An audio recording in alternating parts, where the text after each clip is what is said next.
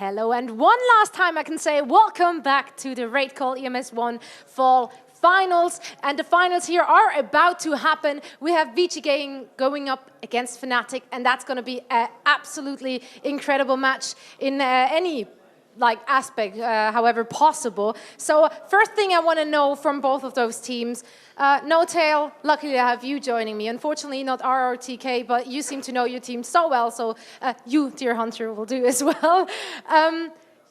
RRTK, as well as you, you're very loud when you're playing. Who do you think would win the contest in being louder in the match coming up now? No Tail? Me, without a doubt. Without a doubt.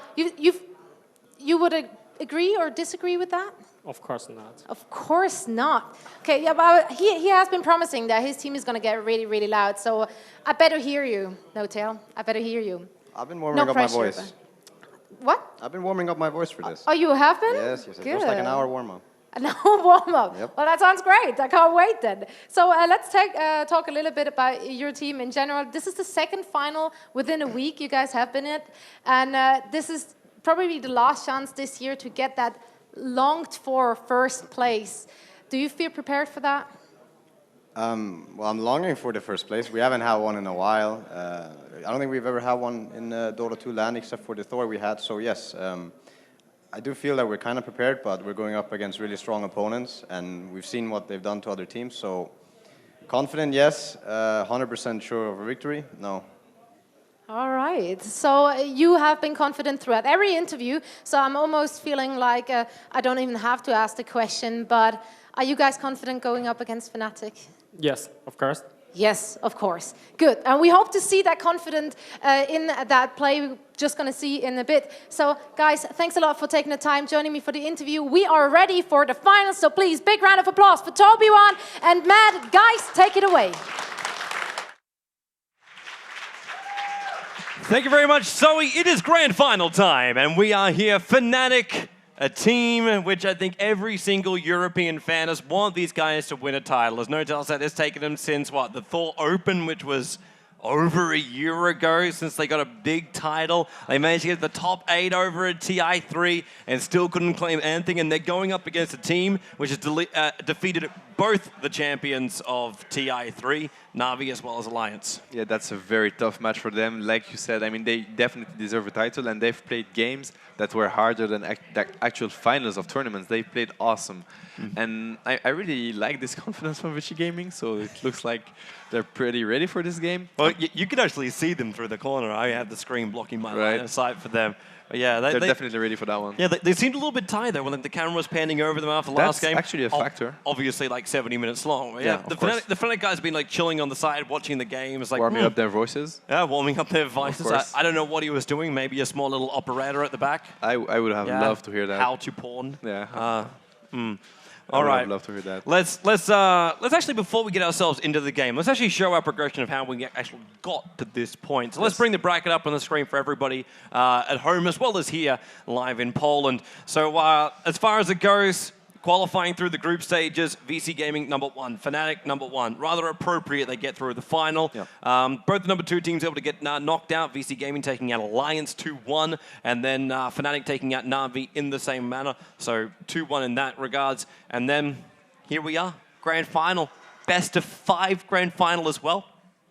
It's really going to be insane. The thing about this tournament, the last 4 teams, the level is so close and so high. We got 2-1, 2-1, and it wasn't even, of course, some games weren't really close, but every team was able to basically stomp the other team. So it says a lot about the level of this tournament and the level of this final quarter as well. Of course, it's interesting to see that the seed 1, I mean, the 2 winners of the groups are facing each other in the finals. So it made sense. It made sense. Like what happened in the group made sense. Everything is balanced. I'm really looking forward for this matchup and for the draft especially, because in a best of 5, the first game matters. Of course, you get to test the opponents, how they adapt to you. Yep. It's okay to drop a game. Really, I mean, in a best of 3, it's hard because then it ends up being a best of 1 and you're under pressure. In a best of 5, it's completely fine because you need to win 3 games anyway. They know it's going to be tough, and they're going to have to win very convincingly if they want to take it.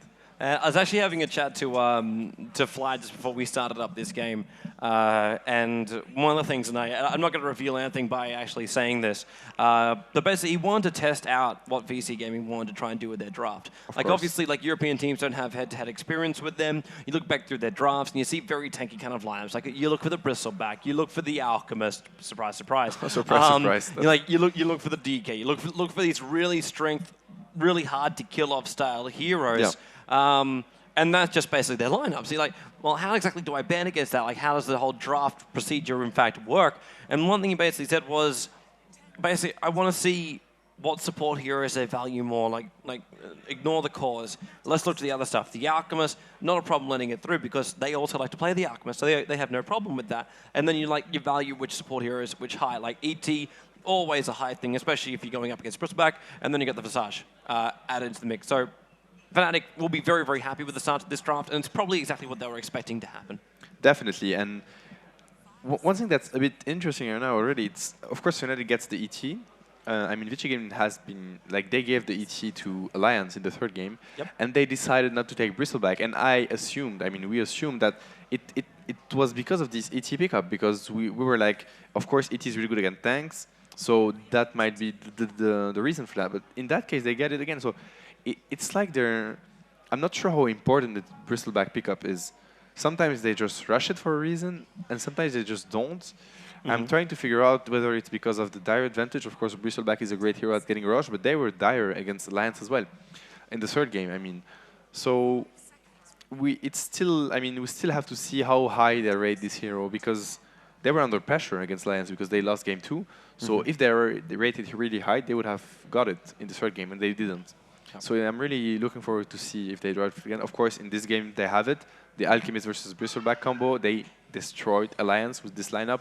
So let's see if Fnatic has an answer to that. Wow. They're going to go with Era's signature hero, the Life Stealer. Of course. I'm still waiting for the Invoker, in fact, to come up from Hani. Yeah, and the main reason why I'm thinking that is because I was considering a way you can control the way you can control up your lane. Obviously, Cold Snap really helps you do that kind of thing, but more than that, the Forged Spirits. And then you got the negative armor of Elder Titan, and then you got the Forged Spirits kicking in as well. And then you have Visage slowing down, and you got Life Stealer slowing down. Fnatic have a lineup which has a lot of stability themselves and the ability to chase, or not even chase, to stop VC Gaming from turning around and running away and then coming back again. Like you want to open wounds up on a Bristleback, you can definitely pass them if you have face boots. Definitely, and they have so much burst damage. I mean, you're looking at this lineup, ET, Visage, and Next. This Bristleback is going to have hard time in fights.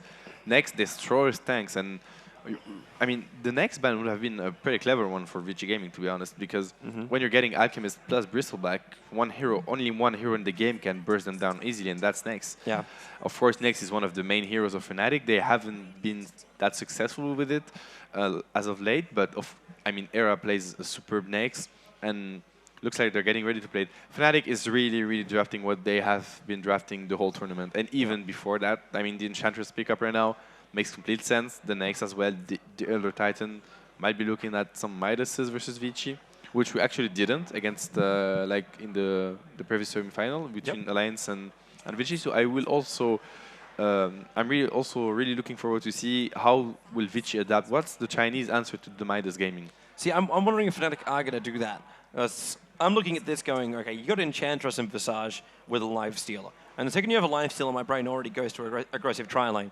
And when you got Enchantress harassment, like Bane's going to be a problem when you're coming in. Yeah. But Bane could also be an easy target.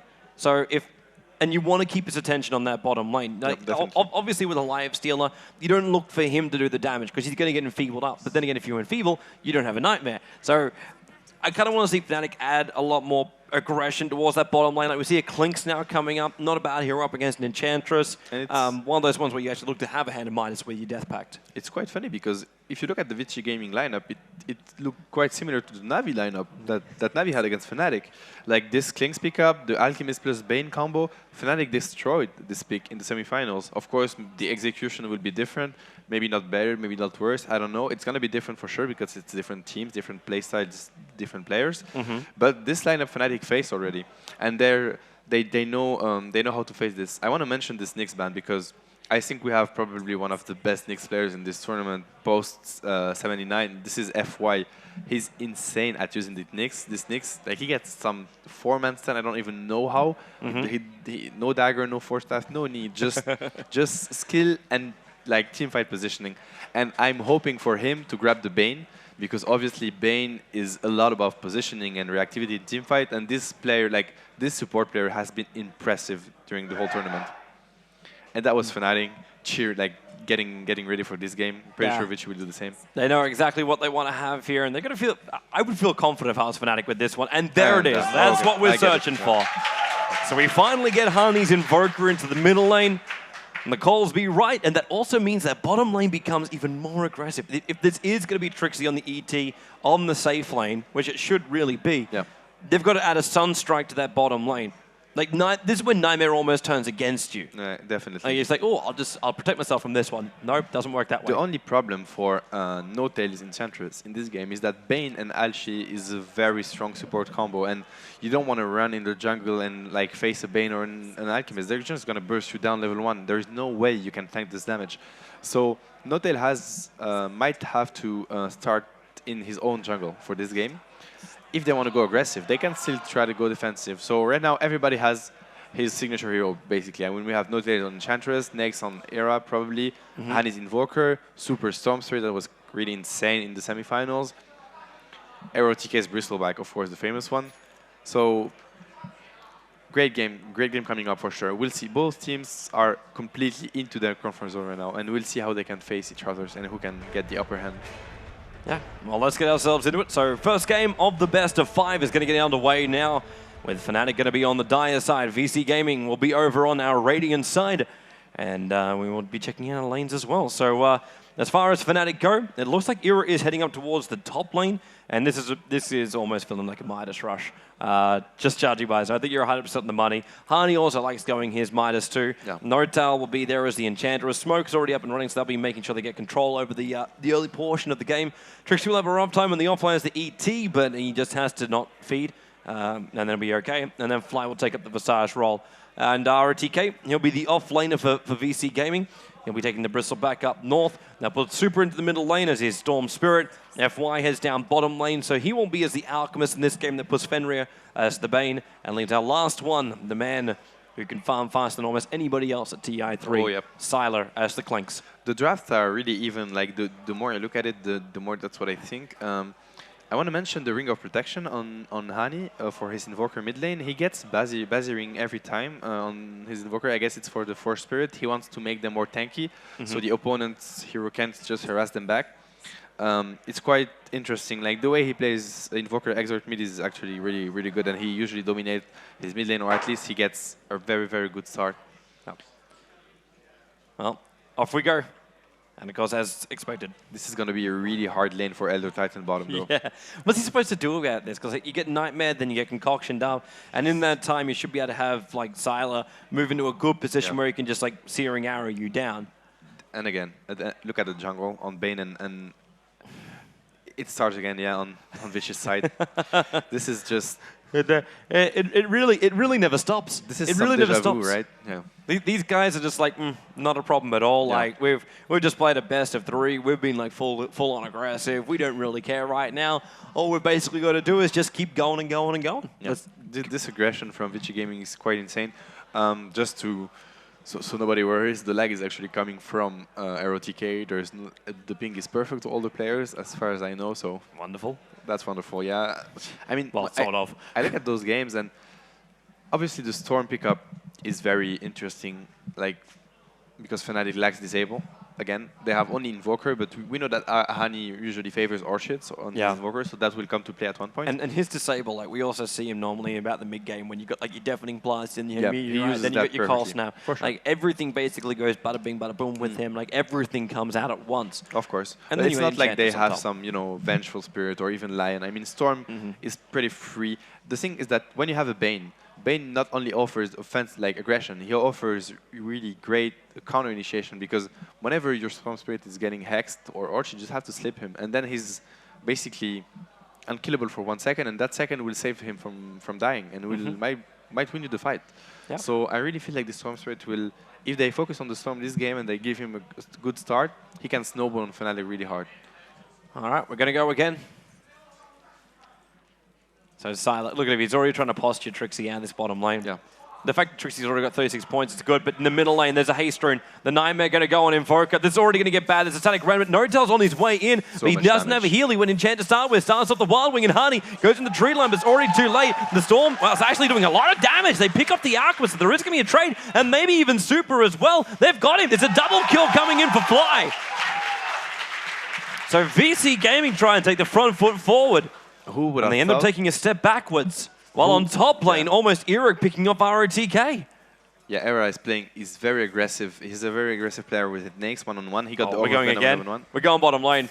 The Spirit's going to come back into Trixie, but we've already got movement coming around the top, and that's Fenrir. He's going to Nightmare up Trixie just quickly to allow the repositioning for Sylar. He's not moving up, but with that Nightmare damage already ticking him down, and Trixie, one last Spirit, but he does go down. Klinks will take the last hit here, and then there's a double creep wave worth of experience to share. It's actually insane how Era is able to force back ROTK on this top lane. Like, he's doing great on the next right now.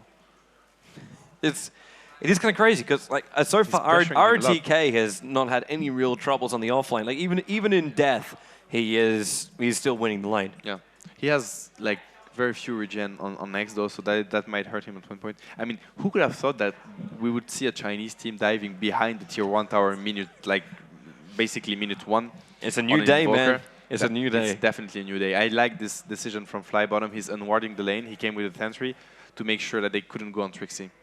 Nortel's coming out the bottom lane. He's got trolls here as well. And FY, well, maybe they thought about going on him, but that troll being slowed down just a little bit. That's a big creep wave coming in on Sylar, and that's why the troll trap comes out. Nortel, Spirit on top of him, and they just keep on fighting. There's a soul assumption damage. It's not enough to kill off Sylar, and the AoE, the stun from FY. Nortel, he pops up the heal, but Fly's taking a lot of damage. There goes your soul assumption, gets one. At the same time, Nortel prancing himself away. Trixie, he's got another Spirit up in 1 second time, and he's looking for Fenrir right now. The Spirit firstly going over the Alchemist, and then he'll come back over for the Bane. Pulling it back in again, get to the other side, so it still travels through him, and the Enchantress will get the kill. Awesome play. We go 4-3. Silent TP's back to the bottom lane. And Fnatic won't catch up once to again Nortel. is playing so aggressive. So aggressive. I mean, how many dives did we see? And we're 2 minutes into this game, so 7 kills in 3 minutes. Yeah. I enjoy this game. come on. We couldn't wish for best for better right now, honestly. Sylar, he needs more help, and he's getting it. It's rotating over. Alchemist is coming in with a stun. He needs more movement speed, though. He's not going to catch up. And FY, he's going to be in a little bit of trouble here if they spot this out. So that's a There is a Klinks. dire observe ward watching this, but there's no one that can jump on it. So And that's a Klinks without boots, chasing an Enchantress in the river. What's going on? Even Cider has to rotate like this, what's going on? And Trixie gets space. Like Bane's on the lane. Yeah. Sylar comes back, and Bane is the one who's on the lane. But Fnatic supports have such a great start. I mean, they're both been involved in 3 kills. Or even 4. Fly died before, so he didn't get the assist on the who was it? The Bane kill. So I mean, they have boots level 3 on Visage. They have level 4 on Enchantress. She's getting boots as well in the chicken. I mean, it's really a good start for Fnatic right now for the laning. I'm interested to see Hani's build, though. You notice he's gone 2 points up into the Quas before he's gone the extra point into the X-Sword. So he's not even focusing on the Sunstrike. I was looking for the Sunstrike when the Alchemist dropped that low. Because he was stunned up by himself and sitting in one position. He was. A level 2 Sunstrike probably wouldn't have been enough to kill him off. But He has only 1 point in Exort though, but Yeah. it's still decent damage since it's pure damage. Even 100 damage matters at this point. Era is getting very pressured by ROTK right now. yeah, but that's something we need to the mention. reason why you got Fly coming up here. Mr. Haste Rune. Going to look to slow down ROTK. And Nortel, he's got a troll here as well. Yeah. They got a lot of control on ROTK, but Era's got to get in closer. And they're waiting for his open wounds to come off cooldown, I'm pretty sure. Because now, here we go. That's Open a wounds to start with. Era can leash back a lot of his life points. And ROTK, troll trapped up. He's doing a lot of damage, Era! Ooh! Only just got the kill. That was Only close. just got the kill. But now in comes Fly. No! Oh, God. Oh, no! Oh, no! He suns himself up. And now with the acid spray, Era still tanking this up. And they got another one. He dies to the creep wave as well as the tower. So 2 heroes lost, and VC Gaming make an uncharacteristic error on that top lane. Like I have Notel right on my right side, and he's really going crazy on those kills. Fnatic has really a lot of momentum going into this game, and they have a great start right now. They're looking great. And it's absolutely amazing for Fnatic on that start. And the fact that Harney's being uncontested here in the middle lane too. He's dominating mid lane. I mean, of course, Storm is still getting some CS, but right now he has almost as many denies. And he's a level above. Like, Yeah. even if it's, Yeah. The 13 denies really hurts him. It's perfect. And now Next can't be pressured by Bristleback anymore because he's level 6, and once he drops low in life, he just has to go into the jungle, like use his ultimate, and it's basically him going to the fountain without any sort of TP. So every lane is looking great for Fnatic. I mean, Notail and Fly have very good levels, very good like starting gold. Even Trixie, like Even he's Trixie's up to look level great. 6 with 18 for 2. That's the rotation from the supports. They just gave some sort of advantage on every lane, and yeah, it's really up to Fnatic to decide where they want to strike right now. Well, they know where they want to strike, man. They have to go underneath the observer wall, but that's going to be fine by them. And Fenrir is going to be the primary target if they can get in close enough. The Wild Wing already being, now he's been revealed off Fly. There's your Grave Chill, slowing him down. The Spirit's also on the way in, so get a lot of bonus damage. Fly, Soul Assumption damage. That hurts. And the Tornado again. And Uritel did this in the middle lane before, and they're going to get another kill with it too, slowing him down, but the Concoction stun. Over on 2 with the Acid Spray, and Sylar needs more damage on the Searing Arrows, but his attack speed is so low, Super needs to control him more. Uritel, that heal keeps him up. Alchemist has now gone down. Trixie, he's going to bonus 30 damage on him right now, and with the Dust Sylar, there is nowhere to really run. Uritel, then he one more hit. The Spirit's got 4 seconds. The Sunstrike on Sylar. It got him. Harney nails him. Trixie's been pulled back in by Super. This won't be as easy as he hopes. He hits on Super pretty damn hard, but can't get the kill now. Harney does come in.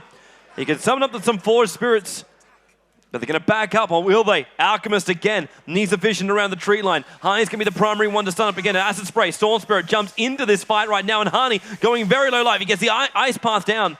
The Super just jumps straight through him. He doesn't have enough mana for another jump. There's no mana for a Nightmare, even with the 7 stick charges. So we'll back off. So the kill on Invoker was pretty huge, but now we have Enchantress level 6, Visage almost level 6, and that's insane. Honestly, it's just Fnatic. It's a demonstration right now. Even like skill-wise, the Sunstrike, of course, stopped like really clutch usage of spells. The sleep from the Bane on the Enchantress was a bit unfortunate. Of course, you might want to sleep the Visage at this time because he's doing the most damage to you. But of course, it's like half a second to decide who you want to sleep. You don't really have the time to take everything into consideration. No, Fnatic's rotation is really good right now. They have to keep this rhythm going in this game if they want to really take the upper hand on Vici Gaming. Great play so far. Yeah, this is exactly what we're hoping for. Exactly. This is exactly what we're hoping for. Massive aggression. Fnatic are actually playing like really good, solid Dota. Their rotation's good. They're playing with their own rhythm. VC Gaming, like apart from the one little moment on the top lane, like everything has also been exactly what we expected from them in the last all the games so far. Exactly. Yeah. They answer whenever they have to. The only thing for Vici Gaming right now is this Kings. He had to take fights into the jungle. Like he was pushed out of his lane. He died twice. It's really not something you want to happen when you're playing a Kings.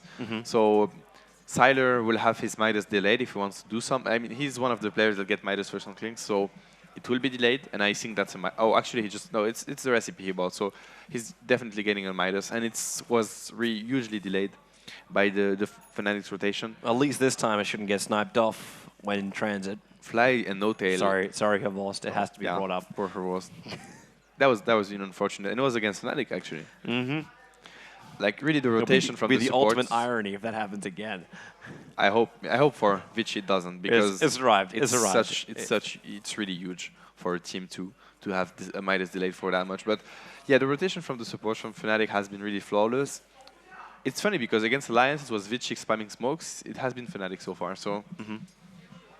Still a good time on top lane for RaidTK. Like as I said, like even in death, like he's got 1 death to his name, but he still managed to hit 32 for 9 on this Bristleback with Bottle and Treads up and running. He's almost about to crack level 8 as well. He's looking very, very strong. I know we've seen him die already once, but it still took a decent amount to try and make that happen. And once they start grouping up, like they're about to do right now, then like RaidTK, you see him move up. He's moved up just a little bit, like slightly more aggressive. Tries to say, Era, open wounds me now and give it a shot. But the fight's about to begin, so let's actually jump over to the team chat of Fnatic and see what's going to happen with them. What do you guys? I don't want to be alone, like when they're all missing. You can also smoke into Roche. Towards bottom. You can also smoke into Roche right now. Yeah, but it's, I guess, with one elemental. Good, no, Clicks bottom. Smoke into Roche. Yeah, it's doable. I saw her. I have medallion.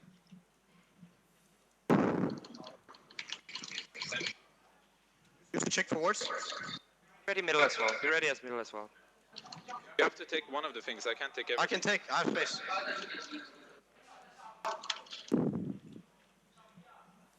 Let the Satyr tank when it comes. All right, so as you can hear, Fnatic know what they wanted to do. They smoke up to do it. And of course, while that happens, there will be a trade up on the top lane. So Vici Gaming will go for the tier 1 tower while they just jump in for Rosh. Once again, it's just Fnatic taking not even the right decision, the best decision. I mean, they were supposed to die top, and instead of that, they're going to get a rush, not even like 10 minutes in the game. That's insane decision making from them. Yeah. They didn't even try and delay it at all. Like they had a fortification if they were even remotely considering defending up their top lane. And that's, I mean, no more ganks on left Oh, here. bottom lane, Fiend Script. It's going to go on Trixie. Double TPs on the way in. Sylar, he's really low on mana, though. He can't really afford to keep these steering arrows going. And Trixie's got high movement speed, but the Bane, Brain Sap, they got the vision. So we're able to get the kill, but there's a lot of support rotating in. And now Alchemist, he'll get the stun up, but he's being cold snapped up, and Era's just beating him down. And of course, with the feet, he's like, please use Chemical Rage. I will take every inch of your life away from you. So it becomes a 1-for-1 trade. But I say a 1-for-1 trade, they're going to be pushing this tier 1 tower down. At the same time, ROTK is attacking the tier 2 tower on the top.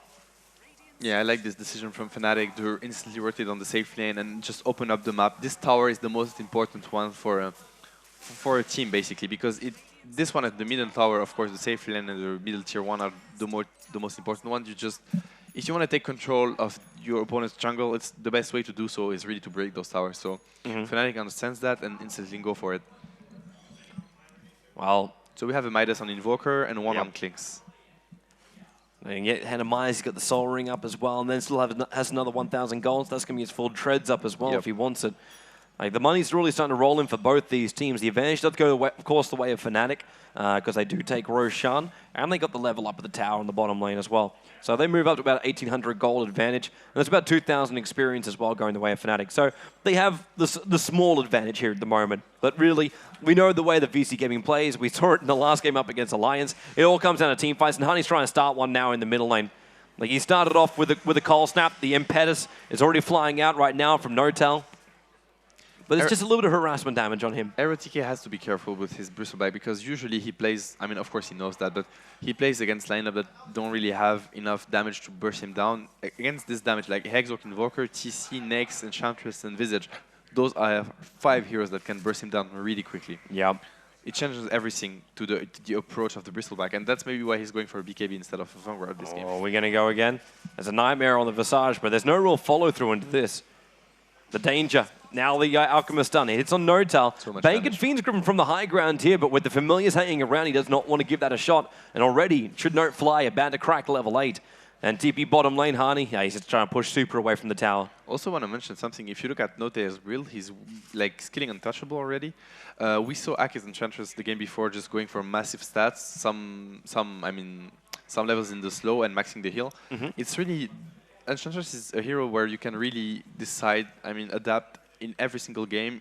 Either you want to max the passive, you want to max the heal against burst damage, or just the slow because you're going to go for the aggression. But considering they're on like the Roshan side of the map, like you want to have untouchable. Like exactly. you saw him during that last during their attempt. Fnatic took hardly any damage because Enchantress just has to basically get hit, so much, and you're fine. Exactly. Also against the Klinks, it's a great pickup, and in the first fight, you could see that Sylar was really struggling to get any sort of damage on the Enchantress.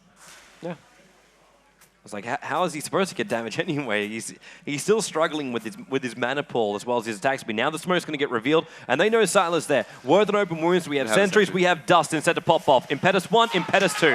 Notel gets another one, and it goes 16-11 now. Fenrir has still been looking. He's been looking in this middle lane for the last 1 to 2 minutes just for an opening for a Fiend's Grip, and he cannot find one. He keeps taking damage from this spirit harassment of Trixie.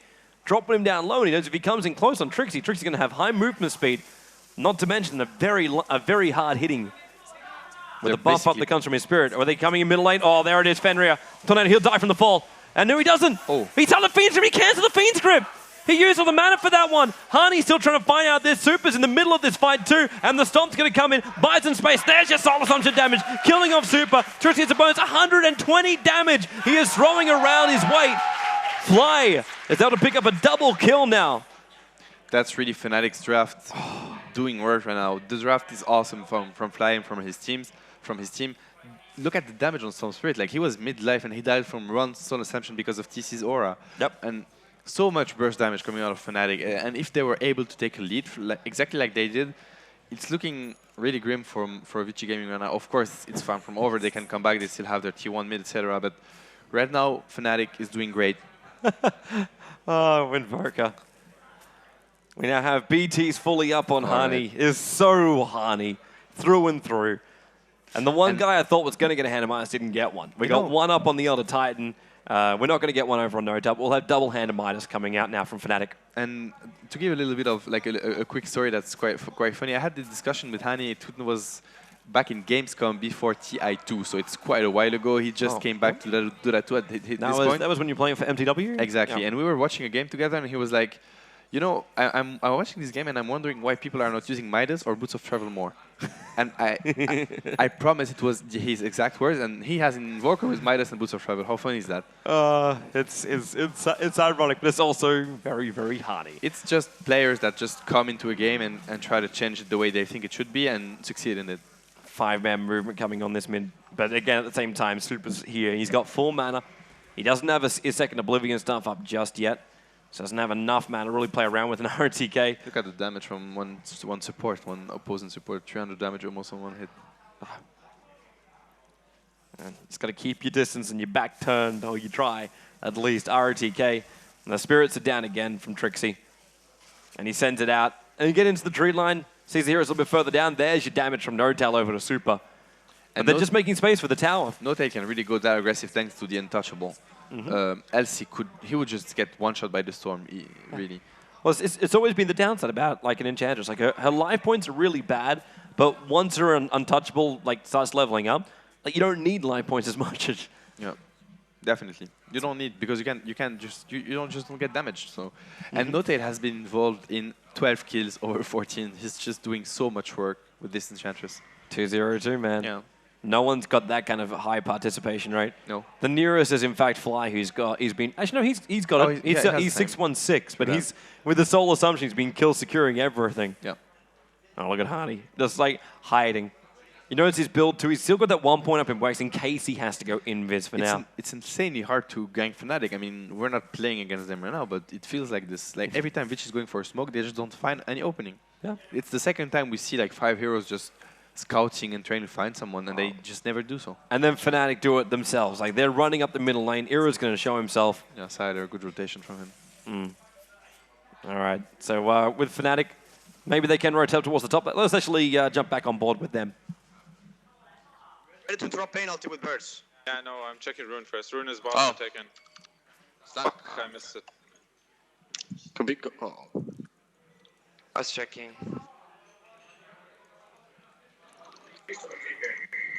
Get the Aghanim on Visage, like, well, buy it. It's gonna be a while. Back. Yeah. So for now, there's no real gank happening up on the top lane, but just nice to actually hear Fnatic talking about where they want to go. Like they understand, like obviously Aghanim Scepter on Visage is what they do want to go. It's a while away. Maybe if VC Gaming stuck around a little bit longer, they would have had a crack at that. Yeah, I mean right now it's calming down a bit because there's nothing really to do. Like both teams are farming up. The laning phase is kind of over, so you can't really find openings on the map. I like how Vici is playing aggressive, though. They understand that Fnatic right now has nothing really to catch Storm or a Klinks. Of course, if he runs into an X, then he's gonna die. But if he's just being a bit careful with his positioning, he's just fine. He can just roam the map. The next item on Hani will be really, really important. If it's an Orchid or a Hex, then an Orchid, of course, not an Orchid.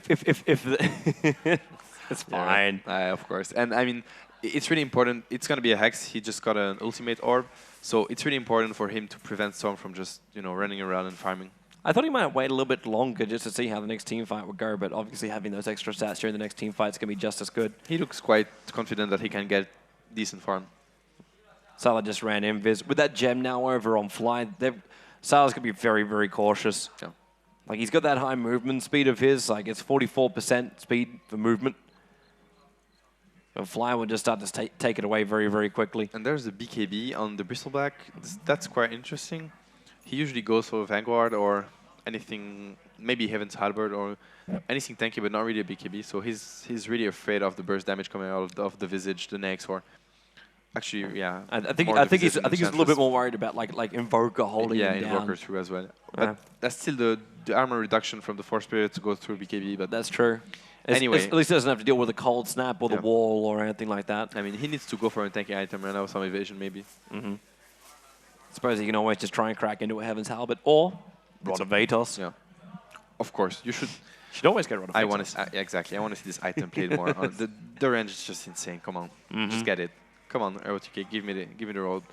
That's the second rush attempt, yeah. Yeah, and this is so quick as well. Like, they were waiting for it. We're only 21 minutes in, but you see it already with like -3 armor.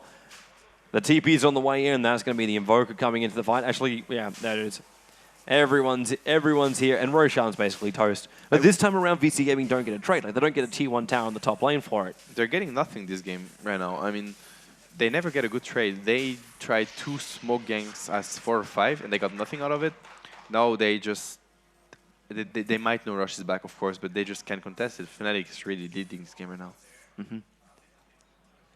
They need items. They need BKBs on heroes. They need something to go in. Right now, they just have pickoffs. They have two Orchids going on, like one on the Klings and obviously one on the Storm Spirit, but it's still not enough. Fnatic's positioning has been really flawless. They're just not giving any openings, and I'm seeing that an Era might be in trouble top. Yeah, if this Fiend Script's able to latch, which it does do so, and he didn't get the rage off first, so Sala just laying into him, but it's the Aegis the Immortal. So that's what they lose, this rotation from VC Gaming. Talk about how hard it was for them to find anything. The first time they do, they trigger off the Aegis the Immortal. The problem is that, I mean, they had triple TP, so that's good direction timing. Of course, he died before anything happened, really, but the problem is that Era himself TP'd there to farm the lane, so it was really long TPs. They're not able to have any sort of backup in this position. All right, now, Super. He's on the hunt again. He's really wanting to put this Orchid to work. What's coming out now? Courier too. Okay, it looks like all those TPs they just used, they're coming back on the Courier. Yeah, that's quite funny, actually.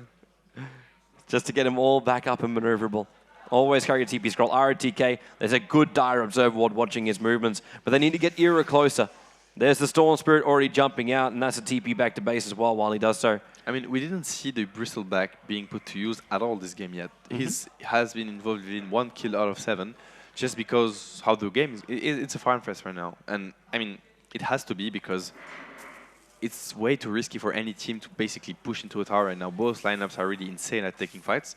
So the Bristleback is not yet useful. He might be later on in the game, even though you usually look for early fight with Bristleback.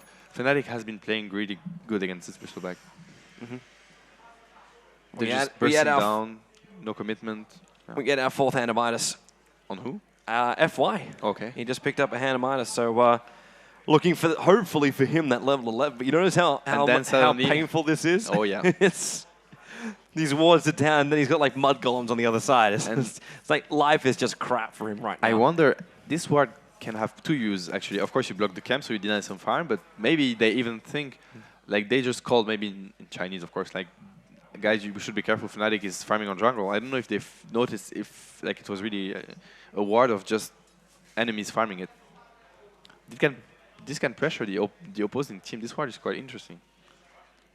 We're smoke moving right now from VC Gaming, and they can walk right underneath these observer wards without being spotted. Third round, smoke on the top side of the map, but still not gonna get anything off. You see the line being drawn by Fnatic. They want to go down to bottom lane and try and pick up Sylar.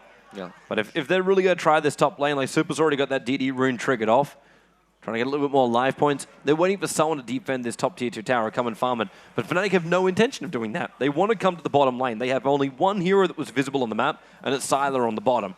So they're just being drawn like moths to a flame. I mean, Fnatic's positioning and map rotation has been flawless so far. Again, Vici is really trying hard to find pickups, but they just can't. Already we have that Hani. We're 24 minutes in and we're walking around with the Scythe of Ice on the Invoker. 3,000 experience for them. The Storm can't. He just can't jump in. It's impossible. He's going to get burst down instantly. Yeah, but he's easily pushing out the tier 2 tower on the top lane. This becomes a trade-off now. Because Sala used the DD to start that off, and with the catapult there too, this will be the tier 2 tower lost. At the same time, I'm wondering who has the higher push speed right now. Fnatic I'm going to bet on Fnatic. They have to go in. I mean, right now the trade is really highly in favor of Vici. Everybody's farming. Well, they're backing up. They should at least force TPs, in my opinion, force back the Storm Spirit from the top lane. Because if they don't do that, then Storm Spirit just keeps farming. Right now, Klinks is free farming, Storm Spirit as well. They got the trade-off, as you said, and even Alchemist is farming. Like, everybody's farming on Vici side. Yeah. And you can see the gold graph and the XP graph, because Fnatic's rotation, of course, they don't get ganked, but they're just getting out-farmed a bit. They need to force a fight somehow. They can force it. They still have... I mean, actually, yeah, Rush just... Yeah, I guess without Aegis, it's pretty hard to force the base right now against the Bane. No, I don't know. Yeah, even if it's like not a force, like I think you said it perfectly. Like, just get them to come back. Yeah, exactly. Like make sure they're not split you pushing got like acid spray and nightmare that's going to stop you. No, of course. Just they force, need more. Yeah, go high ground, wait for the TPs to come, and then just back off. At the same time, they might not be willing to risk their money. Like Elder Titan just hit his BKB. Yeah, that's important. Trixie has BKB. Fly is still 900 gold away from an Aghanim Scepter. Yeah. Era finished up a Lincoln Sphere that goes with his great. armlet as well. That's classic Era. Every time he faces a Bane, he goes for Lincoln Sphere on next. Allows him to respond. No doubt, found one. That'll be the enchant to try and slow him down. The Centaur's got to get closer. There's a Centaur. There is a stun to come up from Alchemist. He's trying to get to Trixie, but he won't be able to get it. In fact, the Centaur's just following him. The Sunstrike's going to come in. The Centaur with a hoof stomp, and there's the kill for Enchantress. What a control. Like, they're just outplaying Vici so hard in every move right now. Oh, they're even going to take their ancient stack. Wow. That's just greed. Rubbing salt in the wounds right here. Vici is just ignoring everything. They're just farming. Even Bristleback is split pushing right now. They understand they can't take a fight, so no panic. Just keep on farming until we actually see an opening. And some confidence from Bane. Yeah, grabbing himself a gem. This must be just so they must be feeling that there must be a lot of wards are out from Fnatic. Like the only invis you're really looking at is going to come from Honey. Right now it's all about the warding, because it's all about avoiding team fights. So BTs, they're coming in for Super right now, and he's got to jump, but he already got hexed up. Cold Snap follow up, and look at him just get destroyed. No-Tell's enjoying that kill a hell of a lot, but as Invoker is the one who claims it. That's a huge pick-off. That's a huge pick-off on the Storm Spirit. That's so much damage. I mean, I don't know if you should go for a Lincoln Sphere or a BKB. If he wants to split push, Lincoln Sphere might be better. I don't even know. They have so much spells. Actually, Lincoln Sphere is pretty bad, so they have so much single targeted spells. It's really hard against this Invoker Travel Hex to split push for Storm or for Klinks right now. And they're going to come towards the middle lane, and they're going to get the Cold Snap as well as the Tornado. It's only a very short range, but it's enough to follow up with the Hex, and they just destroy the Alchemist as well. I mean, right now it's just Fnatic running as 5 and getting pickoffs. If Vici somehow manages to let them run as 5 and bait them into thinking they can get those pickoffs, they can highly outfarm them. And Sylar, he really wants to finish up this bottom lane and get that tower. But at the same time, they're getting split push. There's catapults, there's satyrs, there's a secondary TP coming towards that bottom lane. The tower even gets denied by the Elder Titan. No tower was the secondary TP to come in.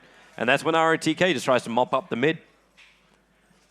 But it's amazing how silent VC Gaming have been. They've been so loud throughout the entire tournament, and well, it seems like No-Tell really did win the competition about who has the loudest voice. Yeah, right now for sure, because Fnatic is really leading the game, and they're looking for the pickoffs. Vici Gaming is just trying to, I mean, give out. They're just trying to get the most of the situation, and it's really hard.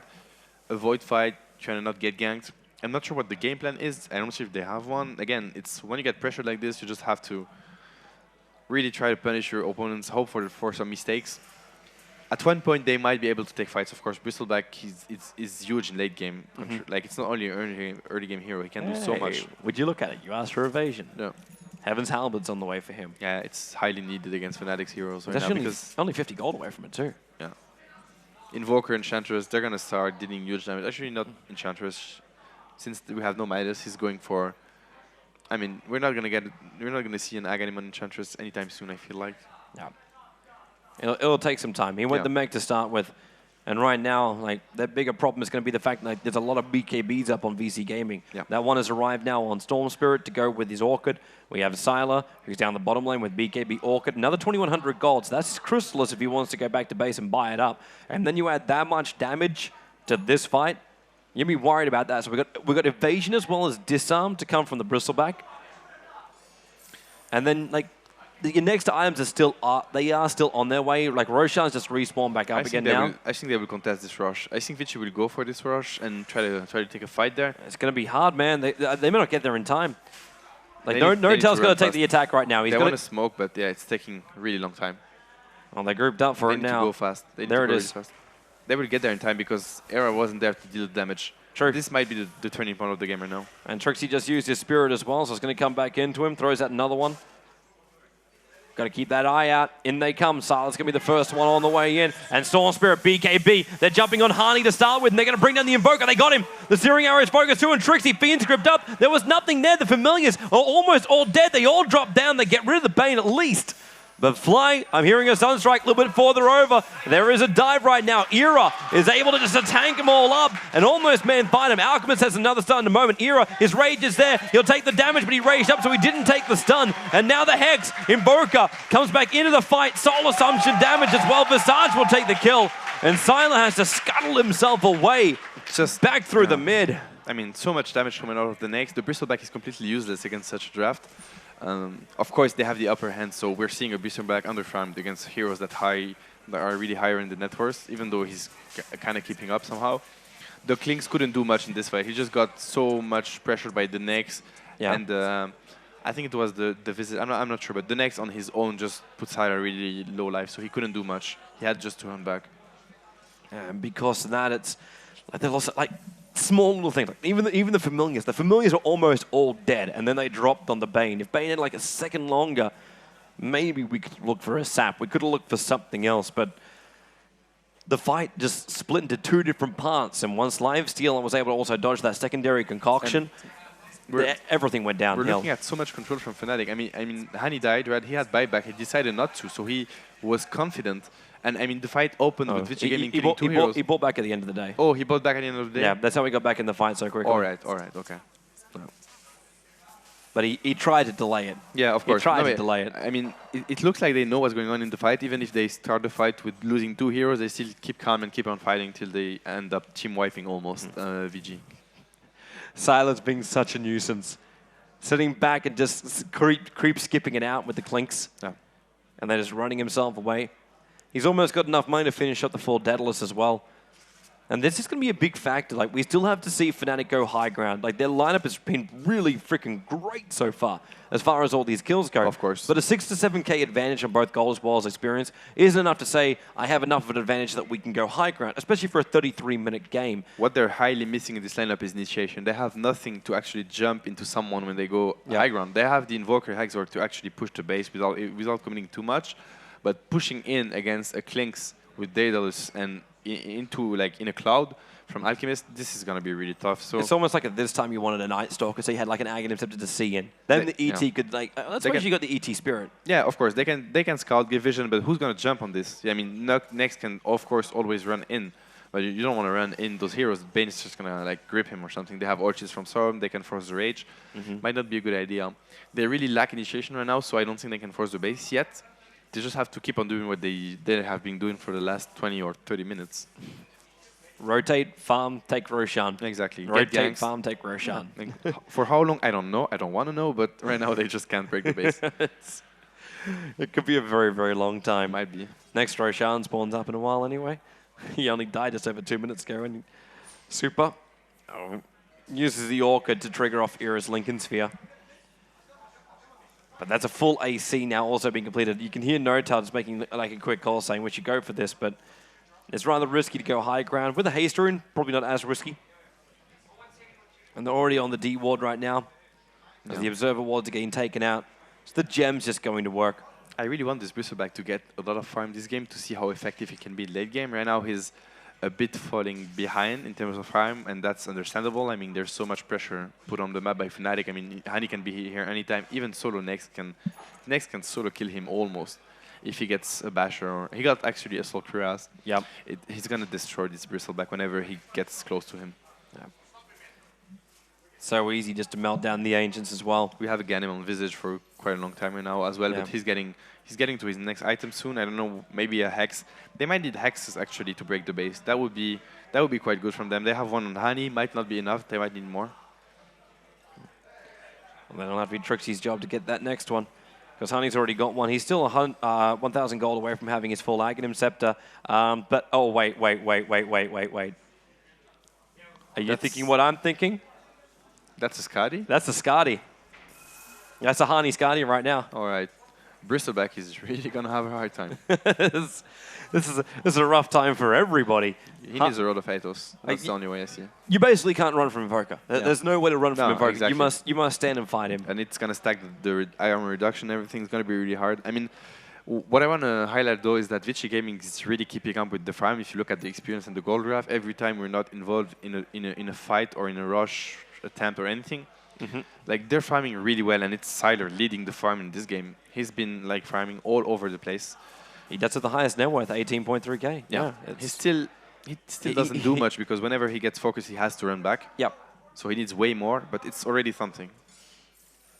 As long as he can get himself a really big, like, okay, he's using Death Pact to take out Forward Spirits in the mid, but they can't defend this top tier 2 tower. No. There's also an Alpha Wolf. This thing's going to expire by the time they reach the tier 3 tower, but the bonus damage coming into this top lane right now is ridiculous. Like, it's plus 190 on 157 base damage Invoker. Plus 30%, yeah. No. Yeah, luckily, at this point, yeah, he actually used that already. Oh, in we go. Tier 3 tower, the Alpha Wolf, it lives for a little bit longer with the fortification. Siler is getting a tower for this. Look, they're enfeebling up the Invoker. The Alchemist Stun will fly as well, but Hani, he's just so tanky. Minus 120 damage on Invoker. It's a lot, actually. He takes three hits to kill off a half-life creep. There's your ET ulti. That really hurt an FY as well as Super. Super had to ulti himself away and using the BKB in defense. And RTK, these familiars doing a lot of damage. They have to drop down so they get their damage back again. With the dire creep wave in here, the Soul Assumption goes. They're trying to keep RTK low. Nice stun. With more stuns coming out. It's actually locking Sylar in next to the racks. RTK, that damage is enough. It's enough. The Klings has ended one of the sprees, at least on the Enchantress, but Super is just in the middle of the entire Fnatic lineup. Another Alchemist Stun's about to come off, and Super, he bought back. Same with the Bristleback. They're going to kill off Era, moving over to Hani. Nightmare buys some space. Elder Titan picks up the Bristleback up to the high ground, then goes for the stun, buys some space for the Soul Assumption. Follow-up Familiar Stun, and look at Trixie hitting hard, and he's living. 34 life points, another Spirit Siler finally gets him down, but no! Fly! Survives through it. Klings will buy back again. Hani's back into this fight too. He's already got his BTs. Look for those buyback timers, just getting him even more and more increased. But as Fenrir trying to chase him down, Concoction not available. Familiar's on the way back in again with a Tornado. There's no drops on them. Still another 6 seconds for it to go. And Visage is trying to stay close. Hani, the BT's out. He gets a free. That's so much damage from the Fnatic lineup. Honestly, this TC Aura is doing so much work in those fights. And I really like the decision making from Era in the fight. Every time he sees that Klings gets closer, he just stops from attacking he just stops everything and run on Klings. Siler is really struggling to get the damage off this fight. Any fight, actually, just because of how Fnatic plays. They instantly turn their focus to make sure that Klings stays useless in the fights. Yeah. And man, he was like... to die, like to have to buy back. Like we had 4 buybacks come out from VC Gaming during that game, and nothing from the Fnatic lineup. Yeah. It's crazy to think about that they lost that many and they still took that many. And now Livezilla picks up the Basher. I'm still watching this 5k gold of Fly. Yeah. Like I'd like to actually see Rod of Atos up on him now, but it looks like it'd be Scythe of Ice. Yeah, and it's really the good decision right now. It's really hard for Vici Gaming. They can't just stand in front of Fnatic waiting for the right moment because they're going to get hexed and burst down. They have to jump the next time they see them. It's either they initiate or they take the risk of losing a hero and losing the game. Yep. There's smoke up from Bane, so VC Gaming know what they've got to do. Yeah, it's going to be about Rush the next fight for sure. Well, Roshan has the potential of spawning up in about 10 seconds. But I missed the count, so I don't know exactly it. Casper's already started drinking. And that's the excellent visage. Man, it's so much control. So much control. And they've still got this cheese over on Era. That's really the craziest thing. Like, next Roshan is going to be a double cheese. And it's a quick Roshan too. Like I said, the potential of spawning up. He's going to spawn up in about 20 seconds time.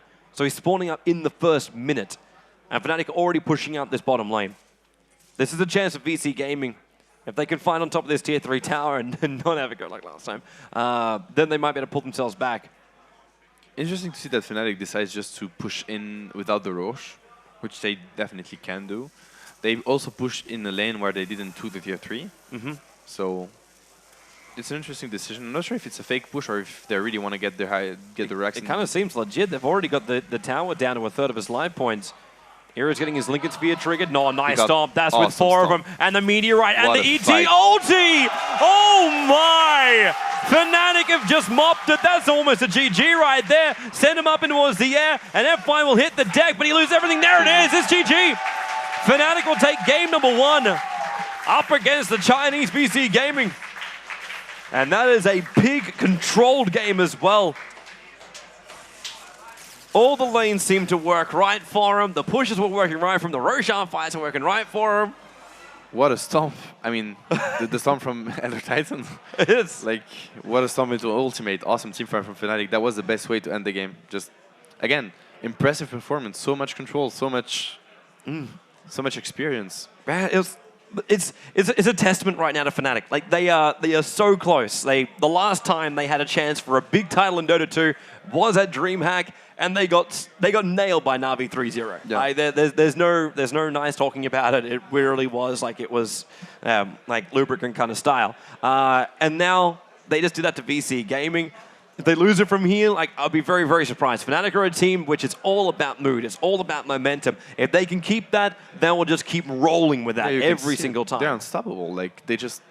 I mean, of course, the game took 40 minutes, but they had the upper hand from the very beginning, and they kept it, and they ended the game without even being pressured at any point. Yep. Of course, Vici were able to farm, but they had the hero for. Yeah. I mean, Storm running around, Klink running around. Of course, it's good that you get the space on the map. It's interesting. You have good map awareness, but you're basically not really outplaying your opponent. You're just trying to survive. And really, honestly, Fnatic had so much control this game. It's quite impressive. I hope Vici Gaming can come back in the second game, so we have quite a close best of 5. But right now, Fnatic is looking insanely strong. They still didn't... Of course, they dropped 1 game against Na'Vi, but besides that, they dropped nothing. They had the control during all the tournament. Yeah, agreed, man. Absolutely agreed. I don't know if we're ready to go to our short break. I haven't heard the person in my ear just yet. Oh, no, we're definitely not ready to go there just yet. But right now, oh, man, I'm wondering right now if VC Gaming too, like, they may not have prepared for Fnatic. Like, they came in here and said, well, Na'Vi and Alliance. Of course. I don't know if China even knows the threat that this team pose. Like, they were top 8 at TI3. They may have just gone onto the radar. That's a very valid point, actually. When you're a Chinese team, you saw... Of course, you heard about Na'Vi, you heard about Alliance. Have you heard about Fnatic? I'm not sure. Of course, you know they're around. They're a strong team. They're a team that's okay. They have a couple of good games. You don't specifically prepare for this team, right? And it's... Now they have the best of 5. It's enough time to adapt, so... Yeah. Well, let's get ourselves a short break, peoples. We're going to be back here. Game number 2 of the best of 5 of our grand final for the RaidCall EMS 1 fall season is coming up in just a moment.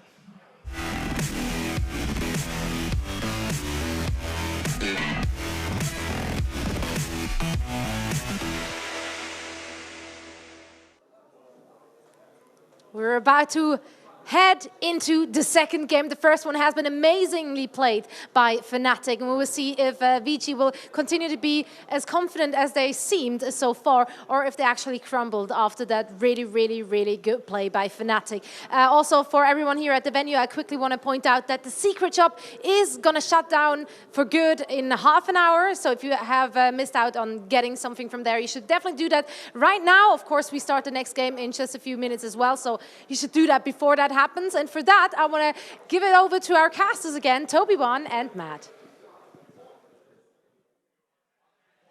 Thank you very much, Zoe. We are back here again for game number 2 of our grand final. And, well, game number 1, I don't know how many people would have bet their rares on Fnatic starting up this game, but I bet you if they did, they're very, very happy right now.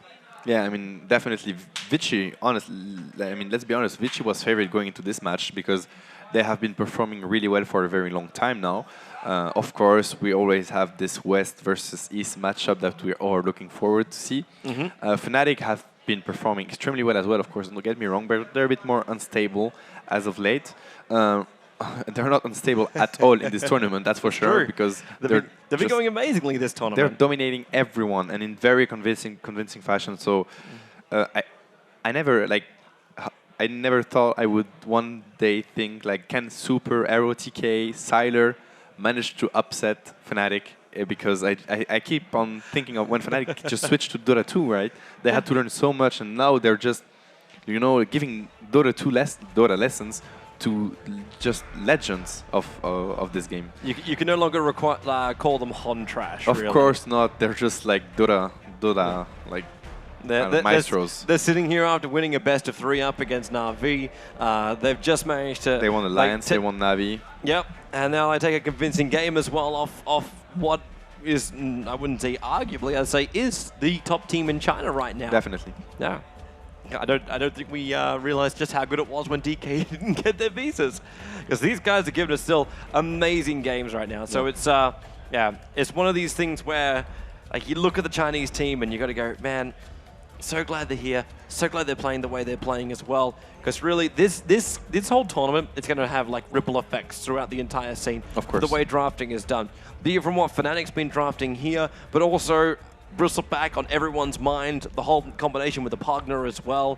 Like we already saw the effect of the Elder Titan, so finding all the the combinations of all this kind of stuff and then having other people play around with it. I'm wondering if like next time on Dota Buff, like you just see straight up, oh, Bristleback now played in like 50% of games. No, but definitely, it will change a lot of things in my opinion. I would definitely agree. I mean, I'm trying to think what can Vici, you know, what's their approach right now? What's their mindset? They didn't get outdraft. They just got outplayed, and that's something really hard to take when you go into a series like this. Because if you consider that your opponent is stronger, not just generally, just right now they're stronger than us, then the mindset is just awful because you just can't get the motivation back to fight them. So it's really hard. They just have to forget about game 1. Of course, I trust them fully to do that. I mean, the Asian teams, one of their main strengths is their discipline and how they don't get affected. They're less emotional, you know, usually than European teams or even American teams. They're really disciplined and they have practiced so much. Maybe not for this tournament, but they practice so much usually. They know what's going on and they know their strengths and their potential. So they will stay keep calm, stay solid, and approach game 2 with a completely new mindset. Maybe not new draft or playstyle, but new mindset for sure. Yeah, well, I hope that's the case, because then we have ourselves, again, another closer game. But if Fnatic don't want to do, well, right now, if I was in Fnatic's shoes, I'd be looking to completely crush VG Spirits. Yeah, like, they have to. This would be like, not even like a waiting, like this is just basically push him down, gank him up, whatever could be the most aggressive. Like bring him the Night Stalkers and the Beastmasters, let them just go to absolute town on the heroes. Just pressure them. Clockwork jumping in, like all that kind of jazz you want to be able to do, which makes another team just go, I just wish this game was over. And the second your mindset switches to that, you're in trouble. But when you think about it, Fnatic relies a lot on this Enchantress pick to put up the aggression. I mean, every time this Enchantress does so much work. Na'Vi was able to shut down Notelade's Enchantress really hard in game 2. We saw the rotation was from Puppy's Enigma and Kuroki's Visage, if I'm not mistaken. Yeah, it was Visage as well. Yeah, that was when the Visage got the first blood as well on the Enchantress. Enchantress. Exactly, solo first blood on the Enchantress. That was huge, and of course, they were able to really shut down Notale. The rotation from the Enchantress were flawless again. I mean, they dived mid on Hani. Both Enchantress and Visage were there. They got a double return kill. Then they were able to dive bottom, kill the Klinks once, twice. This aggression has been spot on from Fnatic, and I'm really looking forward to them getting a pick where they have this potential, this aggressive potential again. Yeah. Well, right now we are into the game, so the draft has begun. Vici Gaming going to be over on the Radiant side. Over on the Dire side will be Fnatic. And also a fun little thing sent to me by my normal stats man, Nahaz. Sent a stat saying that the Fnatic, in the last 25 competitive games, at 12-1 when they played Dire. I think it was 12-1? 12-1. That's an insane stat. 12 wins, 1 loss. That means they never lose when they're Dire, basically. So basically, Fnatic never loses when they are Dire. And we saw how much they utilize Rush. You want to get a tier 1 tower, you want to go for a smoke and try to get a kill next. Fair enough. We're just smoking back on the other side of the map, and we get a rush for it. Yeah. So what was actually a smart move from you and probably an important gank turns out being a complete disaster. Yeah. You see how our last game also now influences the draft here. Like, Fly wanted to bait out and see what was going to come through. And he managed to get both the Elder Titan and the Visage. Yeah. Both the heroes which he wanted to have in the first set. And he got both. And now ROTK starts off with the banding stage and takes out the Elder Titan. So there's still the other combinations. Like we never even mentioned it. There being like the Wisp and Tiny combination, which Fnatic have run in the past. Like this kind of stuff. Like we haven't even seen like a different style that Fnatic plays, which is like the full-on push. Like that's the kind of time that the lineup you play. Like when you're looking to crush somebody's spirit. Yeah. So I would look towards that ban from RTK. You're completely right. I mean, that's a very valid point. Actually, you just made me realize Fnatic didn't even play what they used to play. They didn't even use Wisp. They're crushing everyone with Enchantress and whatever they can get. Nyx, Luna, some... It's actually amazing. And this might have... If we forgot that, I'm pretty sure Vici can get to forget that as well, no? And they might just let the Wisp through the pool and then might just... Well, they just did. Yeah. They banned out Trixie's Prophet. And they might be playing against Wisp plus Tiny this game. Quite possible. But you wouldn't pick it up here in the first set. That's still one of those things where, like Fly, he's got his 2 picks up together right now, which he won't have later on. But at the same time, like it's one of those things where like you pick up the Wisp and then like VC Game will instantly just think, I got to take out the CK. I wonder if Vici Gaming approaches, are they playing against Fnatic or are they playing against a European team? Because right now they banned the Nature's Prophet. We didn't see so much Nature's Prophet coming out of Fnatic. It was more against Alliance that it was a problem, against Admiral Bulldog. So but maybe they're just Fnatic got used to not playing Nature's Prophet. So much, yeah. Because it got to the point where like everyone's banning out Wisp and Prophet because they just kept them doing this whole like global we jump in everywhere strat. Yep. And like no one could try and deal with that. But of course, this all changes around when you're on a bounty hunter instead of the prophet, so you can still do the combination. It does. Now RTK is going to start with the Clockwork here as the first pickup. So it's actually a pretty good pick against Wisp. Valve.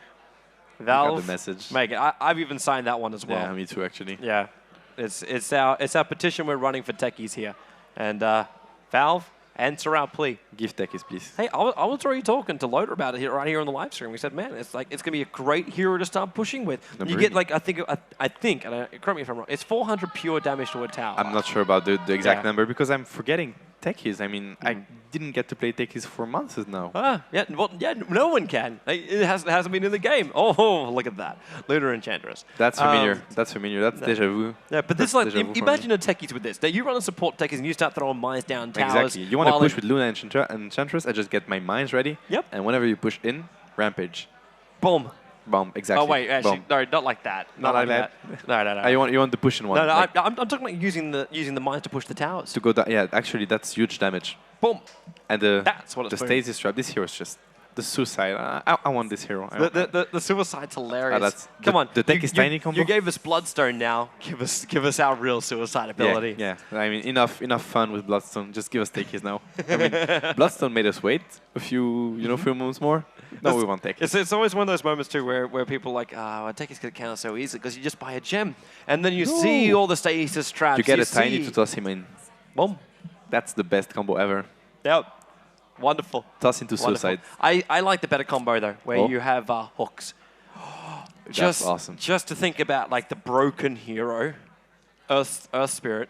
Oh yeah. Imagine Earth Spirit bouncing around with different mine placements.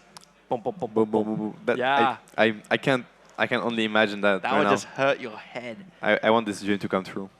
I don't want the Spirit to ever get into the game. Yeah, actually. We kind of hate. You got an ally. I would get it Volvo, on that one. Yeah. Volvo, please fix. Please fix. Yeah. So Vici Gaming gets the Pugna. Fnatic decided to ban Alki rather than Pugna. They banned Pugna first game instead of that Alchemist ban, so that's pretty interesting. It's basically the same ban Alliance did against Vici Gaming, so it might have something to do with the sides, or I'm not sure. Actually, the Pugna is a great pickup against Enchantress. Enchantress can't do anything in the fight against the Pugna. Every time she throws in impetus, she gets a lot of damage against her. So yeah. I'm wondering, like who's meant to be the hero up against Pugna now? Like who does Fly pick up? Yeah. That's able to go Pugna. Like you are mine. I actually think Luna is pretty decent one-on-one against Pugna mid. I'm not sure. That's just my assumption. I think you can just outlast If you had smoke rotations, like if you had like an Enchantress with a +1. That's the problem with Pugna. He's so squishy. It's almost like a time when you want to play a Rubik, so he can take his Nether Blast and just go to town on it. Actually, I don't think I ever saw a Rubik getting Nether Blast. I mean, that's actually a great pickup against Pugna. That only just came to my mind.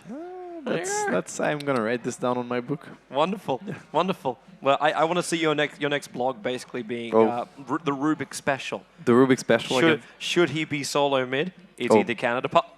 He could so. Boom! Oh, great. That's Got him. That was cold. we should count the cold picks. Thank you, Fly. Thanks, Fly. We're doing okay right now. Wonderful, Fly. I mean, the Rubik pickup, obviously great setup. We saw actually that, was it the exact same lineup against Navi? I'm not sure. I think it was. I mean, they had Night Stalker and Bounty Hunter as 2 last picks. I think it was the exact same lineup, right? They had Rubik support, Luna, and Enchantress. Yeah. And Vici Gaming must have seen that game. I mean, if you prepare, at least you watch the semifinals. So he's a wonderful hero too. Like when you went the null fill in a little bit later on, but he needs to find levels. He struggles versus always the problem. Ward, of course. Yeah. The biggest downside. Yeah, of but course. If you have someone that can get rid of that pretty quickly. They need a hero. Actually, many heroes can. I mean, of course, the Premium Ward was buffed, so it's really harder to take it down fast. But actually, here's a question: like hero attacks, you need 3 hero attacks, or you need 12 minion attacks. I think it is. I'm not sure how much, but it's a lot of those. I mean, what the Visage Birds do no do damage. glaives count as? Is that still a hero attack? Good question. Because if the glaives bounce over, technically. Does it bounce over it? I'm not even sure. So yeah, I don't know if it actually attacks. I don't think it does. Because if it only attacks heroes naturally, or units, I would say it doesn't, but I'm not sure. Want to keep an eye out for that during the fight. I think it doesn't. Yeah. It would make sense that it doesn't. I mean, Flat Cannon, this type of stuff, it doesn't. Yeah, you'd lose everything. As it's just completely. It's a bit too strong. The Shadow Demon pickup again. I mean, all the supports are banned, so it's a great support, of course. Don't get me wrong. It's great opening. The Soul Catcher is insane damage when you get it on the right hero. The ultimate allows you to basically initiate on a hero without committing. And even the poison thing. We used to see Shadow Demon in the woods at one point. It was from Puppy actually back then. He's a great support to have. You can just what people do with Maiden nowadays, they can do with Shadow Demon more or less. Yeah. Now with the Wind Ranger being picked up, like we obviously instantly assume that it's going to be Luna and Enchantress Rubik together, but there's no reason why Fnatic can't change that up either. Like you can just leave Era as that Luna up on the top lane up against the Clockwork. Obviously it's very dangerous if Clockwork ever gets in close, then Luna is basically toast. But you can also run Wind Ranger, Rubik, Enchantress. Like they're very aggressive style heroes. Like I know I always refer to IG as the heroes when I remember that like aggressive tri-lanes with a Wind Runner as a core. Yeah. I mean, I'm not quite sure about the Wind Runner pick. Of course, I don't question it. I mean, I'm trying to figure out why they got it. Might be because, of course, Wind Runner, of course, is a great hero to initiate against a pushing lineup. If you get a really good shackle shot, then the fight is basically over before even it started. So it's also great pickup if they want to play aggressive and play those rotations. I mean, we saw Fnatic go for early ganking on the opposing safe lane. And of course, if you have Wind Runner offlane that got some levels on Trixie, he's a very aggressive, like natural aggressive offlane player. So if he gets, like, when they rotate, he has the shaker shot and the power shot to follow up after the opening, easy kill on any hero that Vici is looking to safe lane. So it's a quite a smart pickup in my opinion. It might also go mid. Now that there is a DK, Wind Ranger, I will get to that. Wind Ranger is really, really good against any melee hero on the mid lane. The damage output and the harassment is just impossible to handle for a melee hero. Well, we're about to see if we're going to get one there. Fly, last selection, 40 seconds to go, and if they're able to get a nice solid draft right now and they feel confident with it too, imagine if they're able to take this game, holding the Chinese at 2-0 here in the best of 5. I would love to see another physical deal. We didn't see at least one hero that's completely missing in the semi and the final is Timbersaw. We saw no Timbersaw. It wasn't banned, wasn't picked. But at the same time, I think people have now realized like there's 2 big problems with Timbersaw. One, Doombringer. Of course. Huge ass problem for Timbersaw. You get completely useless. Can't do anything. And the second thing is, I think people have also realized that just to get used to interrupting his Timber Chain. Ever since they got changed up where you Timber Chain up, you might hit a tree, but you get interrupted during your Timber Chain. That's true. Yeah. After that point, you just can't rely on the escape. And now we get the Invoker pickup. So we get a second Invoker for Fnatic. I really, really, really, really, really want to see this aggressive tri-lane out right now. And actually, like a telekinesis into a Sunstrike, into a power shot, into just a basic attacks by the Enchantress, who's also going to slow. We did Any not, hero that gets we caught did out of not that. mention something. It's the Night Soccer ban from Vici Gaming. So obviously Vici Gaming know what Fnatic is up to. They watched the game because Fnatic had a Night Soccer instead of the Invoker, more or less. I mean, it was some kind of pushing, ganking lineup, you know, map controlling lineup. So they know what Fnatic wants to do. They did it to them in the first game. So they will get ready to counter that for sure. Yeah. The Lash Rack is banned, so there is no double support roaming from Vici Gaming. That's denied from them. They could always go down a different line and then just go to something like a Lina.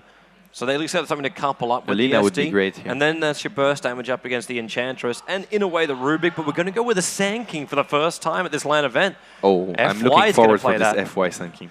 It's I can't wait.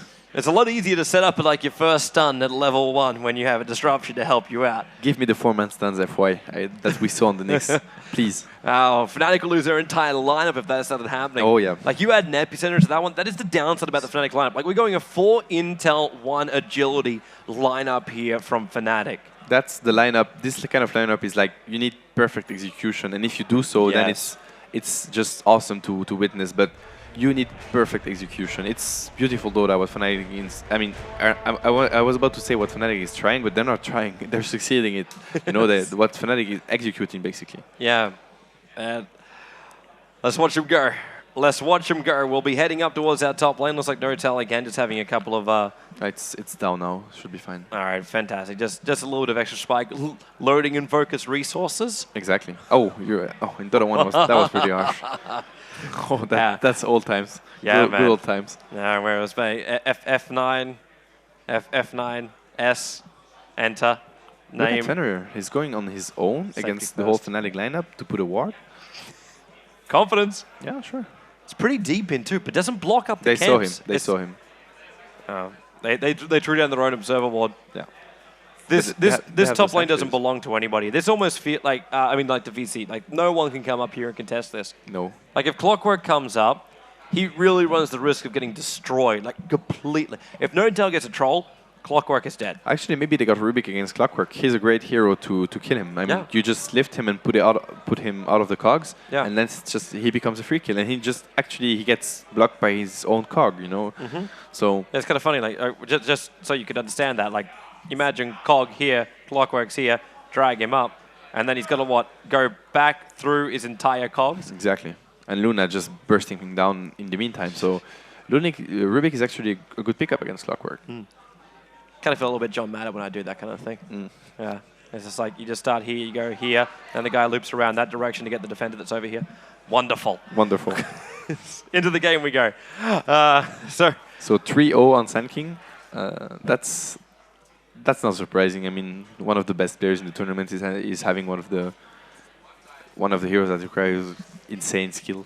Yeah. And right now, I'm also watching that top lane. Again, the cogs are coming down. The Fly's waiting for him. The cogs have already been used too, so RTK, his harassment damage here is going to be very minimal. And they're actually already using this just to get some extra right clicks into him, nothing more. But remember, Fly's extra right clicks have plus 14 damage on them as well. Yeah. It matters a lot, level 1. Yep. It's the way to just burn through the consumables. And that's going to be the primary goal right now. Like, if you have to go through your mana, like, it's not even taking mana for Era to do this. If you've got Lucent Beam, he'd be happy to throw one out. Yeah. Like, he probably wants to wait till level 2 on Lucent Beam and then It's throw still it out. decent harassment for sure. Yeah. And like Fly, telekinesis, it costs 120 mana out of a 377 mana pool. Yeah. Like, that's really... That's something we don't usually see. Both solo mid got all the last hits from the first wave, if I'm not mistaken, or maybe the same amount. They have 4 on the doors. Quite funny. It looks like... They missed one actually on GK. yeah. Either way, Wonderful. it's exactly the same build again from Hani. Yeah. But I want to see if he goes exactly the same build as far as skill build. Like, item is exactly the same. But if he wants to go the higher levels up in quads, considering his opponent now. Yeah. Because if he gets the high levels up in the Sunstrike, like we're already talking about the harassment on ROTK, you wear away at his consumables, and then you add a Sunstrike into the mix up there too, you're going to burn through everything, and he'll have to abandon the lane. And It's the downside about Clockwork too, you don't have a plan B. There's a smoke from Note right now. They're looking for a kill on Oh, he ROTK. didn't get just one. It's going to be an easy one if he gets the net. Yeah. He's too far. Yeah, he's too far. He's dead. Fly's telekinesis is just out of range, and there's first net. Cogs are And there there, you and go. Fly. This is what we're talking about. Other side of the Cogs, he has to walk around. The Hellbait gets the smash out, and there it is. First blood goes to Fnatic. It's exactly what we highlighted before. I mean, Rubik is a great support to have against Clockwork, although Rubik is, I mean, a bit weak level 1, of course, because of just how, I mean, telekinesis he doesn't is have fine. burst damage at all. Exactly, he has no burst, he has no damage, but the telekinesis against Clockwork turns out to be a great spell to have. So, great first blood for fnatic, that's a big one. It's on no tail, so he can have early boots, maybe earn off shadows if he wants, it's going to be boots. And another smoke. And finally on this bottom lane, Trixie can get a second level. He might die though, oh actually no, the haste rune is on super, he's safe. Yeah, Sala's still trying to push him back. Like, there's some serious forcing. With the disruption and catcher, there's only disruption though. SD's only level 1. They're just denying the front from him. He's gonna stay level 1. Oh, he's level 2 actually. Sorry. Yeah, it's a very hard lane. Again, like for Winrunner, whenever he's in range of disruption and Sen King is nearby, he's basically dead. So he needs to be really careful with that. But at the same time, like the difference between his opposite is the Clockwork, who has 1 death to his name. Yeah. Sure, he's hit level 2.5, but like he's got 1 CS and 1 death, while Trixie hasn't got that death to his name and still got the same amount of levels. And really, farm on the offlane doesn't mean anything. It's just finding the levels and finding more. Are they going to try and disrupt him again? No. I think SK wants to. Then comes to power shot. Looking for some snipe offs, or at least maybe at least some experience when Trixie comes in that close and they're killing off that camp. Yeah, he's trying, but I don't think he will get any experience there. Or maybe, yeah, maybe a few points. He's 80 points right now. No, 93. He's leeching it. He's leeching it. Oh, but that's so much mana wasted. Anyway, they're going to be looking for a push, looks like. They have the Kata wave now. It's the 3-minute mark, so... We're doing this again from Hani. He really enjoys that course, and Super's going to pop the haste rune. Super is doing great against Hani right now. Downside is he's running away from his magic wand. Does he want to try and go this middle lane? Yeah. I think he does. Like, he rotated back up again. Hani's not looking too healthy here. With the Dragon Tail as well as a Breathe Fire. What? Oh. Okay, he's just like putting some mental pressure on Hani. Like, I could go for you. I could go you if I wanted. Just remember this moment, Hani. Just remember this moment. Nice one. It's like a chicken with his head cut off. Oh, nice try from Notail. He was trying to deny the Invis rune from ROTK with this Wild Wing, but didn't happen. ROTK has an Invis rune. They have no sentries on the support, so that's free experience, or even a kill mid. Maybe it was a mind game. Like, DK ran in so aggressively, he'll move in again, and it might be like, it's like, meh, it happened. It's 4-man gank right now on the mid. Burrow strike through. Hani, there's TP support on the way here, and Hani, he switches to Quas, and then Disruption. It goes on the first TP in. FY hides inside the Sandstorm as Fly picking up and dropping Fenrir back, and Fly one more attack. He's actually got the kill right now, and moving himself further away from ROTK. He's got this kill. He gets away with murder right now. Yeah, really nice move from... I mean, they tried to switch the aggro. It didn't work. I'm not sure. I think, like... Yeah, Fenrir must have attacked again, maybe. Anyway, good backup, good like reaction timing from Fly. Important kill to get. And again, it's Vici Gaming focusing on the mid lane. I mean, they're ganking this mid lane so much. But in every game they play. But the trade-off doesn't work. Like, they commit 4 people, get 1 kill, that wasn't worth lose it. 1 person, and lose their top tier 1 tower. Because Era and Enchantress were up there doing their little thing, which means, as you can see, the gold graph just like dips severely. And now Trixie's going to get a lot of experience, and nobody can really force him out of this range experience because the supports are busy doing something else. The upside, like, actually then even with Silas Blast, because he kept this creep wave away from the tower so much, he hasn't really put any kind of these, none of these nether blasts have really hit that tier 1 tower in the bottom lane. Like now okay, he puts 3 into it, it's below half of his life points. This hero is really insane, the pushing power. Reason why Pugner is selected. Yeah, it's insane. He's going to get the tower if they don't glyph it. And he still needs 2 more. He needs 2 more. He can, yeah, actually, maybe with the catapult hit, he attacks it once and then blasts it down, and they fortified on the last attack. But that tower's within deny range now, and Salah has no creep wave. He wants to come in and try and contest it. Nice play from Trixie. He's zoning him out. But he will get it regardless. He won't let Trixie deny. 75, 63, Trixie can do much. Salah, and boom. Yeah. At least gets a shackle. But there's nothing else to follow it up with. It's okay. I mean, he did what he had to do. Top lane movement, Fly and No-Tel, so a little bit of smoke for them with the Centaur as well. And they could be looking over towards that middle lane. Super's pretty far up. But it means they'll have to go past that tier 1 tower. It's the remake of first game, pretty much. I mean, they're getting ganks, and they got levels from the backup mid. Yep. And they might kill him again. Okay. Super. Oh, no, he stopped moving. Nice. There's a telekinesis opportunity here. They can pick him up and throw him back into the Centaur stop, and there she goes. Cold Snap as well. Forge Spirit. Shackle won't be able to latch. There should be another power shot. No-Tel, very low on life. The catch is on him, but the heal. The Enchantress heals, keeping life. The power shot misses on Super. And Nortel's trying to stay in this fight. SK returned to this fight too. A little bit of poison being thrown out, keeping Trixie very, very low. He came in with nothing but arcane boost, and he has to go back to base. I kind of missed the breath fire. I'm not sure who it hit. But yeah, that was a pretty close one. Yeah, both teams are really focusing on this mid lane for Honey and Super. Fnatic is getting the best trade out of it because, I mean, Vici is committing a lot of heroes for that one. And Rocket Super's looking for the gank up on Fly. Yeah, the nice poison fight. flew in. They want to push the tower. Yep. That's why Silas rotated up.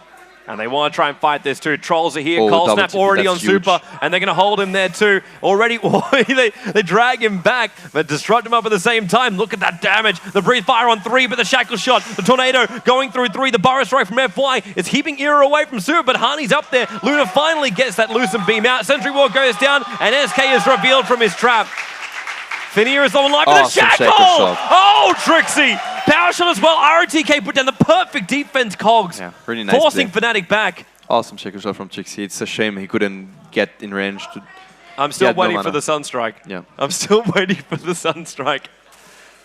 Harney's got the 3 points up in the Exort. He can change it up if he wants to. I don't know if it's still on cooldown though. Yeah, he's short of mana though. I think it's like 175 for Sunstrike. Okay, now he has it, but he might try it. Yeah, right. He's going for the Midas again. Too late. Makes complete sense.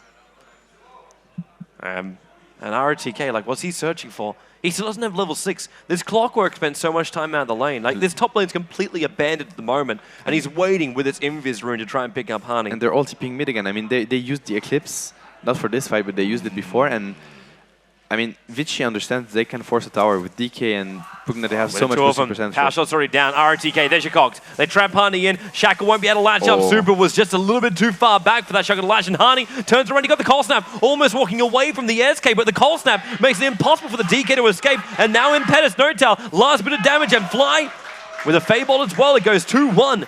Now finally wrap up the Nether Ward and then deny up the mid tower.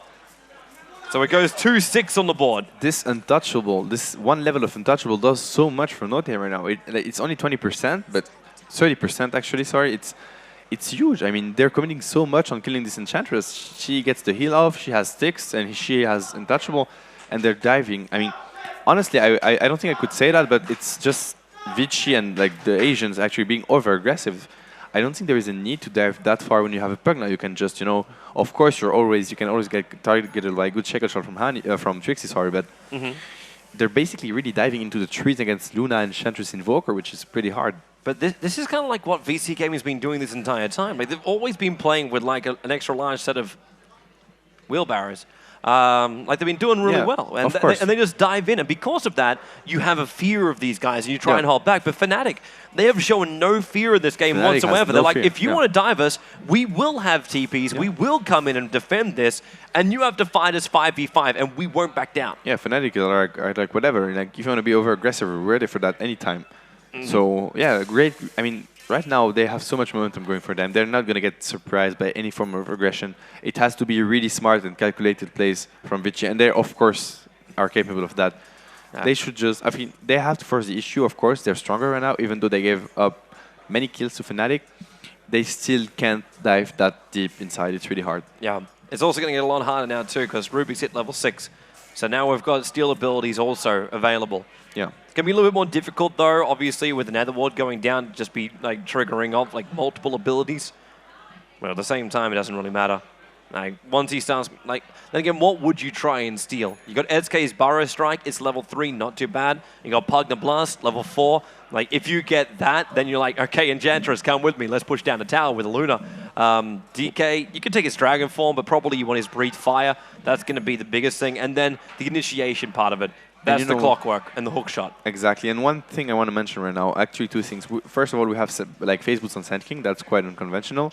We don't usually see Sand Kings in competitive play nowadays, but it's usually Mana Boots or Power Treads. Yeah, he's basically really support stunner, really. That's ultra aggressive. Like build, of course, he has the Pugna with that gates Arcane Boots, so it's fine. Usually your cores do not get Arcane Boots. In that case, he will have mana regen if they like just communicate. Just one thing I want to mention before any fight happened.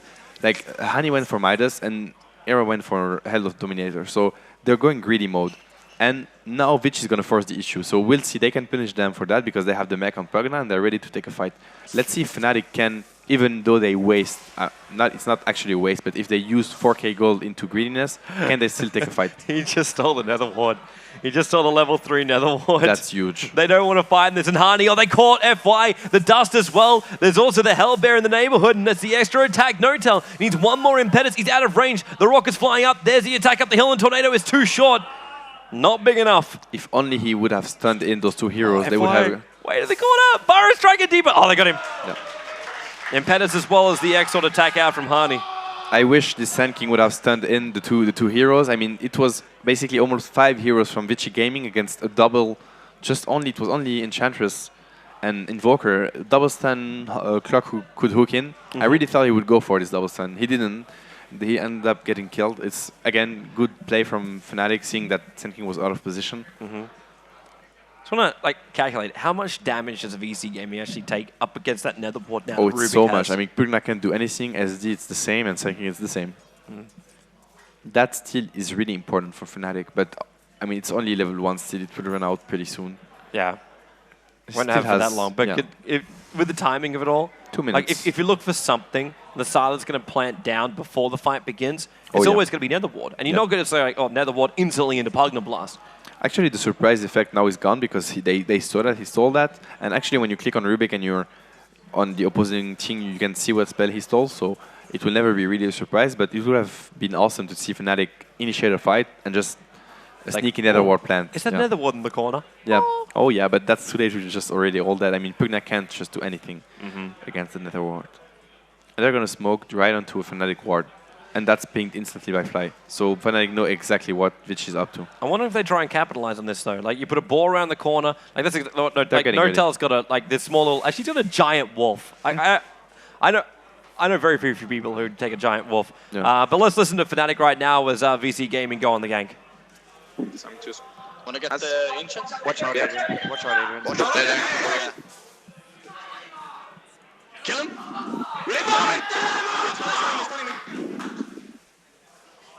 I shackled. I died. Got the clock. Can we get more? And I died. I don't want to... I thought you wanted to They found Sun. They're here. I'm here. I'm here. Behind. Ward is here. Killing the warden. Fuck! I popped the ulti and died. Are we doing anything? Are we fighting this? Can we fight I'm this? dead. I'm dead. No, don't fight it. Don't fight it. I got It's forged now. not terrible. It's not terrible. Man, awesome shackle from Trixie to hold those two heroes out. Again. And that initial initiation. Like, VC Gaming thought they had that when they came from the high ground, and it just turned on them. And the Pugna ward did a lot. Still, I mean, you saw that Vici Gaming try to hold a bit their bursting power. SK almost killed himself on that Nether Ward. Yeah. Like, Really. SD disrupted the SK to try and So save much him damage. at that point. He really needs level 7 on Sand King, though. It's really important. I mean, the extra range for the stun, etc. It's really important. He took all those fights being level 6. It's actually harder to get the stun off, of course. Like getting some levels and, of course, Blink Dagger, but he's so far from it. And that's, again, Fnatic abusing this Ancient stack. Did you actually see what happened to his Epicenter? It's currently on cooldown, but I never saw him channel it. I missed it. I missed it. I got a funny feeling he tried to do it after jumping in, then SD disrupted him. Yeah. It's just my feeling. All right. That might have happened, yeah. RTK, I know you have an Observer Ward watching this. He wants to come up. The rocket will fly. He can latch onto Era, but there's 5 heroes from Fnatic here, and now Cold Snap as well. This is some ballsy play. Even though Super as well as Silent, they're looking to come around the rear and try and sandwich Fnatic in. The warding of Fnatic, I mean, they have vision on everything. They know where the hero is in the river. They know where the hero is are on the lane. They know everything that's going on right now. Yeah. They have perfect vision on Vici Gaming's heroes. Yeah. The initial ward you were talking about too is back here on the hillside. Exactly. Yeah. And Trixie, he's just standing his ground. Power shot on nothing but air. It's still the right decision from Vici Gaming to force the issue right now. I mean, this Headless Dominator is going to do nothing in the fight. So is the Midas. So that's so much gold wasted. Of course, I don't mean wasted, but wasted for that fight. So yeah, they have to force this fight. The timing's a little bit later. And while it's also got the Poison Dragon form, like you want to bring down towers. These Forged Spirits. I love how they're actually burning themselves because every attack costs 40 mana. They're actually killing themselves. RTK, nice jump in, but again that telekinesis is pushing him back, and the shackle is latched up. There will be a disruption. Able to save at least RTK for a moment, and now Notel. They've all got to get back away from that Pugna Blast. SD has managed to pick up the Rubik, the poison just lacquering on. Oh, that's a miss. That's a very fortunate miss for No Tail. Again, it's just if this Sand King had dagger or anything of that sort, those fights would be a complete stomp for Vici Gaming. That's No Tail cheering for not dying. fnatic just enjoying that time when Trixie just able to live through the rocket and Notal evaded it by going back over to the tier 4s. If the Sand King can farm like something, if he can get himself in better stuns somehow, I don't know, it's really hard. He needs dagger and he's going for a drum of endurance, so that's not going to happen. But I really feel like if they get some reliable stun on Fnatic's lineup with the burst damage they have from DK and Pugna, they can just team wipe Fnatic before they get their BKBs, of course. This is going to get, I mean, right now it's true. It will get really different in like a few minutes.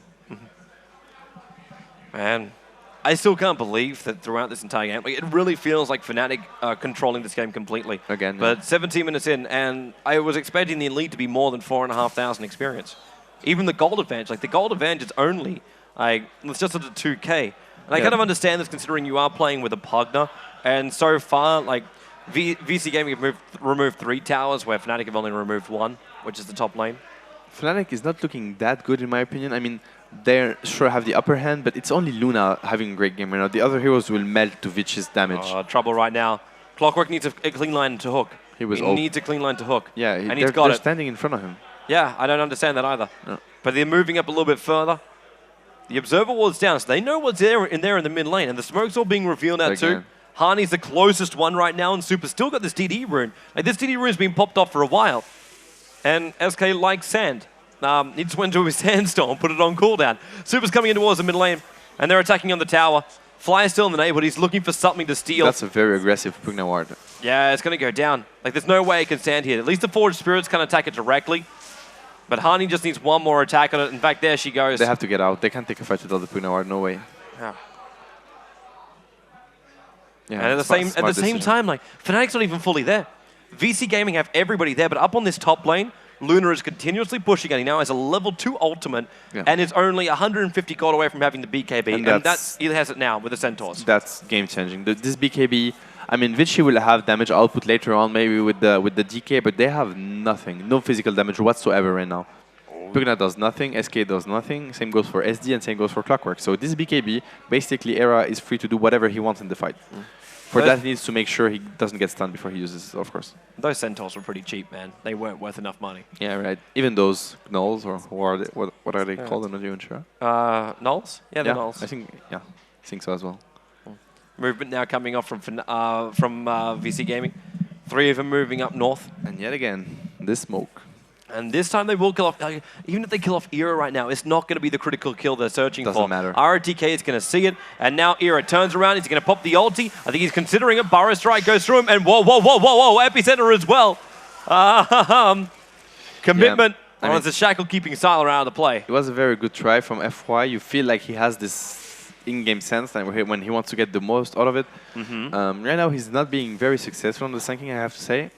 He might be later on in the game because you can definitely feel like he has the right idea at the right time. It's a very hard game to play for a Sand King right now. I mean, every time he's out of position, he's going to get burst down. Fnatic also has a lot of range burst, and for a Sand King, it's the worst thing to play against. I can understand, too, why he was popping that off, because every single time one of the Fnatic heroes has been in trouble, Fnatic have come over the hill. Like, every single time. Definitely. Harney's now going to come in. Is he going to... Well, he's got Cold Snap up right now. He's already summoned the Forged Spirits. I don't think... Super, you are really, really low, man.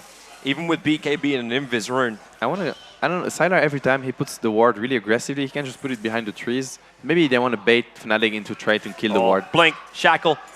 That's good. That's really Shackle. Good for now the Sentry Vici. Ward's going to go down, and the Eclipse pops off from Era. He's got free range to attack. RTK's already gone down. Era inside this BKB is able to freely fight. FY doing a good job as the SK to get himself a little bit further away. Fly now stunned up. There's a breathe fire. 1 second. He takes the kill. Also does a huge amount of damage to Notal. And what is that Shackle holding him back? FY came back in again, but now the Lucent Beam from Era will pick him off. That Nether Ward is still down, so Trixie, be a little bit more careful. I mean, it's surely really... I mean, the opening was really great for Vici. FY really has to find those multiple stun. If he gets one of those on 3 heroes from Fnatic, they're just going to burst down the whole lineup so fast. His really, of course, it's also Fnatic positioning really well. They instant like go to the right, to the left. So he's really confused when I won the Sand King, and I can understand that. If he managed to find those stuns, then the fight are going to be different. Yeah, now it's just Fnatic winning every single fight.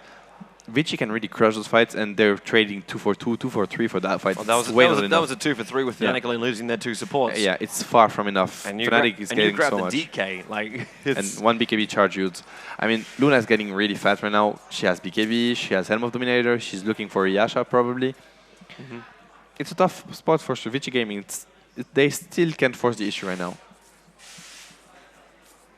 You kind of wonder what they're supposed to go for. Like ROTK is committing cogs as well as battery, so to try and kill off one Dark Troll Summoner. So, but up on top lane Fly. Oh, that's the Pyro Strike stolen. Guess it, guess it. Sunstrike, guess it. He guessed it right. Into the Sandstorm and locks him in. And Luna will take the kill on the SK. And now that's the 6th kill for 2 deaths and 4 assists there, coming the way of Era. And look at Hani's item build. Look at how well he's adapting. I mean, we saw him last game. He went for Boots of Travel. Oh, triple TPs. Triple TP. Super. You're a long way up. He has to force-staff himself down and take the high movement speed. But the Cold Snap, the attack is going to trigger him again. No doubt can't get there in range. Power shot or not. He has 4-staff and he's going for a BKB on Invoker. That's really good decision-making item-wise.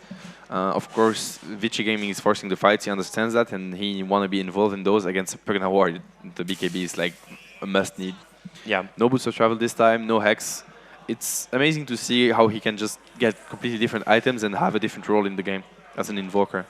And they're seeing the rotations. Power shot coming up the hill, though. That's going to reveal the fact, again, it's your warding you're talking about. You got 1 Dire Ward over here and 1 Radiant Ward over here. Both team, like all the time, they know what's going on. Man, Fnatic can be pushed back right now. Let's actually think. Let's hear what they're thinking right now. Do it. Right now? Could do it, yeah, we could do it. I still don't have the BKB it up. That's the only gay thing. If you have the BKB, it would be huge. Yeah, you it's getting yours? 500, it's 500. Yeah, I got it. They have no decal. Mid. Oh, you could just get the mid tower instead. Yeah, get No, the mid tower instead. we could start on Roche though. Roche is a bit more risky though. Oh well, the DK don't have TP decal. tower. We're not gonna take that, just Tone is drop there. the bottom. Yeah, he made drums on Sand King. He's nowhere near Blink. Let me tank it. Do it quite fast. We need a word though somewhere. Yeah, Tal has it. That's the sand Can you thing try to getting block? ready. Can you try to block the hook? Yeah, I'm gonna Where is stay. that? He's up here. I'm staying here. Staying here. They're going, Oh, they're Tal, going not you. We have 4 spears. They're going for it. Well, let's initiate on them. Oh, that Wanna didn't take work. the fight? Yes, almost dead. Adrian, Get Roche. I'm gonna die. gotta kick it, man. Close. Careful. You got it. Get it fast.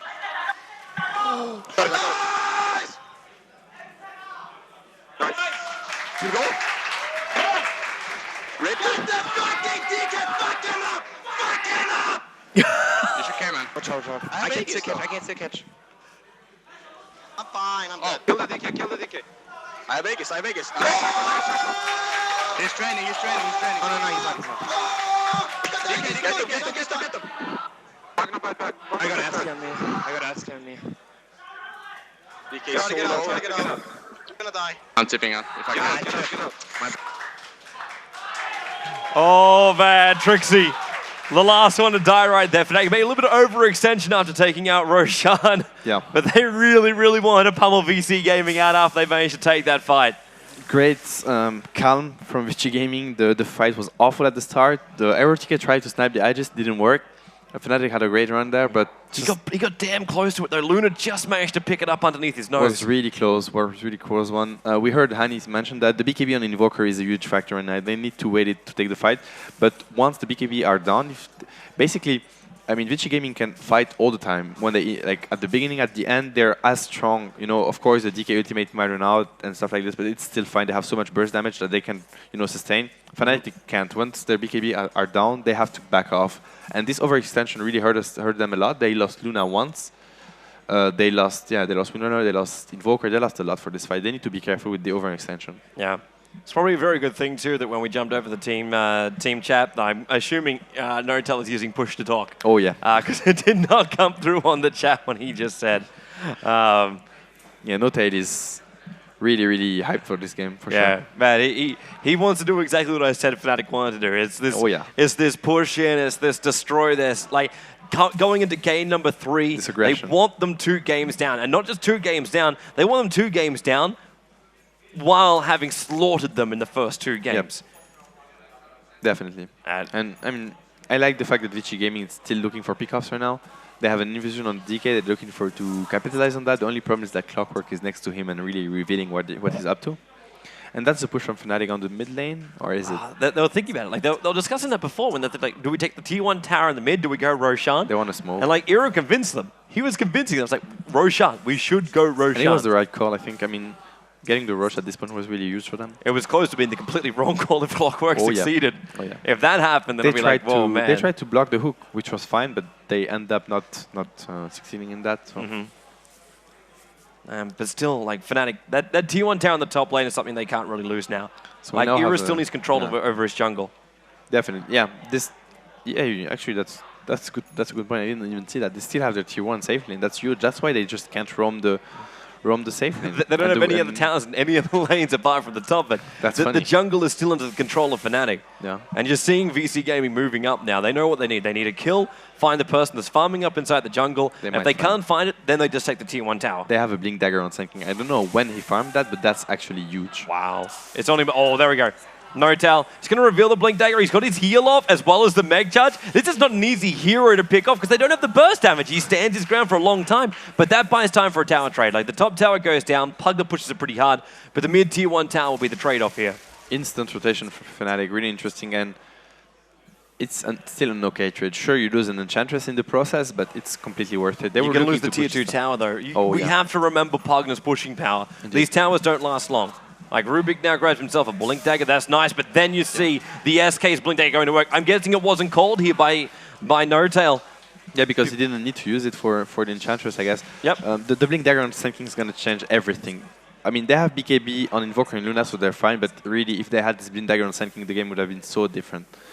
Of course, right now, Fnatic needs to be really careful with their positioning because in 1 second they can get burst down really hard. Even Era, even though he has Manta BKB, it doesn't matter at the end of the day because Vici has so much burst damage. It's insane. What's coming up in our courier right now? We have...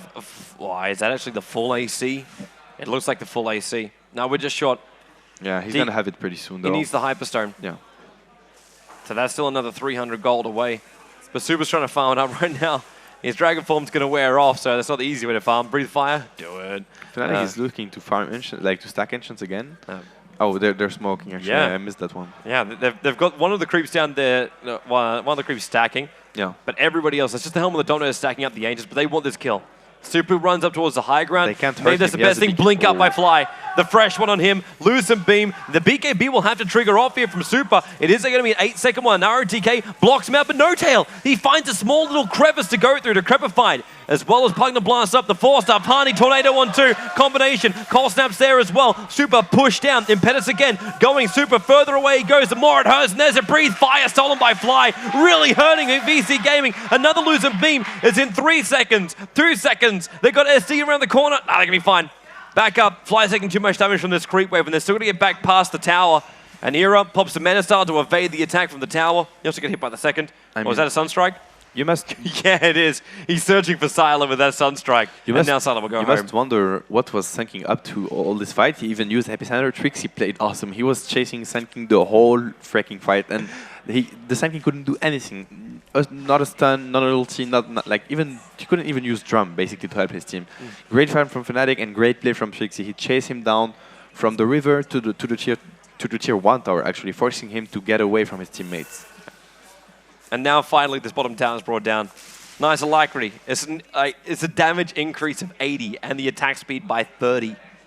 Fnatic has just so much control and so much. Like the execution in team fights is really, really flawless from them so far.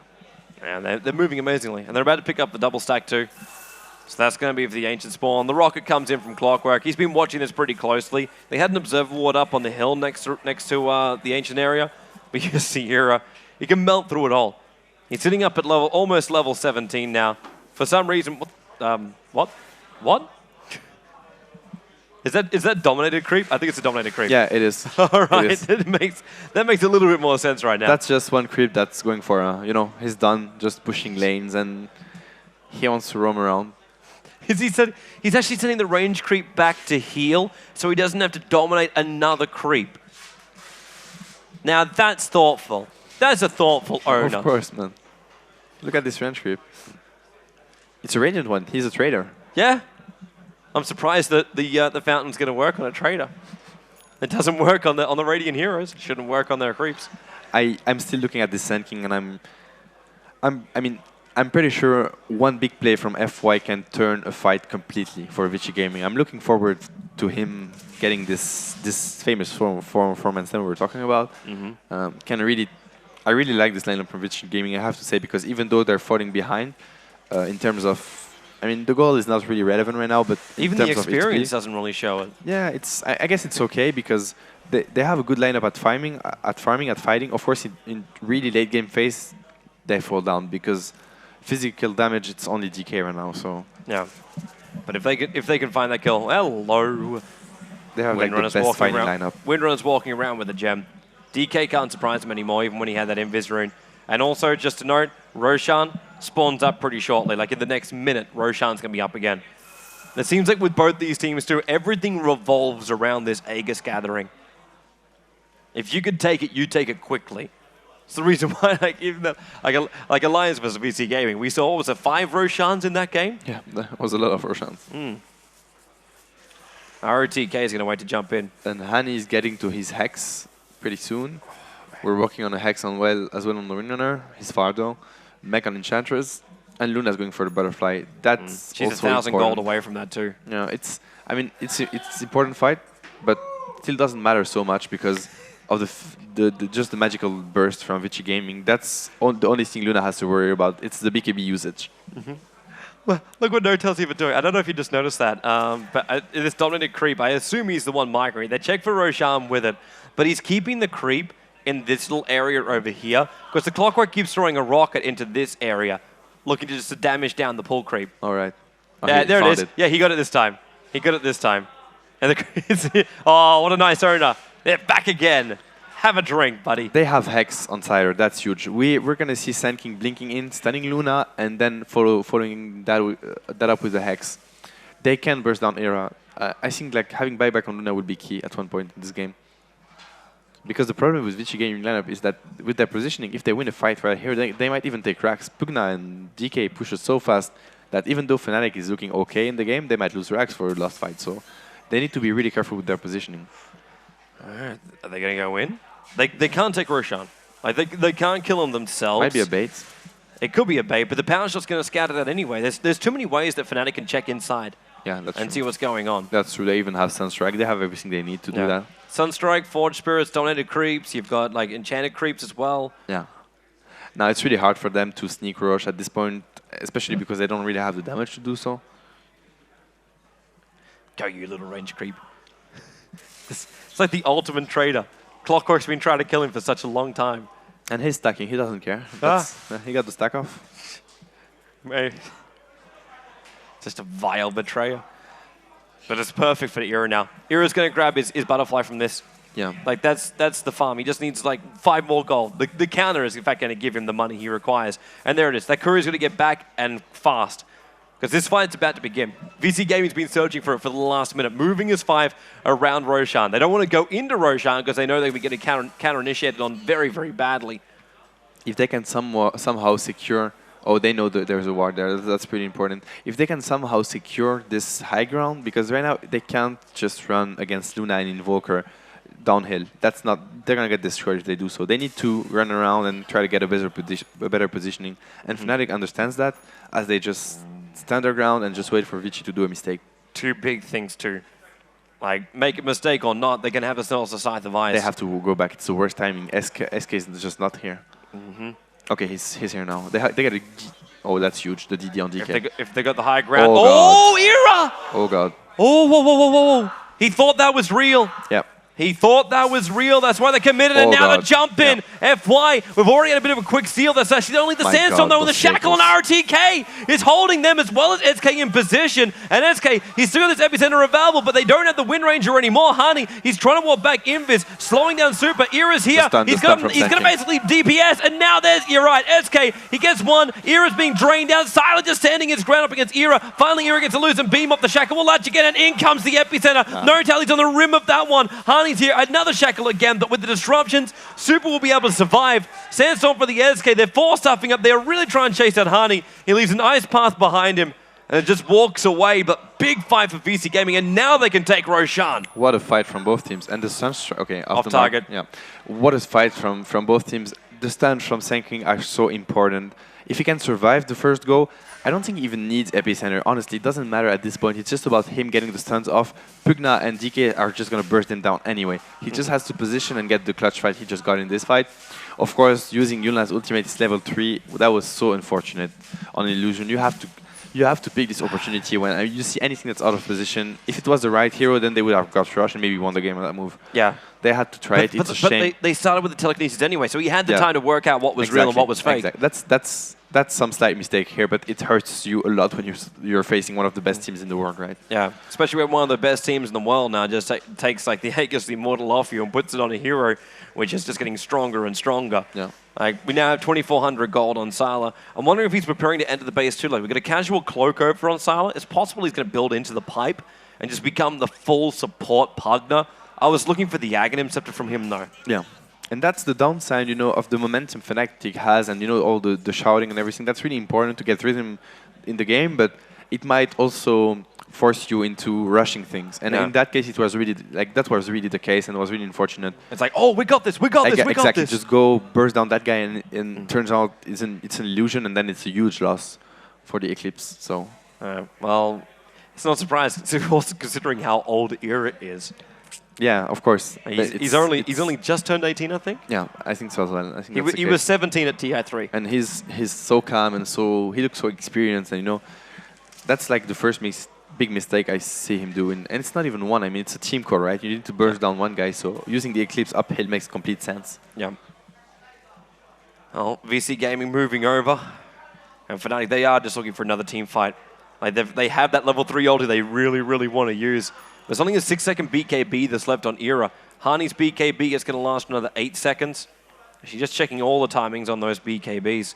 We've got one over on DK as well, and he's down to 6 seconds on his. Okay, now Senki is going to have BKB, and that's going to be huge. I'm really enjoying this series, to be honest. I mean, the first game was more about, you know, map rotation and timing pushes, etc. This one is all about fighting and positioning. It's only about fighting and positioning, and there is so much to learn about this game, how every player positioned, the item progression, and the decision making. It's really insane. The Sand King is really the key pick for Vici Gaming. It all comes down to FY, and I have to say it's fine giving, you know, so much responsibility to such a player. Yeah. And fnatic, they're going to group up on top lane. They want to fight this. It looks like they're going to do it head to head. Like, positioning on top of a tier 3 tower, it does actually work the way of fnatic unless you do see Vici Gaming get themselves properly up this hill. But the big problem is if Vici Gaming get pushed back down this. So they got to be on top of this tower ready to fight. I really don't think fnatic can take this fight. They're facing an Aegis and it doesn't even matter. Right now they took only defensive fights. If they're gonna show against it, like in front of a tower like this, it's gonna be like the best opening ever for the Sand King BKB. They really can't push, and if they do so, they might really lose the fight hard. At least that's my opinion on that. They might prove me wrong with like some perfect execution. I think they agree with you, man. They're all backing up for the moment. It's really hard for them to take an open fight against Vici's lineup. Yeah. The only other choice was hoping the Vici Gaming was like smoking up to try and gank up on bottom lane, and then they can just go in and take the tower. They're gonna take a fight with 5k gold on DK. Oh, never mind. He's buying now. Fair enough. Was he buy it? Demon Edge? Yeah, he's looking for damage. He understands. He's the only one. He's looking for the Monkey King bar to try and get through that evasion of the Luna. He's the only damage dealer right now, so he really needs to go for damage. Like Heart of Tarrasque or anything like it would have been a bad decision. They're going to keep moving for it. What's that courier trying to deliver over? It's what we got. 4-star Medallion, Ghost Scepter over on the SD right now. Fnatic, they've just walked from one side of the map to the other, evading VC Gaming the entire time. But Hani, he's the one who's closer to him. Power shot comes in, and they see a BKB got off in time before the Burrow Strike happened, and there's no epicenter. He's just sitting inside that sandstorm, but DK really hitting so hard on the Hani. They're going to force up and away again. Trixie, what we got is actually the epicenter picking up the Rubik a little bit further back. Attempted Shackle, couldn't get it off in time. But 2 heroes down for Fnatic. The Invoker is injured. This is just a license to push up to high ground. I mean, they have such a strong team fight lineup. It's so hard to Fnatic to take those fights. Right now, it's really hard for them. They need Luna to be way more fat and just basically 1 versus 5ing the other lineup. Up we go now. So the tier 3 tower in the middle lane, Rax to follow through. And this is VC Gaming breaching this one. They've still got all their own tier 2 towers up and running. The Nether Wall's down too, so No just can't just harass a little bit with an impetus. He can start burning himself out instead. And he knows that. Even Era has the same problem. He's got ulti. He's just setting his illusions in for now. Trying to pull him away from the creep wave. Nice tornado, but Hani, again, got to be careful with that Nether Ward. But the melee ranks is gone. VC Gaming, they take what they want, and Fnatic do nothing to stop them. I have to say, it's not really even Fnatic doing mistakes right now. It's just the GK Brugner lineup. It's completely, like, it's really imba. It's really hard to fight. I mean, GK is so tanky. You have to commit so much, and you're fighting again, like under a Brugner ward and the blast and everything. I really like the lineup from Vici Gaming this game. It's really hard for Fnatic to take any sort of fight. Like, at least a 5 versus 5 face-to-face fight is, I have to say, quite impossible right now for Fnatic. They need more items. Or they need like a clutch opening, maybe on a Hex from Hani, and they can commit a lot. Yeah. This is just, with BKBs as well, well on Clockwork for finishing up his, I'm at a point right now where I'm not quite sure if Fnatic can come back from this. And yes, you see that finally the gold graph goes the way of VC Gaming with that Rax going down. The experience, that's a hell of a lot further up. Sitting about, okay, now it updates 8,000 on the experience and is still rising and sharply past 4.5k gold. Fnatic, they have to go an all in. Like on that top lane before, like you saw them and they were thinking about the fight, and then you're saying like, you can't really take that frontal fight. But now they have no real choice. Aegis gets reclaimed in 2 seconds time. It's gonna be about. I mean, they still have their advantage, right? It's about rush. They might snipe rush with Invoker and Luna. If they get a rush and Aegis and Cheese, they can bait Vici into thinking they can win the fight, of course, and come back later on. That's a lot of stalling though, and in the meantime, DK is still farming up. He's already got the Monkey King bar. How long is it going to be before he does like combine up with the heart on top of that, or even then some other damage dealing item? Yeah, he's getting really fat on DK. Yep. And SK, like he's in the same position. I have hardly any money, but now have a Blink Dagger, a BKB, and 2,600 gold. This caustic finale from SK, this like, the Aghanim Pugna is actually huge. Yep. It's so much damage. Fnatic has to force the fight. They can't just let them just out-harass them. It's impossible. Notice he didn't give up the cloak to get it either. Yeah. It's actually quite important against the damage they have, I guess, since he has no BKB. Interesting. I'm looking forward to see what Sandking decides to go for as well. He's getting there. I'm not sure what he wants to get right now. Right now, I wouldn't be surprised if it's a Shiva's Garb. He could also try and go for a Scythe of Ice, but I'm just feeling like with the amount of with the amount he's diving and the amount of team fights which are going on, like just having that extra armor and then the Shiva's effect on the team fight. I also think it's the best item to get right now. It gives him tankiness. It gives his team like so much buff. And Sylar is the closest one for Fnatic to gank up, but they can't do it. Like if they jump out, they don't know what else is coming their way. On bottom lane, the Forge Spirits, now they definitely know what's coming their way. VC Gaming going to try and push in. There's still only about another, minute until Roshan. They don't really know that though, but it's not far away. Nether Ward, again, a very, very aggressive Nether Ward. Yeah.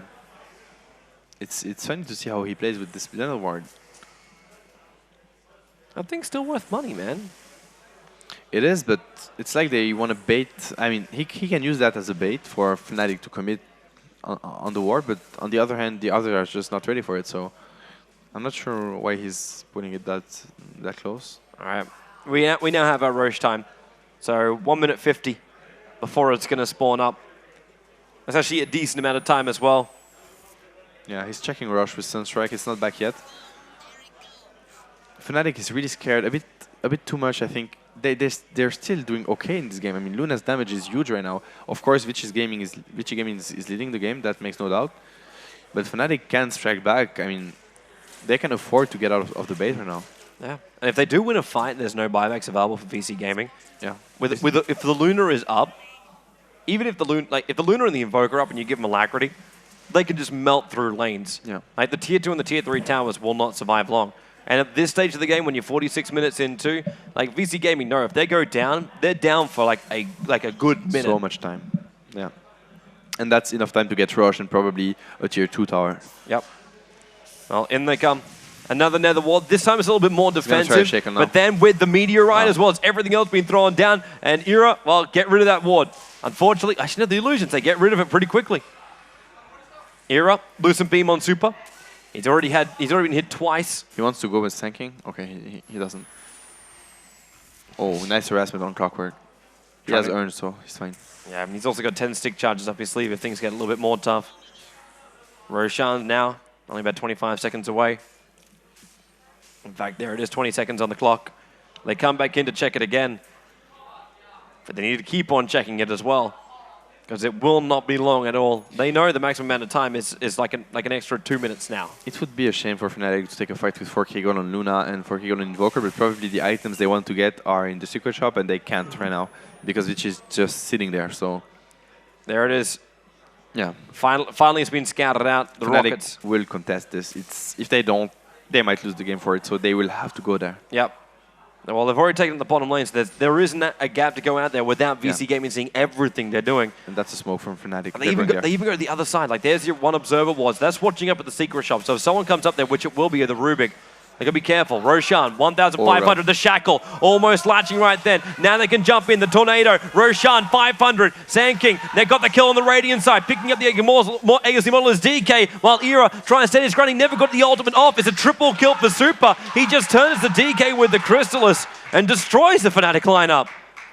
What an epicenter from FY. We were talking about big plays from Sand King. He just knew Fnatic was going from this way. He got 4-man stun or 3-man stun with 3-man epicenter. He basically killed the whole Fnatic lineup. He got this even before the BKB, so great play from him. And yeah, that's exactly what Fnatic couldn't afford. And now they still have buybacks, but I don't think it will matter. It won't. Super's still too big. Yeah. Like this Dragon Form's still got another good 10-20 seconds on it. And with this 4-star in from Fly, oh, Burrow Strike.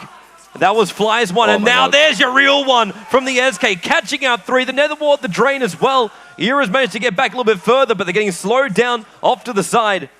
Focusing on the objective-based game. Harney's coming back in a little bit closer, but they just want the melee racks because they've already taken out the full mid. Super. Disruption will save him a little bit longer. Now they'll actually bring back out more DK, and he just crits down the Enchantress. Super still alive with the Aegis. Well, they want to finish this now, and they got it. GG. We'll level this up 1 apiece. VC Gaming. Now they take this game, not fully convincingly. Fnatic was still controlling up this game a hell of a lot. But they get the control back in the last point. Like that last 10 to 15 minutes was all VC. Those team fights were so intense, like the positioning, the mind game between the teams. Should I go, should I not go? Who do I initiate on? When do I use my BKB? Great team fights, yeah, I mean, this game was really close. I think Fnatic could have won that. At one point they had it. I mean, of course, it's really hard to go uphill against Vici Gaming, so we don't really know if they could have won. But for sure, they had the upper hand. I feel like the draft from Vici Gaming was pretty spot on this game. Yep. It felt like Fnatic couldn't really take a fight, although they were leading the game, and that's something that's just not right. So it has something to do with the draft. That's at least my opinion. But great play from both teams. I think Fnatic had played safe when they had to. I don't think they should be affected by this loss. It's a best of 5. Vici Gaming played that really well. Fnatic 2. Close game, they win it. Has nothing to do with the first game. First game was complete control, that wasn't. So looking forward for the next game, Vici Gaming, it's really good for them to get a 1-1. It basically puts everything down to a best of 3. Yep. That's really important for both teams. So it's like a new start for both teams for the third game. That's one way to look at it, man. That's one way to look at it. And, well, VC Gaming will have to do that. So we're going to jump to a quick break while the teams do what they're going to do. And we'll be back here for game number 3 of this best of 5. We'll see you shortly.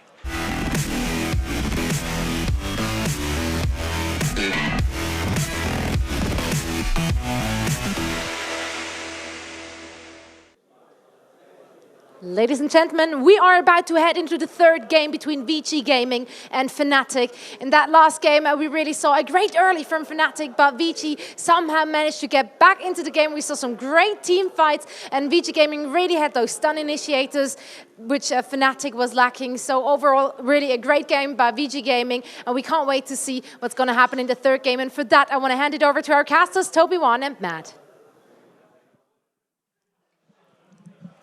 Welcome back, everybody. I hope you got your nom-nom on, and we're back here to basically feast on Dota. We have fnatic going up against Vici Gaming, game number 3.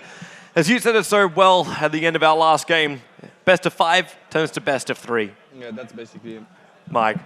Yeah, sorry. That's basically it. It's a best of 3 right now, and I don't think any team is really affected by what happened in game, of course, which is, I mean, it's a boost of confidence, but they had it after game 1. They're such a solid team. On fnatic's side, it's a reminder that they have to play perfectly against this team, of course. So I feel like it will just help them to get the focus going again and you know, apply the pressure they applied in game 1 and game 2 for game 3 as well. Mm-hmm. And of course, you look at Vici Gaming. They actually look rather chilled and relaxed. Like they don't look too stressed out. It's like, oh, it's just another day at the office, kid. They look fine. No, they look really fine to me. They will have dealt with this kind of pressure before anyway. Like you do have a crowd going. I think our crowd's they're rather biased for fnatic. You think so? Yeah. Oh, there's must definitely be some Vici fan. There's definitely a lot of applause coming out with the great players, and I know we were talking about before. Like you applaud one team and for a great maneuver, it's like instantly bias. Welcome to the life of a caster. Of course, you gotta, how to say, you gotta like admire the big plays if it's from one team or the other. Mm-hmm. I don't think there's such thing as bias. There's like, of course, there's enjoyment. Over criticizing. But that's, you know, that shouldn't happen. At least at this level, I don't think you can criticize anything because basically the decision making is like flawless from both teams. So yeah, there's no room for that. Yeah, really. We're missing one last player from Vici Gaming to connect into the lobby, and it looks like the rest of fnatic has returned as Notel comes back from powdering his nose. You don't wanna start without Super. Come on. That's true. That's true. He's sitting there on the other side of players right now. But yeah, Super.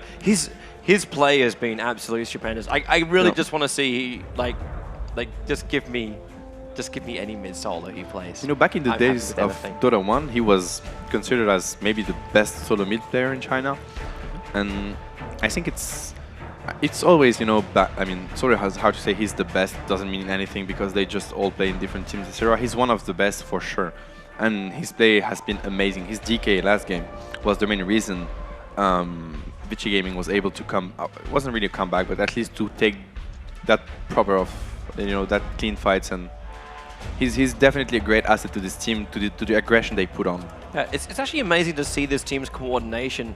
I love to see like almost like I know I get to cast G League when I get back to Berlin. I'm looking forward to casting a lot of the Chinese teams then to see if like Vici Gaming's playing in that competition as well. Just see like how China are now approaches. Like you can look and you can see what Vici Gaming has done here in the European scene, and China has been looking for the answer to the European scene ever since TI3. Yeah, because TI3 for them was a shambles. It was almost insulting.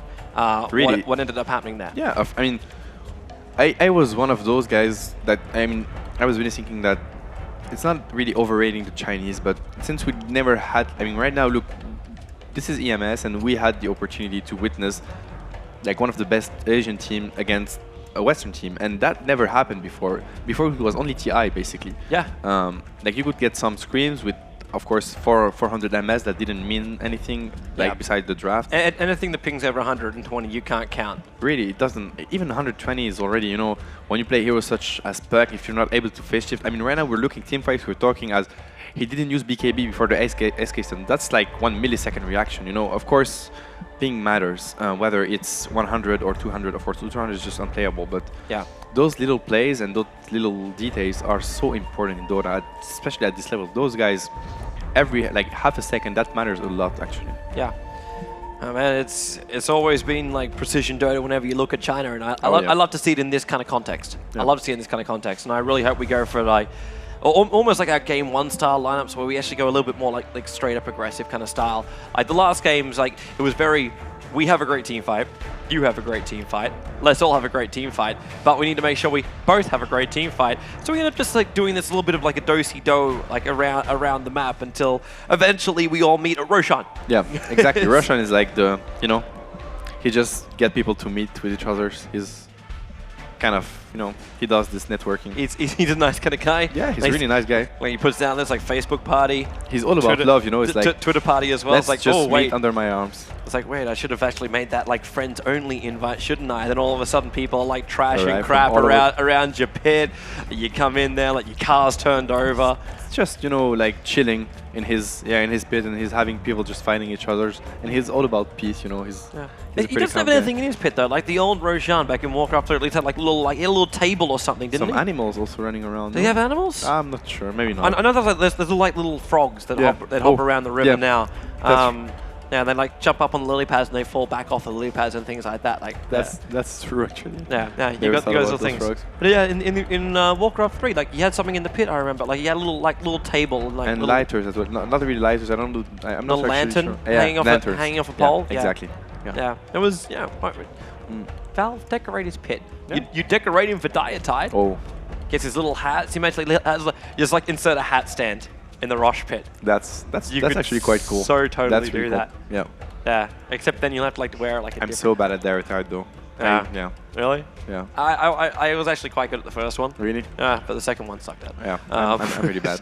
I also had no time. I was in Korea for half of it, so it wasn't that great. happens. One thing we do have time for is draft time, man. Yeah, sure. VC Up for it. Gaming, and they're going to be the Radiant side again. And again, Fnatic is going to be over on the Dire side.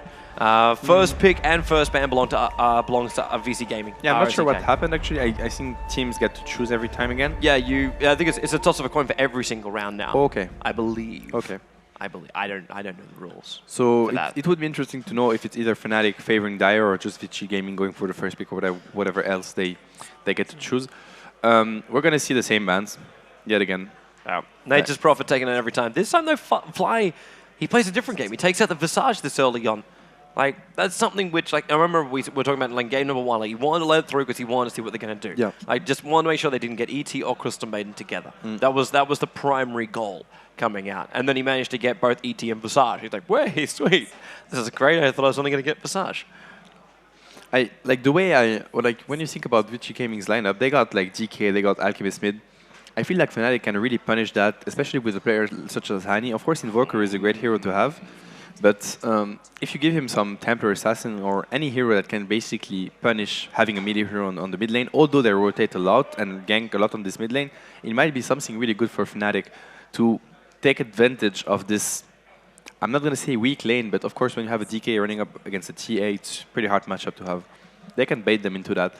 The Enchant, okay, now Vici gets the Elder Titan, that's interesting. That's like, how much do you favor this hero over everything else? And then they favor it over both the other heroes, CM and the Alchemist, coming the way of Fnatic. I mean, if we have a quick summary of the draft right now, of the best of 5, the key heroes are clearly Visage, Pugna, Alchemist, Elder Titan, and Enchantress. Of course, Nature's Prophet, maybe it's just a ban right now, but it's really those 5 that are really, really favored by both teams. Yeah. So it's basically, you get the Titan, I get the Alchemist for it.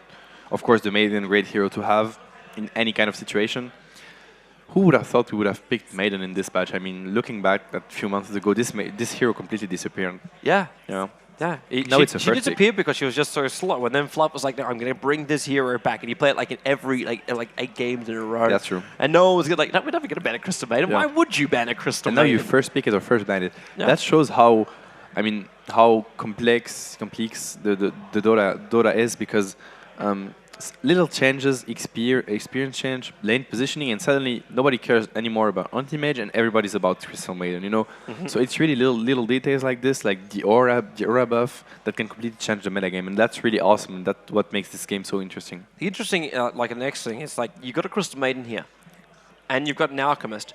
Are we looking at 2 supporters? We could be. Because right now, when was the last time you remember Hani taking up the Alchemist in the solo mid role? Like, they love to play the Alchemist as like this supporting kind of tanking kind of guy. Yeah. Hero loves to farm, but there's still a lot of different options on the field right now. We could really be looking at Alchemist support. Indeed, even at carry Alchemist, Era played that. Yeah. Yeah, everything is open again. The Rubik pickup. It's very About- old. It's very old school. The era- only era thing I don't Alchemist. know about Vici though is how do they play Titan? I mean, is it solo mid? Is it off lane? Is it support? I have to admit I don't really know how they run the Titan usually because I always see them banning it. Yeah. So I'm not quite sure how they use this one. And No-Tail is quite happy with what's going on. he's crying over there.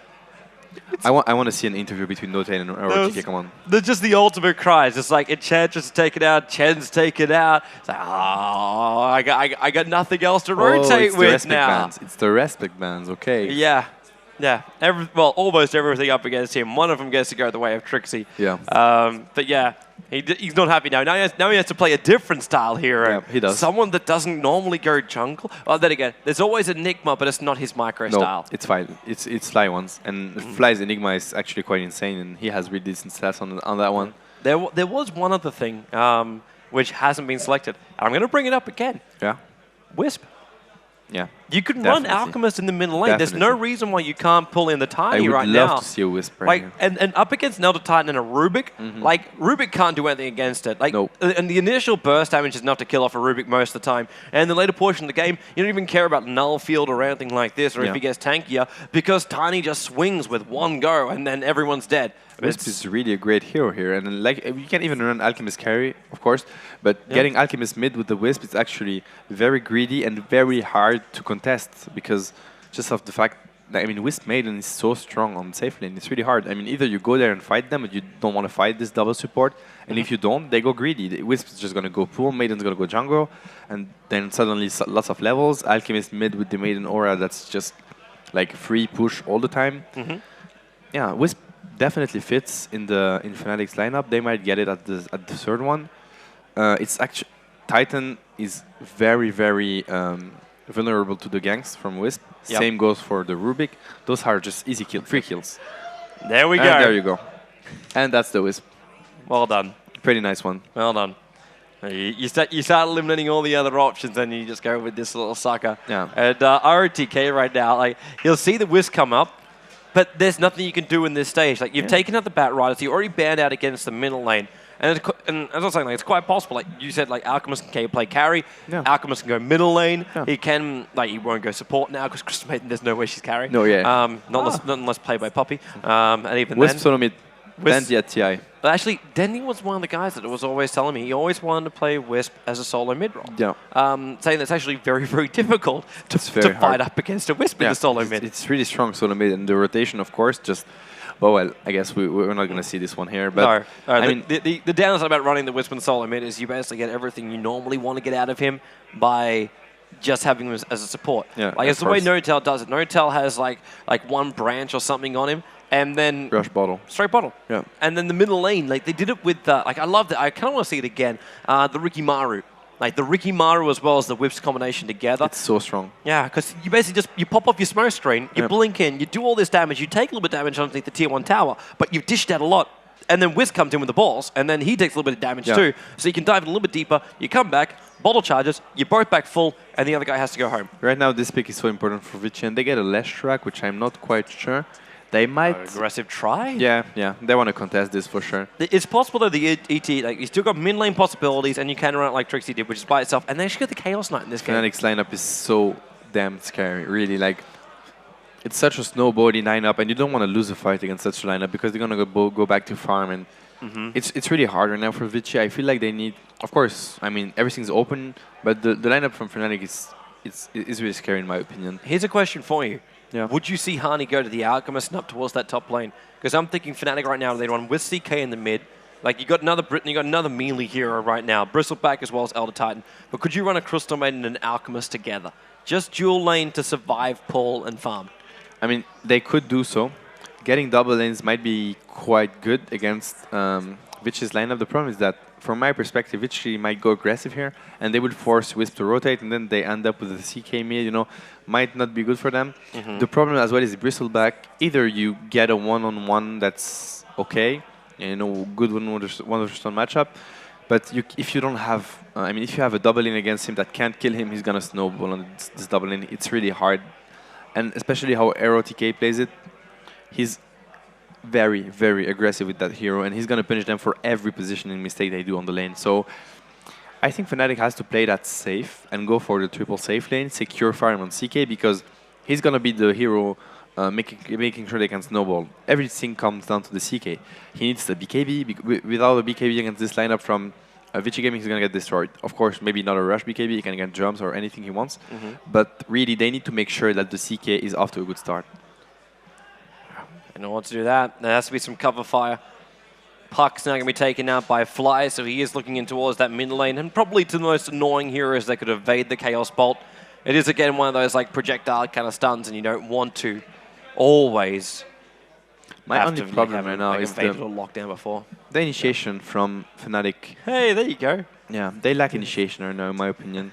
It's only CK running in, and Rubik can just lift him up, and then they can just stun him and kill him. Well, you still got Clockwork if you really want to go down that line. That you've got another other jump-ins. I think his Clockwork makes sense here. Like, the Rocket can do the scouting. Bounty Hunter, again, I still like having him up there. Of course. Like, when you have a CK and a Wisp up there, it's the vision game for Is there a way they can get 6 heroes for this game exceptionally? Nah, they're not going to allow that, right? No. I mean, it would have been great to have both Clockwork and Bounty Hunter. Pick up Lone Druid, that's basically like having 6 heroes. Of course.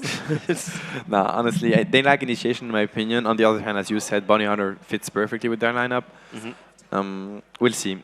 Both teams has a really strong draft. When you look at Vici Gaming's draft, it's also really scary. You can't really run into an Elder Titan plus Bristleback lineup without caring. That's not going to happen. They're going to get burst down so hard. Yeah. So, very even draft. This game will come down to the laning, I have to say. Ooh. And that's a Weaver. That's Trixie offlane Weaver. Interesting. Now that's the hero where the feed began. Yeah, really? Yeah. That's, well, actually, I think the feed was actually beginning a long time before that, but it was definitely noticed a lot with Weaver because he's such an aggressive offlane player. Yeah, that's like true. he reminds me a lot of like old school Sexy Bamboo. Yeah. Where basically, like if there was a way that you could dive, Bamboo would do it. If Roshan even had like a 1% chance of being able to have Aegis and Immortal snatched, Bamboo would do it. Would go for it. Yeah, and Trixie's very, very similar to that. Like he plays like high risk, high reward kind of like positions. And we get our last hero. I got my wish again. I get Super Storm Spirit. I love this guy in Storm Spirit. Yeah. He doesn't fear to jump into 4 heroes. He's so aggressive with anytime. It's just nuts. Linken's is a great item to get on Storm Spirit in that game, in my opinion. Honestly, they really like Disable. Of course, they have CK. Alchemist Stun is pretty obvious to dodge, I think, with Storm if you don't commit and get really close to him. And beside the CK Stun, they basically have nothing to lock him down. So, great pickup. And we might see a lot of roaming coming out of the supports from Vici Gaming. Obviously, Rubik is great against Fnatic's lineup in this game as well. And I'm looking forward to this game so much. It's 1-1 on the board. Who gets to take the 1 game advantage? We're going to find out right now, getting ourselves into the game, where it'll be VC Gaming going up against Fnatic. Fnatic over on our dire side with the Era No-Tail combination. Time and time again, we've seen this Wisp and CK, sometimes with Wisp and Tiny, sometimes Wisp and SA. Either way, they're basically holding hands all game through. Trixie is the Weaver. Fly takes up the Crystal Maiden, and that leaves Hani as the Alchemist as our last one. And then through VC Gaming, we'll have Finia. He'll be the Lashrak, moving up towards the top lane, just a ward at this point. Super will be the mid lane solo as the Storm Spirit, early null talisman for him. ROTK, Elder Tide heading down towards the bottom lane. And down here also is Sylar as well as FY, which is the Bristleback as well as Rubik respectively. That's the first time we see Sylar on the Bristleback in this tournament, I think. It's usually ROTK. It's like his trademark hero, post 79, post the 79 patch. Interesting to see how Sylar is going to play this Bristleback. Is it going to be really... They're coming top. It's going to be aggressive trialing top. Okay, so it's going to be an aggressive one. I don't know if it's going to be a farm-oriented Bristleback, maybe a Radiance Bristleback. Might be interesting to witness. We didn't see that kind of Bristleback yet. In this game, though, I got a funny feeling we're going to be seeing the Vanguard again. Yeah, I think so as well. Because you're going up against CK as well as Alchemist, you need to have, like, 1, the regeneration, and 2, like, obviously now the Vanguard works properly, the block up against the melee guys. And it looks like Fly wants to help Hani early on. And yeah, very good block from him. He's getting the range creep in the front. Oh no, he was just helping Hani with the block, actually. Well, there's one missing. High ground belongs to Fnatic for this one. Yeah. That's not going to be a fun thing for Super. And we're going to have a quick pause. Yeah, but Super lost one of the melee creeps in his block up the mid. Mike? Are they using mics? Maybe they are. Oh, it looks like Yeah, they got the noise now cancelling using headsets on. Okay. Yeah, Alliance agreed last game like it was okay because they want to communicate just by screaming and yelling. And Okay, so Fnatic didn't agree this time, right? I'm guessing not. Okay. I'm guessing not. Sure. So they will have the headsets on. Okay. So it's okay. All right, we're good to go now.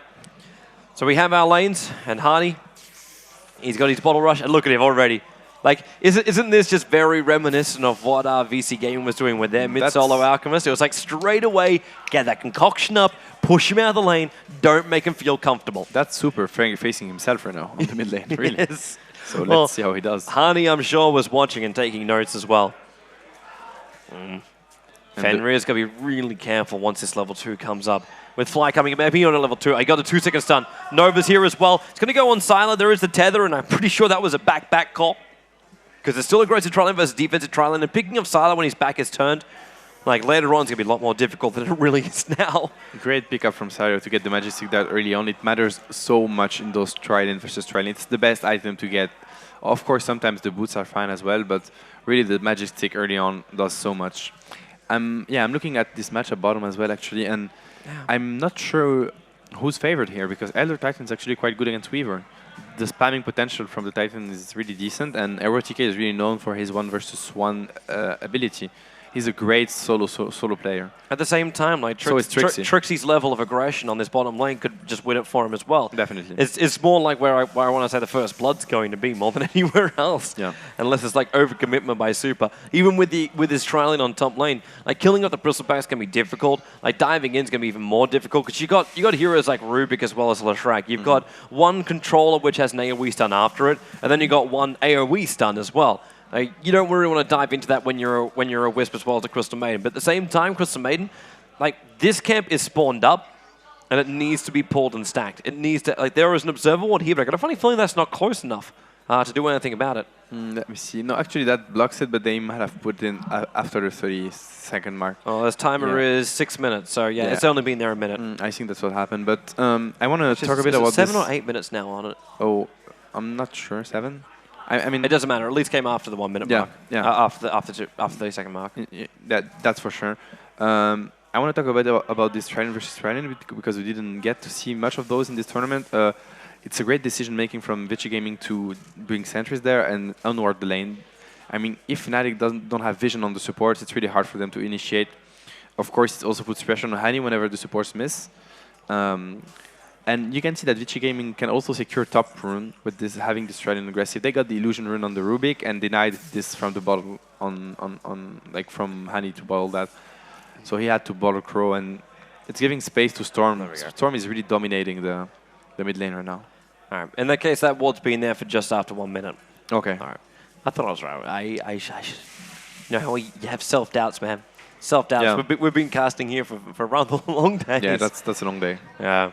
It's been some good times. They want to go. They're going to initiate. Reality Rift. And with the Chaos Ball, 2 seconds on the sun. Those Wisp Spirits are in a good position, but then FY, he actually tanked them up and bought some space for the Leshrac to move himself back and heal up a little bit more, munching on the tangos.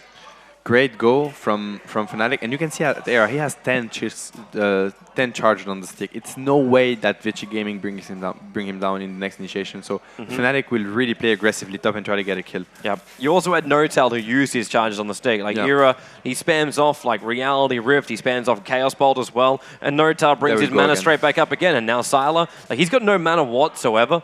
But these balls from Notel are really working overtime. They can even burst down the whoop. There's your Reality Rift. Telekinesis, straight after. It's almost like they're using now the Rift to bait out the 120 mana cost Rubik's. Now they can go again. Chaos Bolt. Telekinesis on cooldown. It's only a 1 second stun though. They need a little bit more. They couldn't get the tether on the other side. They want to dive it down a little bit further. But Sylar, frostbitten up. They're all burning through every single consumable on this top lane. But it's not enough. The movement speed from Maiden is, she just can't, she can't keep up with the rest of them? She can't keep up, it's impossible. But well, really good harassment from Fnatic. They're dominating this lane, I have to say.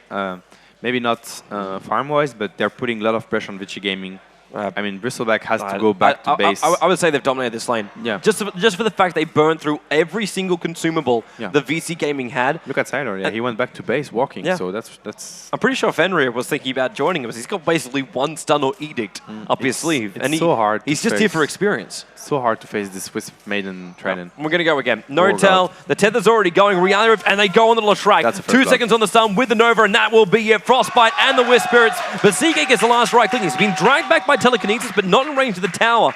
So they're unable to get a pick off here. And again, they're all up with 10 stick charges over on Fly. He'll pop them off, and Siler, you're a long way out, man. 3 seconds on the stun. He's held here for a long time. Nova again. His stick charges, or one charges now pop off, and the little strike's down by the space era. Nortel, he needs to tether him up. Storm Spirit Super! Super's up on this top lane. He'll take Fly. It's a double kill for the rotating mid with the DD as well.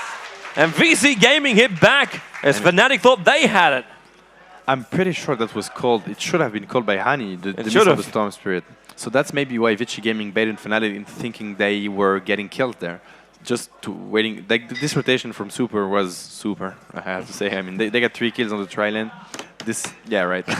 I mean, they get 3 kills on the tri-lane, that's really important for them. And they were getting dominated, as we said. And he gets Nimbus Rune to boot. Come on. That's the thing about Dota. It's also a little bit of Watch him luck switch. or success. I don't know how you want to call it, but getting those runes is really key right now for him, and it puts so much pressure on Fnatic. And you see what Fnatic do now. They pull Fly off that top lane.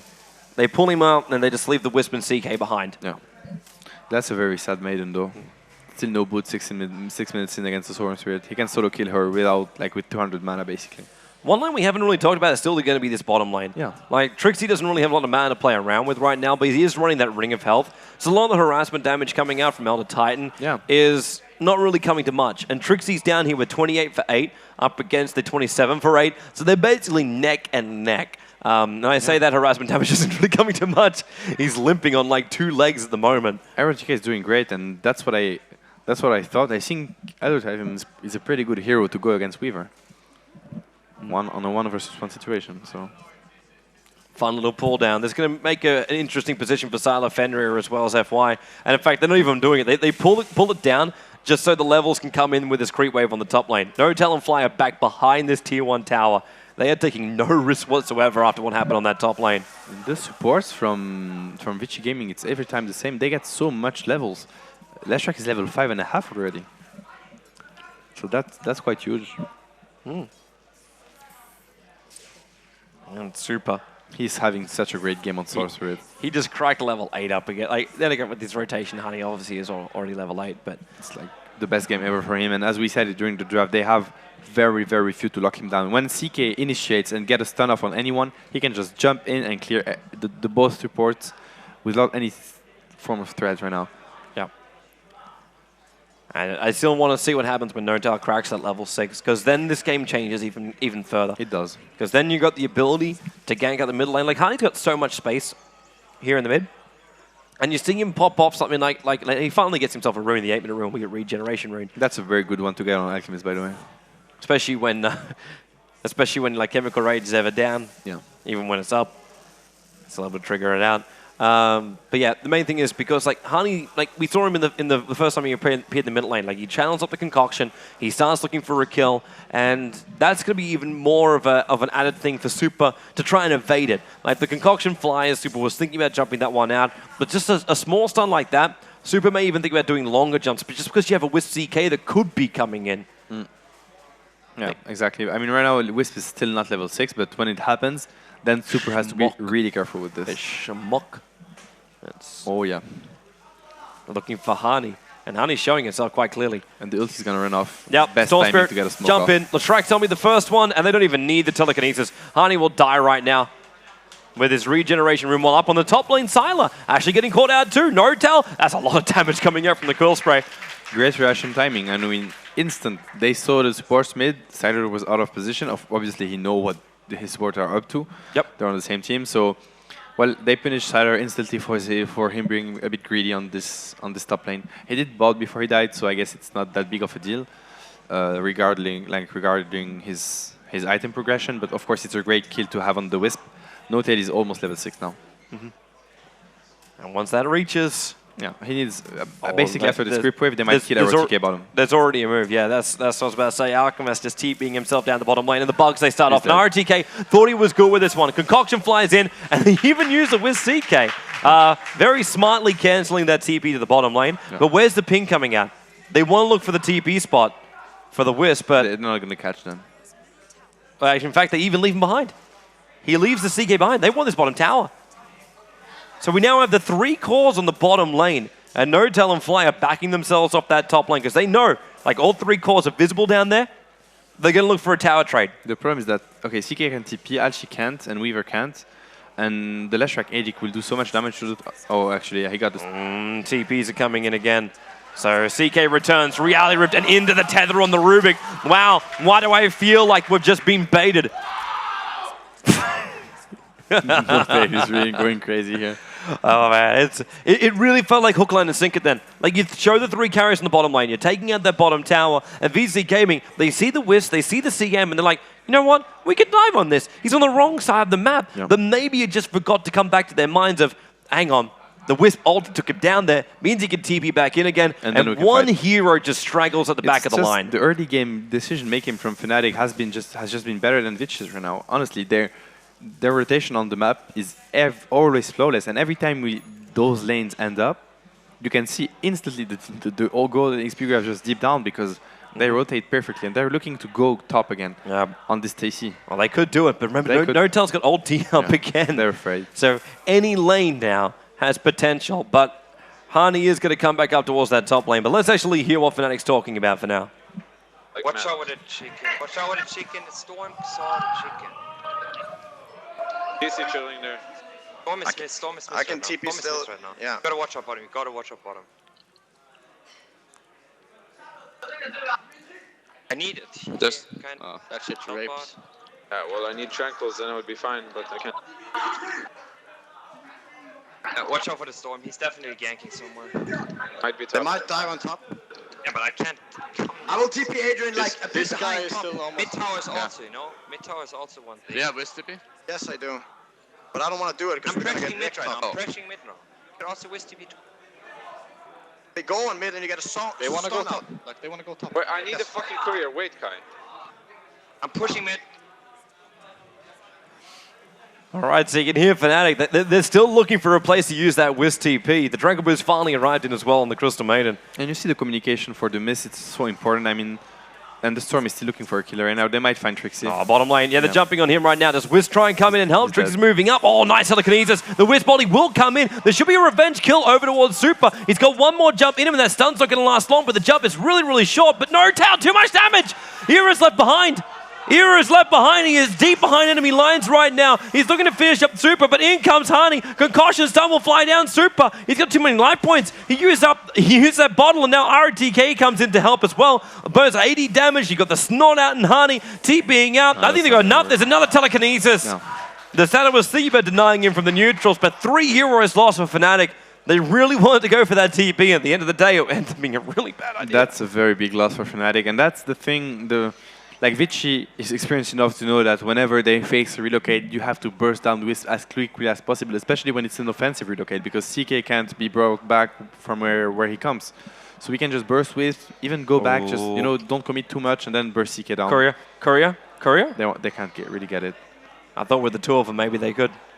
It's really hard. It already uses movement speed. They would have like pushed into the bottom of that camp to attack it. What was the courier doing anyway? It was sending Sentry Wars to Fenrir, who then just TP'd himself straight back out again. Okay.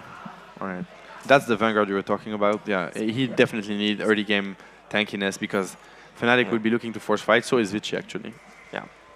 Especially if Era hit his level or like a lot earlier than he is right now. Like he's 3-1-1. That's not bad for a CK. But he's got 4.9k, drums, treads, not bad for 14 minutes. But if we have that armlet in the works right now too, what's coming in? Oh no, there's his extra money. I thought we were missing a little bit of extra money. I thought it was going to be for the Helm of Iron Will, but he's going straight to BKB. Yeah. Yeah, he has to. Against Vici's lineup, he needs a BKB. And I mean, that's something we mentioned during the draft. It's really important for CK to get a BKB against this type of lineup. I'm looking at FY's level. He's level 9 on Rubik. This guy every time. How does he find that? I have no idea. I mean, CK is level 7 and FY is level 9. how's that? I don't know. He's just everywhere he needs to be. This support player is really impressing me right now. It's crazy. Yeah. It's crazy. He's doing so much, and he has Tsukushi, so much pressure coming out of the He may as well be like level 13 right now. Yeah. Like he's walking around with 1 level ultimate and then a 4 level Shikuchi, 4 level Feybolt, and a 4 level telekinesis. Yeah. Like just give him the levels. There's 13 ability points right there. Super is gonna have Orchids pretty soon as well. He might even have it. Okay, no, he's the recipe. I mean, he has it in 200 gold, 100 actually. That's gonna be huge as well. He can then solo kill anyone. He can just go for the Wisp CK lineup every time, jump on the Wisp, kill him, and get out. I mean, there's no way they can just, you just jump on the Wisp, silence the CK, and then it completely denies Fnatic's ability to split farm because of that Storm Spirit. And Trixie on this bottom lane. He's playing a little bit with fire, but he knows he's got some support. Hani's behind him. Hani also, his choice of item going to be into a Shadow Blade. They're baiting Trixie into trying to be over-aggressive, but it's not going to work. He knows that something's going on. He's just playing safe. The warding from Vici Gaming is How quite thick is interesting. that? Which one? Yeah. We got 2 in the mid. We've got Sentry Ward down here. We've got Sentry Ward down here. We have an Observer Ward over here. They're really protecting their jungle right now. They want to make sure they get their farm going. Yeah. I mean, I'm not sure. Okay, he's getting mech on ROTK. I guess that's fine. Yeah, they would be looking for fights. I mean, this lineup is really insane at fighting early on. Even against a Wisp CK Ashi lineup. It's a little bit earlier than I thought they were going to, but then again, there's your Orchid already up. Yeah. Mainly because it's 200 gold until ROTK has a mech. And with the Spirit coming up, he's going to scatter absolutely everything that's around here. And there's 3 heroes for the moment. He's really low on Leshrac, though. He's got a Salve. He'll trigger it. Okay. And Super's already running up towards the top lane. It's exactly what he needs to do. He's just going to punish with CK for trying to overfarm. That's really great decision-making from Vici Gaming. Double TPs. There's a jump up. Orchid. That's perfect. He hasn't used it yet. He's still holding on to it. Now he uses it. No tail. Yeah. Beautiful pull out. He will obviously die for it. But Yeah, he'll have to separate the tether. Yeah. There's no other choice. No tail must die for his cause. There's no one else that's going to be anywhere near him to save him. And then, yep, Tel can just pick up, drag him, and drop him. Of course. You even see the positions of the Storm Spirit illusions. You saw one go down the river, and then one just over to this little region over here. One thing that can be really funny with Storm Spirit when Wisp relocates back, it's just stacking remnants and just wait for him and watching the Wisp explode. No, anyway, I mean, good relocating from Wisp. It's important. I mean, of course, it's worth it to die instead of the CK. So good decision making from Notate here, and I'm pretty sure that Super will really punish this Wisp lineup from Fnatic.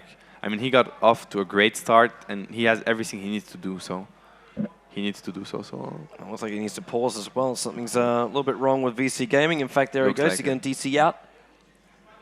Checking the ping right now, but it's completely fine. So it might be his computer. Anyway, this lineup is this game is looking quite good for Vici, I have to say. They have the pushing potential in the Leshrac. They can punish split push in the Storm, and they have quite a strong team fight with, of course, the Leshrac, the Rubik, and the TC, of course, and the Bristleback. Fnatic will have to be really, really clever on their rotation on the map and their decision making. Yeah. Because it's really got to the point now where the rotations at the start, like you were saying, it was absolutely perfect, and then. The decision to jump on the bottom lane was probably one of the first things that went wrong. Yeah, exactly. And then, the bottom lane, probably the best decision they made was not initiating. Not initiating, yeah. That was really risky. On the other hand, I mean, we have Trixie in ahead of Midas. He's also getting quite a lot of farm, even though he died once. He's doing okay, and once he gets Lincolns, then he can play really aggressive on his Weaver. Right now, he's really afraid of the Storm, which is understandable because of the Orchid, but that might change pretty soon. All right, we're off again. So 17 minutes into this game number 3. And ROTK is prepping for the mid lane. It almost feels like right now, again, we go into... it's kind of... I can't believe I'm going to say this, but it feels like Korean Dota. Does it? Well, when I first started Korean Dota in the starter league, basically you would farm for 4 minutes on your lane, and then everyone would group up in mid. That's 5. At minute 5? Yeah, like 4 or 5 minutes in. And then just after that, it was just everyone holds hands and it's 5-man Dota. It kind of feels that way from VC Gaming. At Like least you get some team fights all the time, right? Yeah, oh, it was great. It was like murder, murder, murder. Yeah. With this lineup, like they just hit their perfect timings. They go back out, they find some other farm, they find the next level item, and then they group up as 5 again and say, now we take the tower. Yeah. Then we go back out again. Then we take the tower. Exactly, and they do it.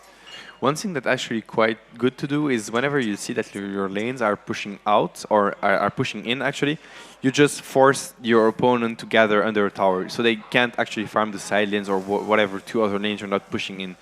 It's something you can actually use to outfarm your opponent. It's something that's used by many teams. Sometimes you just don't understand why they show in front of the tower, and it might be for this. Here's a fun one for you. He's getting dagger. Rubik with overcharge. Yeah, Well, I don't think that's really useful. Well on using that one with that tether. Yeah, yeah, that's not really useful. Obviously, he tried maybe to get the relocate and didn't manage. Either that or Wisp Spirits. Yeah, Either spirits are actually huge on to get on from Wisp. No, that's Trixie's gold. Now with the Hand of Midas, that's going to be a Perseverance. Yeah. So he's going to have himself, I'm going to say... 1k away from the Lincolns. Maybe another 2.5 minutes or so. Yeah. Depending on if they can find themselves some kills. But there's a lot of calls coming out from VC Gaming as they look towards bottom lane, and this is the reason why. They have an observer ward inside the lane. So they're looking for the Fnatic guys. And Trixie thinks he's bait right now. But again, we farm up, group up, as 5, take the objective. In this case, it's killing off the Weaver. And they know they need support. Because Storm... Whoa. Now they can turn. They could turn. Storm is almost out of mana.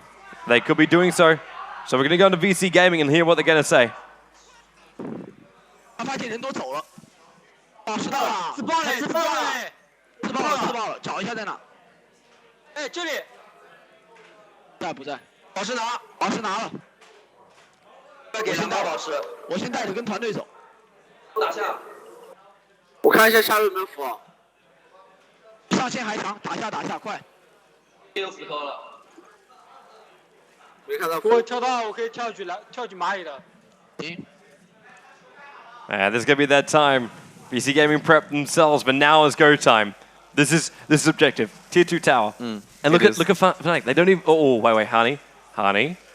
He's going to come with TP support. Oh, he's found someone. He's found Fenrir, and the Wisp Bolt is going to come in as well. You knew there was going to be TP support. They've already taken one, but now VC Gaming, they're going to jump in. They're focusing No-Tail, and they got him. CK's good for Romania. The ET ulti comes down too. It's a lot of damage to the CK. They wanted to use him as bait. And they got him perfectly. It's a perfect move from Super again. I mean, bursting down this Wisp is just so effective right now. It's really hard for No-Tail to position because no matter what he does, since nobody can really lock down this Wisp, this Storm, then they just can't protect No-Tail. And once No-Tail is dead, Era is, of course, way less useful. And it's really hard for Fnatic to take the fight. They need initiation somehow. That's why... again. Getting Trixie's in close already. Oh, yeah. Hani being picked up. Super coming in closer again. Has to jump a second time so he can get the Vortex. Got Frostbitten up a little bit more. No more man to play around with. At the same time, Fly just throws out his ulti, trying to punish the overcommitment here. Rubik being pulled back and then critted down. And they're going to dive in deeper. Era, Reality Rift, as well as Chaos Bolt available. Either go for Sylar or they go for Super. They see Super, but there's no stun to stop Super. Trixie couldn't do it. And Sylar's able to run away. They couldn't get either of them. Yeah, they could have got Bristleback for sure. I mean, it was worth trying. Of course, the Storm Spirit kill is the most important one at the moment. Also for the Strike he has, it's only a dominating one, but it's still something. Really, they lack disable. We knew that during the draft. The Weaver pick is of course understandable, but right now the Storm Spirit is really free to do whatever he wants in the team fight, and that's a problem for Fnatic. And he has to save his stun. I mean, of course, he has to initiate with it as well, but if you don't have Alchemist stun, it's really hard. And what's your other choice? Like, who else are you going to initiate with? You with CK can't jump in, because every time you do, No-Tail dies. You need the setup for the with CK relocate as well. That's why it's really tough for Fnatic to take the fight just because of their lineup. They have to try to find openings.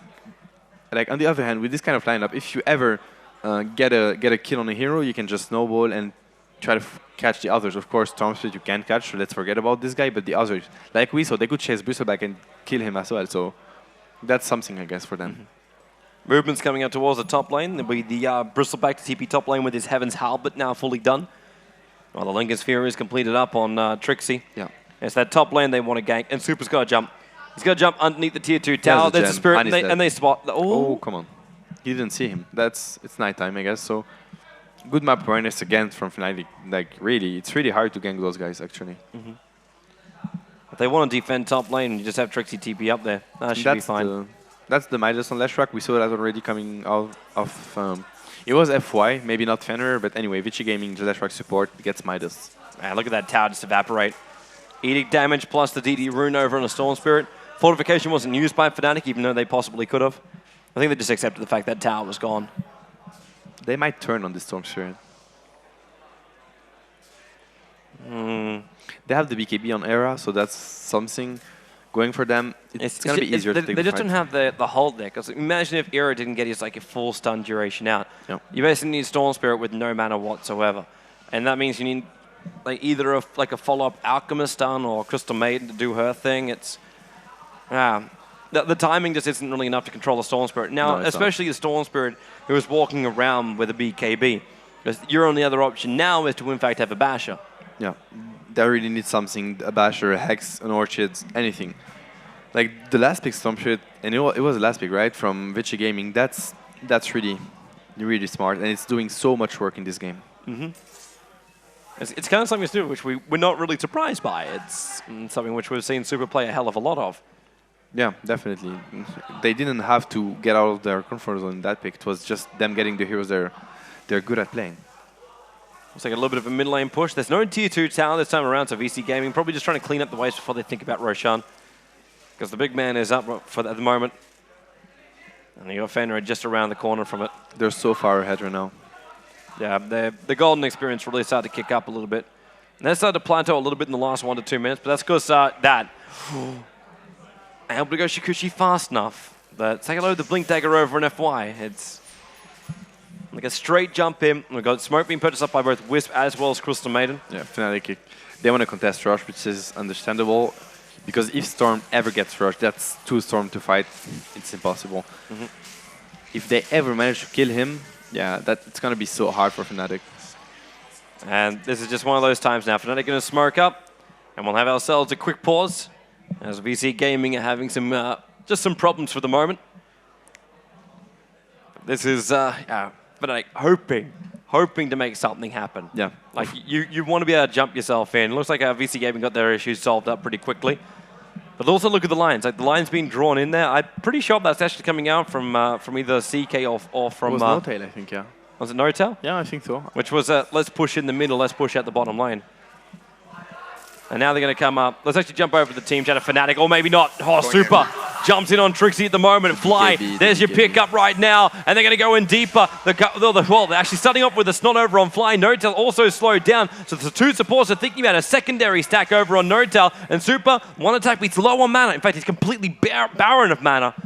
He would need to die with the Aegis Immortal on him. And you see what Hani did here. It was perfect. I mean, just not, like, casting the stun for too long, just half a second of stun was enough to get the stun from CK and kill Storm, but the problem is that he now has BKB, so now there is absolutely no way they can lock him down. But yeah, well, again, good attempt from Fnatic to answer that, but they just can't do much right now. They just have to watch the Storm killing their teammates. It's not really something you want to do. Oh, no, you actually, this is something they could do if they weren't being watched. The observer wants on this bottom lane. You can't even scratch your bum without like VC Gaming knowing. The problem is that the Wisp relocate is completely ineffective right now because of the fact Super is putting so much pressure, and we're talking about Super a lot because he's doing so much in those games. I mean, his DK was insanely good. His Storm Spirit is doing so much work again. On the other hand, we saw that Vici really gives him the advantage on the middle lane. They do everything they can. They protect the runes, they smoke gank when they need to make sure he's off to a good start, and he rewards them so much for this support, actually. And he plays 2 very different style heroes, like DK. If you get the Shadow Blade, then maybe he's an initiator. But with the Storm Spirit, he really jumps in very, very deep. Yeah, he's so aggressive. Yeah. But to be able to do that as well, like I know we talk a lot about with like Dendy, like we always want to see him on an aggressive styled hero. Yeah. Because it's just what plays better to his personality. But with this one, like Super seems to have multiple personalities. And they both seem to be just as good as each other. He definitely does. Yeah, it's that mid lane push. Yeah. I think Vici Gaming have now said it's business time. I guess. And I mean, they're so confident with this Aegis. He can just overcommit. He can even die once and it still doesn't matter. So the only problem is that besides Leshrac, they have really nothing to break towers. Reality Rift, which was stolen, is now being used to trigger off Trixie. Hani, he's going to come. No, he can't come out for a stun. They're backing up. They saw it coming. He got the stun off. Concoction will disjoint a little bit. With that observer wall inside the base, yeah, Fnatic realized that with the back out when the concoction started, that they had to be being watched. He's actually getting some decent farm on the Bristleback. He's going for an Assault Cuirass, which is the right decision if they want to break towers. He's still far away from it, but he had kind of a rough start on the offlane, I guess, so Siler is really catching up right now. He's 3-1 though, I guess. He didn't die much. Storm, jump on Trixie. They got the pull back on him right now. Super pops the BKB, realizing FY is in a lot of trouble. Rubik's already on the sidelines here. And now Fnatic, they've got a chance. Storm Spirit has to use the last point of its ulti. And now, he's in trouble. He'll lose the Aegis, the Immortal here. He'll do a little bit of extra damage, but the Aegis is gone, plus losing the Rubik. And Hani managed to kill him now. They got to stun him instantly. They got him. They got him. ET ulti almost made the space. Trixie, he does. He goes down.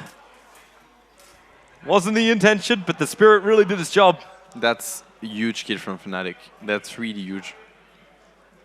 Great pickup. I'm not sure what they tried. I didn't see the Orchid on Weaver. I missed the initiation, but that's really huge for Fnatic. It doesn't really help them for the next fights, unfortunately.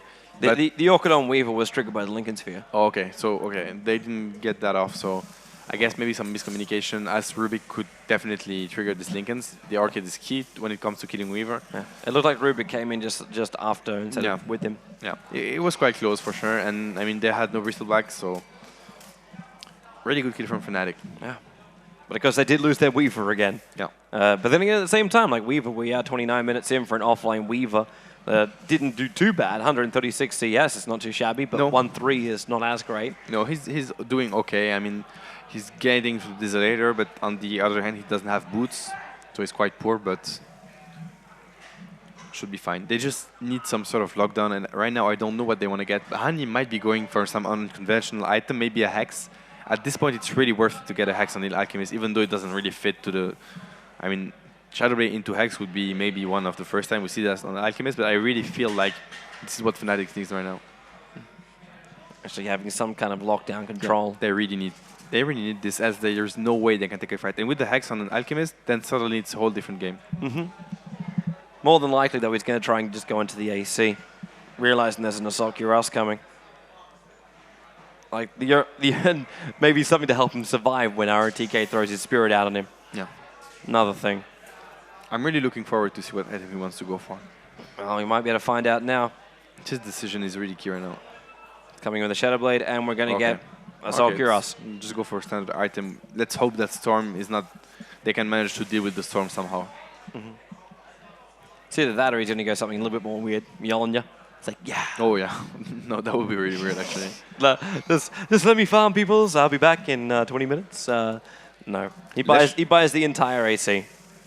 And Leshrac is working toward the BKB, which is understandable. Unlike Storm is getting Shiva's or Cuirass, so I'm not sure. I think ROTK got something as well. The Ghost Setter on ROTK. They're going to use Fortification. Trixie, one of those bugs to still be there, so if he lost the aggro, he could take the tower. Wait, he could have finished that. Tower's easily deniable now. Super TP's in. He wants to go for it, but he's not sure. No. If they use the tower as bait with a DD rune in the river as well, if they get that RTK, there's a jump in. Super got the BKB off. Era comes in as well. They've taken the tower. It's not denied off here. It was destroyed. They want to go. Yeah, they do. But they're coming up the river, and the bugs are in fact going to launch at both Sylar as well as ROTK. This negative armor is not going to help him. The ET ulti nicely on Hani, but you hear the go call. A nice Reality Rift pulls him up, and a huge amount of damage to pick off the Rubik. There's more support. Reality Rift is now, well, not Reality Rift, is about to come off with the Phantasm already being used. Super back in the fight. Sylar, he's just taking this entire thing up, and they're going to actually lose the CK. Era dies here. The Wisp ulti couldn't pull him out in time, but he's going to be brought back here in a moment. So all they got to do is wait for Wisp. Super comes back over. There's your first Remnant. Yeah, they're just so obsessed by the Storm, which is completely understandable. And yeah, no Tails again. I mean, you can't ignore a Bristleback. They just run into a Bristleback with DD and just spamming his second spell. That's way too much damage, unfortunately, for Fnatic, even though they got a really good pickup on the Rubik. Great play by Vici Gaming. They know where they're strong, like where's their strengths really, and they punish every overextension from Fnatic right now. They're going to punish it even more next time. There's a Shiva's Guard coming down to Super. So we now have a Shiva's on the Storm Spirit. He's insanely fat on Storm Spirit. And this is on top of, well, the Assault Cuirass, which has been built up on the Bristleback. So you combine the two of them together. That's like, he's having such a great game on Storm Spirit right now. Like Shiva, Orchid, and BKB in 30 minutes. That's really a lot of fun. Well, his net worth's almost cracking 16K. Yeah, it's huge. And the nearest to him from the Dire side is 12,000. Yeah. Technically, the nearest to him is the 13,000 on the Bristleback, who is already, like, he's over 2K life points and now has 17 armor. And he's going to get Cuirass as well on Bristleback. And that's a lot of items like coming up for Vici Gaming. They might be looking for Rush. When they get those items, it's coming back soon. On the other hand, we're going to have the Desolator on Weaver, which is going to help to bring down this Bristleback. But even though they really lack damage, the problem is that CK is really poor this game. He had a really rough game so far, so he's working towards what I imagine would be a Manta style. Would make sense against the Orchid. Oh well, they definitely damage on CK. At least the crit. That AC came out really, like, really quick. Yeah. Like I looked a couple of moments ago, I was like, oh, 1,000. Maybe he has some of the items on the courier. Yeah, but and then he had nothing, and now he has full AC. Yeah. I mean, we need at least, Fnatic needs at least levels on CK. They need to have this max Chaos Strike at least to get some lucky crits and rather burst down Storm Spirit or anyone else he decides to focus on. At least they have the Desolator on Trixie, but this is like 8 minutes behind the normal scheduled time. Exactly, it is. Like you look at like 36 to 38 minutes where you want to have that Weaver Desolator up. Yeah, and he doesn't even have boots, so he's rushing those items. Sorry, I said 28. Yeah, 28. 28 you meant, of course. 28 to 26. And that's without boots, so... Of course, I mean, the game is kind of hard for Fnatic right now. They're still holding on really well. They're playing against Storm Spirit with, like, so much items. Man, I think it's about VC's turn to try and push up this middle lane, and they are grouped up for us. So let's go on board with these guys. Or are they? Oh, they're going to give this a crack. They want Roshan. 阿姨在上刷，来一个灭，酱油记得存活，不能死啊！好，我已经出了绿了，我很难死，我好饿啊！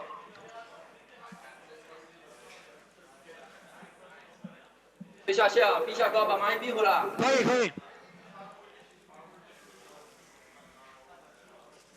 链接，对你抢强袭啊！出了闪滑，蚂蚁回来了。吸了，他很肥的。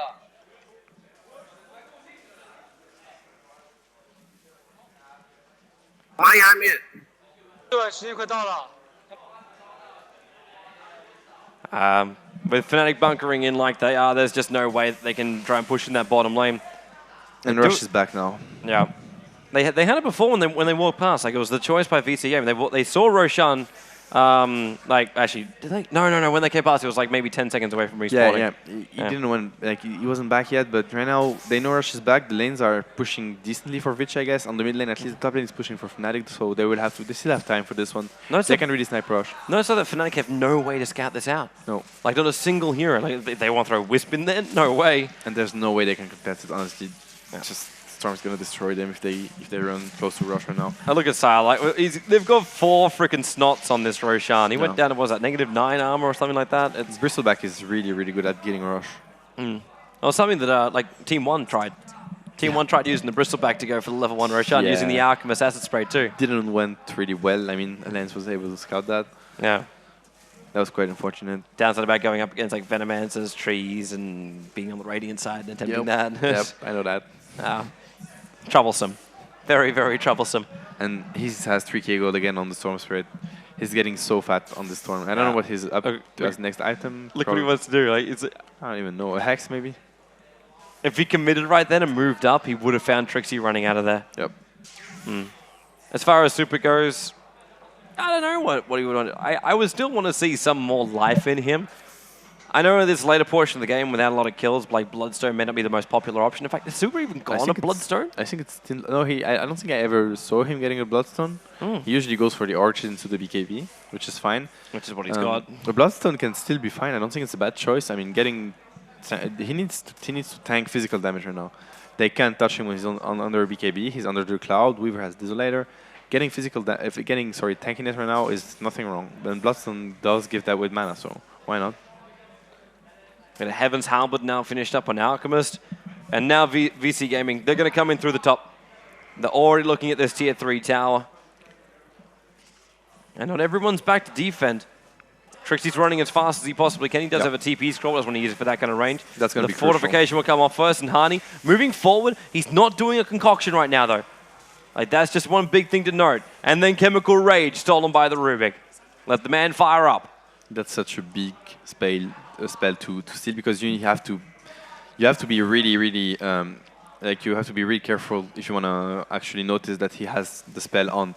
And then you might end up committing a lot on a super tanky Rubik. So yeah, especially when it's a level 3 ultimate as well. Like it's the buffed up Alchemist ultimate, and now he's got the Chemical Rage up. Look at the attacks from Rubik. He's just going crazy. He's just beating down the tower. The bugs will latch up on Sylar, but already the ones on Sylar as well as Super they've taken them out. That is intense. They have to find an opening Fnatic. They can't just let their racks down. It's really important. Yep. All right. Wow. Interesting stat. Yeah.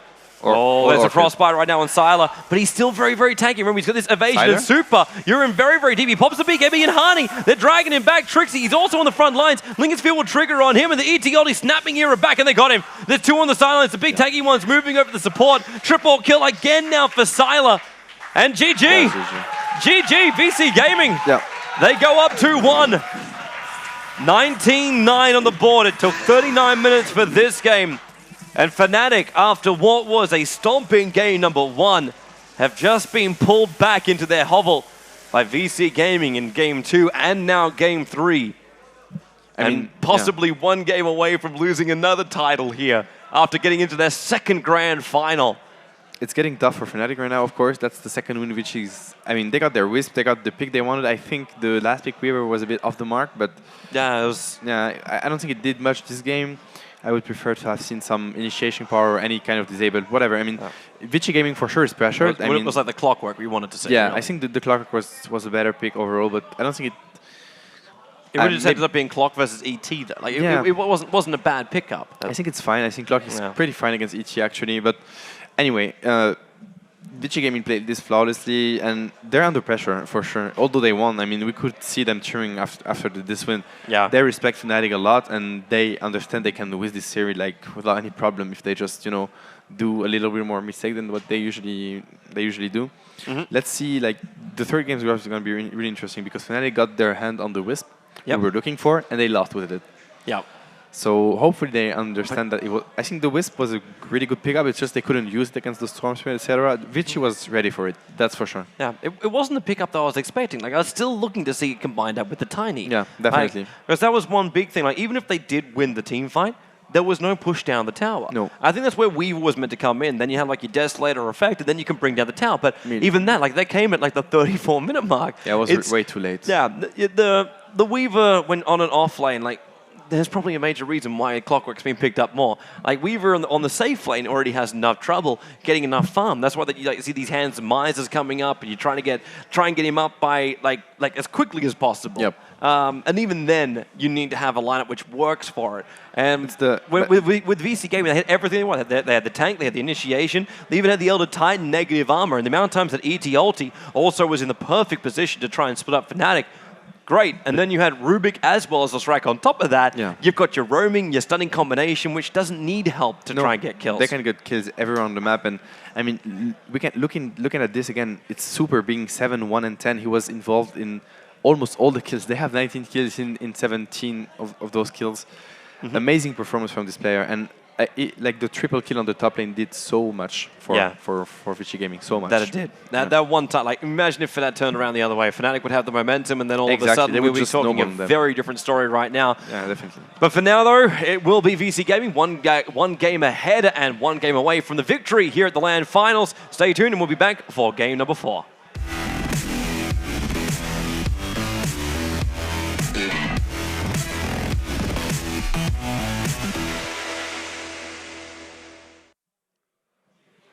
Welcome back, everybody, here to game number 4 of our grand final, the RaidCall EMS 1-4 LAN Finals. I'm Toby1. I'm joined by Sigma's Bucking Mad. We come back here for what could be the last game It could be. The It last could game. be. Yeah. Fnatic won game number 1, then VC Gaming hit back. They take game number 2, they take game number 3, and they're looking pretty damn good. They're looking very, very good. Yeah, two convincing wins from Vici Gaming. Great plays. Looked like they had the control of those games.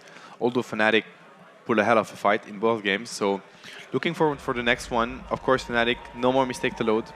No more mistakes to load. I mean, right now it's you drop a game, you drop from the tournament, and they don't want to lose that close to getting a title again. I mean, it happened to them this week at Dream League, and they really deserve this. Of course, I mean, the problem is that Vici deserves that as well. So yeah, they've played almost flawlessly throughout their competition. Obviously, they dropped one game to Alliance and one game to Fnatic, and then one game to Fnatic as well. But it's one of those things where you can't even say who deserves it. Like the community would want Fnatic to win just because of their run of, I won't say luck of late, just because their results of late, they always get so close, but they never get over the last hurdle. And I thought, like with game number 1, the way they came out firing, that their hurdle was completely and utterly jumped, and they would run with their momentum, because that's the type of players they are. That's the team they are. They go with momentum. And VC Gaming somehow came back and said, game number 2, I love your momentum. I love the way you do that, but this game is ours. Next game will be ours as well. How do we go with the last one? Because they've lost, like Fnatic have lost all momentum right now. Yeah. They've tried their Wiz combination, it didn't work.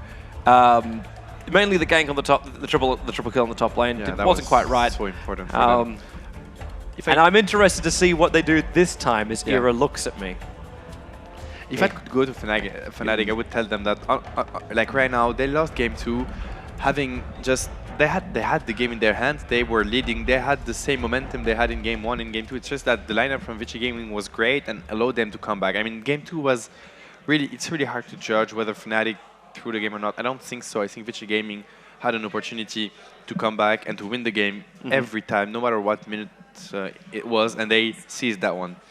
In game 3, I really feel that it came down to the draft, and that's something new. I mean, because Fnatic has had very, very good draft all along the tournament, during the whole tournament. And I mean, the game 3, we really felt like this Storm Spirit couldn't be countered just by the fact they had no disable. And it's not really them playing wrong. They had a lot of success on the side of Vici with the DD rune and then the Invis of the Storm Spirit, of course. They played it perfectly, don't get me wrong, but Fnatic had just some bad luck and a draft maybe a bit weaker. That's at least my opinion. So I'm pretty sure they can bounce back for this one. I'm sure they are aware. I think they checked the replay during this pause. That's how motivated they are to take this final. I mean, it's the best of 5. 2 loss, of course. It's important, but it doesn't mean anything. If they can win the 2 games, then they're just take it all. It's still fine for them. They just have to get the focus back. The motivation is here, and just go for the next game. Well, they do look pretty focused out there while the draft is on, and already we've seen RTK again banning out against Dota. He wants that Enchantress off this field right now. While Fly did the same thing up against Sylar. Like, you take out that Pugna, now that option isn't there. I'm wondering if they're tossing up the Storm Spirit too right now, because it's also one of those heroes, the jump in, the initiation. You're going to see the ET slip through, or no, actually, Fly says, let's take it out ourselves. They just need to... I mean, Storm is always a good pick, for sure, but it's easy to counter. But you just have to always keep in mind that they can pick Storm. It was the last pick in the last game, and for sure Fnatic didn't expect this. I mean, they had a Wisp, a Maiden, a Weaver. Every single hero of those are completely useless against Storm Spirit. That's the problem. And Vici really punished Fnatic for their greediness in the draft, like getting all this damage output, this physical damage output, this snowball. Well, Vici are really smarter, and they have a smarter, which is ROTK, and Fly has to be really careful. Well, RTK takes out the Prophet, so we go with that. That's 4 for 4 now. The Visage is out though. Yeah, that's the first pick. And Fnatic will never turn that one down. And this now means if VC want to, like, there can still be the Chen on the field, but the Crystal Maiden's also still available. Their favorite hero, which seems to be the Rubik, is also available as well. If we sum up the key heroes, it was Alchemist, Enchantress, Pugna Titan, and Visage. So right now it would be a Maiden Alchemist if everything's So I mean, that's the draft right now is a bit predictable, but in the right way. I mean, both teams know each other perfectly right now. They know what heroes are important and what heroes are less, you know, just less used by the other team. So Yep. this is exactly what happened in all the games, and it's the third and fourth pickup that will be really key. Yeah. And I want to see Fly make sure he removes out the hard people to kill. Yeah. So we're talking about the Bristleback again. We're talking about I don't think we need the DK now. We have the Alchemist because that will get to be played by Super in the middle lane. And then you got Crystal Maiden, even Sylar, he would be happy taking up that Alchemist. And Venomancer, how long has it been since we've seen him? Yeah, that's such a strong dual support. And one thing I want to mention is that Vici Gaming has been banning Venomancer as their first ban during the whole tournament. It was Venomancer and Elder Titan banned. And against Fnatic, they had to let it through the pool just because they have to ban this Enchantress and this Prophet, which I still question. I mean, looks like they really fear Prophet, or it's a respect ban against Fnatic. I don't know, but that's no doubt. They just ban Prophet every game, no matter what. So, great support duo from Fnatic. They can have really strong lanes here. Is ROTK also 4 for 4 on the OD ban coming up here in the second stage? Indeed. They don't want to play a hard lane in the mid at all. He is, and that's a Bristleback ban. Yeah, that's welcome. I mean, understandable. And the Chen's going to be removed too. Obviously, when Fnatic not going to go any jungler, why allow VC Gaming to have the option? Unless VC Gaming want to go into something a little bit more team fight-ish, and that's like Enigma. From my perspective, the OG ban you mentioned is it's a way to make sure Alchemist mid is viable. I mean, I feel like OD is a great counter to Alchemist on the solo mid lane. Before the level 6 and even after, he can just burst him down so fast with the ultimate whenever Alchemist is out of ulti form. So, yeah, and we saw that Super is very, very good at using the Alchemist solo mid. So I don't know what Fnatic is up to right now. They didn't reveal anything yet, just that they won't be playing... I was about to say they won't be playing a jungler, but we don't even know that. I mean, they played Venomancer solo mid on Honey, and they played Venomancer on Trixie. So... everything's open right now. Let's copy our bands again. Yeah, Mr. DK as well as the OD. So I think it's a full 4 games. It's the same almost, 2. Yeah. If it's not 4, it's like 3 or something. Of course. Yeah. Oh, it's because they had the DK in one of the games. Yeah. So yeah, it had to be 3. They just ban all the time those heroes are right, and unless they get it themselves. I'm not sure why actually. I mean, the GK ban. The DK would probably be like if you are going to push down towers, then you'd want to be taking out that hero, but. Not just his tankability. Like you'd want to ban like Lifestealer over that. For example, when it came to like Fnatic with a Visage and a Venomancer, you put a Lifestealer into this. You're looking very strong because Maiden's completely useless against the Lifestealer. So is Alchemist. Oh, I get to see. It's been 5th banned every single time until now. We get to see the FY Nyx Assassin, and I'm so hyped for this one. He's insane on that hero, really. Well, we'll see if Fly gets the hero. If Ira gets to have the hero from Fly. You can see Ira, he's talking over Fly's shoulder right now. It's like, please, please, please, please, give me Lifestealer. I break free of Crystal Maiden. I leech life out of Alchemist. Nyx Assassin, not a problem when I'm raged up. Oh, that's fine. Yeah. I mean, right now, everything is open. This Nyx can go mid. I hope it doesn't, but, well, it can go mid. Everything's open. Fnatic can just adapt, so can Vici. We'll see what they get. I think the Lifestealer is really great. It's also a great pickup against the Nyx Assassin. I'm not sure if they want to go for it, but it's definitely a good option, I feel like. I don't think Ira wants to wait for his pick. Fly still have it looks like it's the hardest decision of his life right now. Because the other option is we don't know what's going to be in the mid. Hani won't want to have his hero until that point. It's the reason why we saw the mids being waited until the very, very last. So the other option is then you look for your offlaner.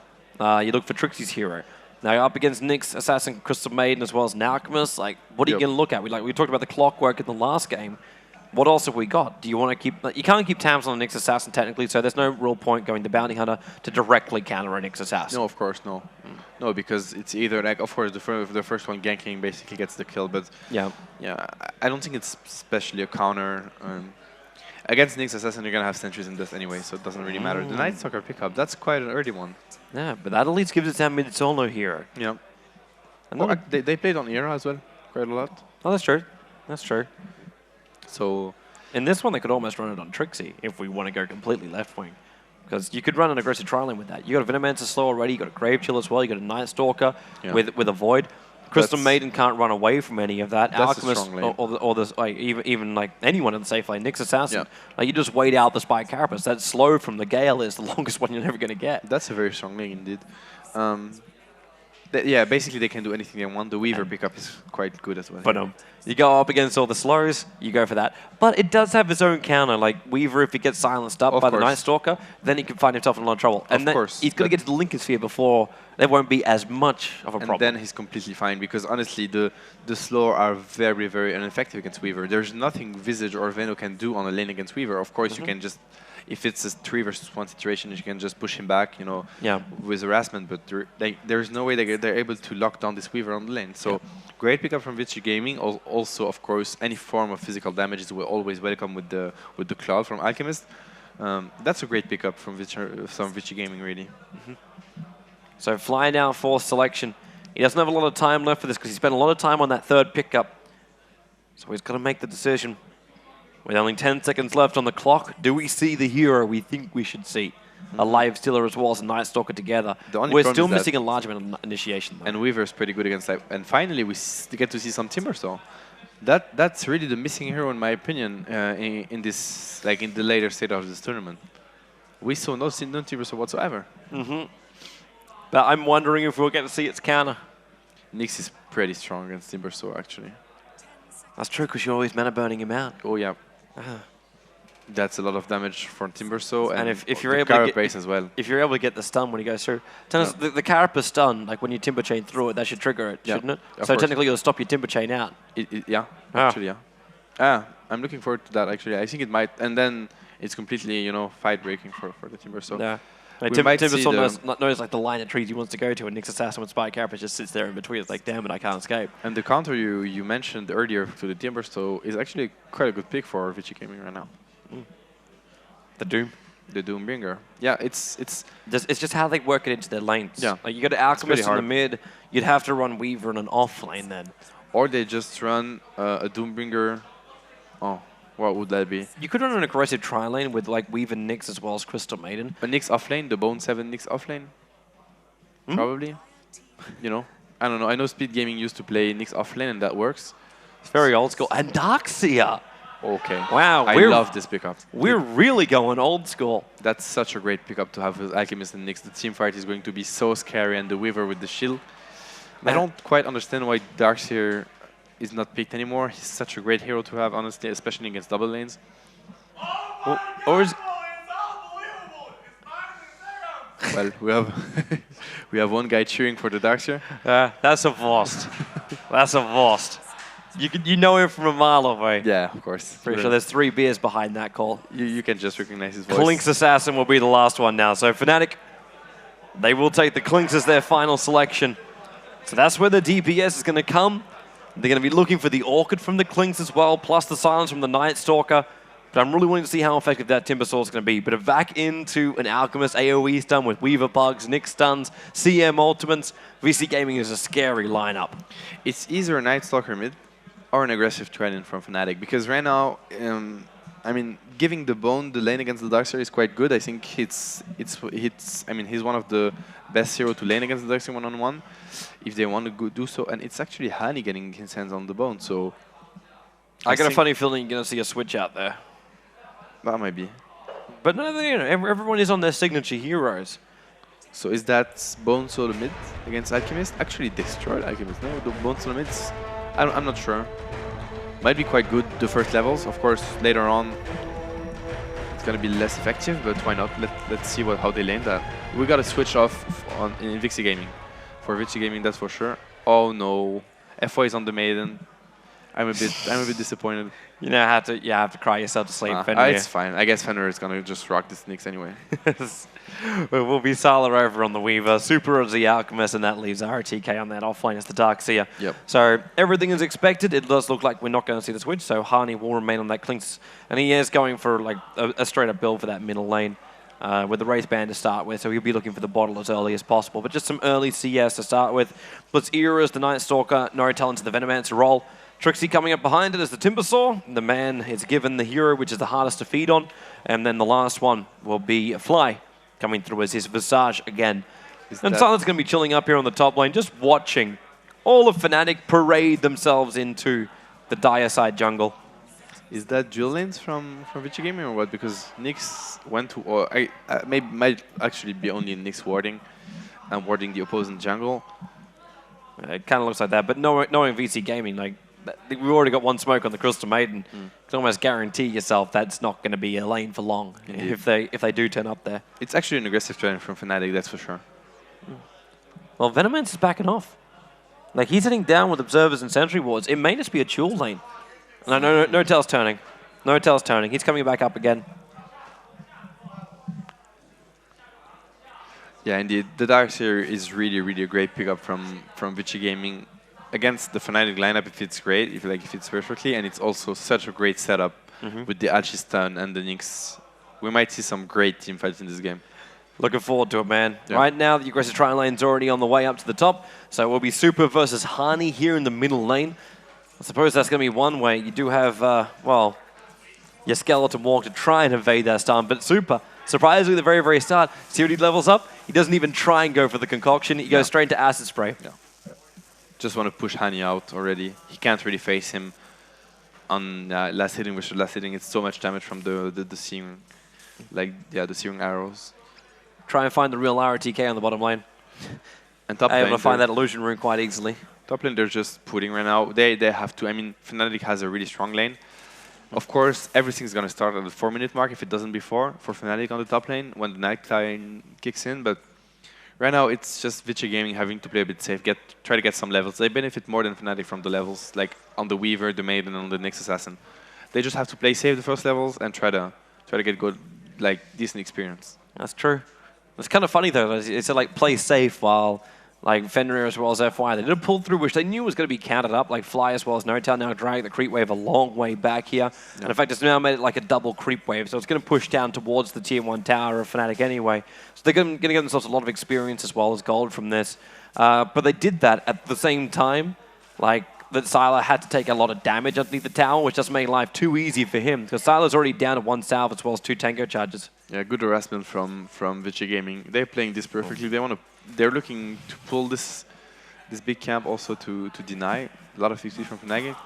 And yeah, on the bottom lane, I don't really know who has the upper hand in this matchup. I mean, usually Daxter go for creep skipping. He doesn't this time. Oh, well, once he gets like 3 levels up in the Iron Shell, then Trixie has real troubles on this bottom lane. But until then, Trixie with his Whirling Death, he controls ROTK. Oh yeah, they got him. The Gale's over there. The Soul Assumption 2 with the Void. No-Tail, need a little bit more right click by Sylar. He actually gets the first blood over on the Weaver, and the Crystal Maiden will be returned up instantly. But Fenrir, he's got stun available. He's looking to line up with both Era as well as No-Tail. They're going to move into the line. He stuns up No-Tail, and she misses on Era. And that means Sylar's going to attack directly under Era. Stick charges will keep him alive. Fly coming back into this fight too now. Sylar's retreating out, as well as Fenrir. He was really looking for the whole hallelujah play right there. That's so much cold blood from Era and Sylar. I mean, Sylar knows there's a sentry. He can get a kill on Nightstalker, but he doesn't go for it. I think he wouldn't get him and would die for it. Oh, No-Tail too far up. Now this time, double stun. Got both the support. Soul Assumption damage up to the Crystal Maiden, but it's 1 support for 1 support. But then again, Weaver diving in deeper. Gemnet attack is off cooldown again, but with the Void coming out from Irasal, you need to back off.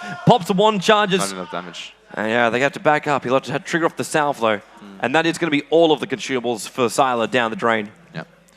He still gets 2 kills on the Weaver, and that's quite a lot. Although he's getting highly outfarmed by the Nightstalker on the lane, he's catching up with the kills. So I guess it's a decent trade for Vici Gaming. They got the first one on Weaver. Fnatic is still dominating this top lane, and we're getting to nighttime in 30 seconds, and that's going to be huge. And how's that bottom lane looking? Net worth wise, I'm still waiting to see it now. We're not level 3 yet on the Iron Shells. Yeah. To be honest, I thought it was going to be down there, where we just saw Trixie like slightly overcommit into Iron Shells. But hey, only 1 first blood missed the entire tournament. Woo woo. It's my personal goals in life. Yeah. Well, middle lane, we probably should be watching FY. Sentry wards go down, and then Nova, there's Nova, What a great and then the rotation. Frostbite as well. What a great Easy rotation from maneuver. FY. I mean, look at this. He knows that top lane is going to get harder for the support because of Nightstalker just being Nightstalker in the night. Then rotate mid, get a kill on the Clinks.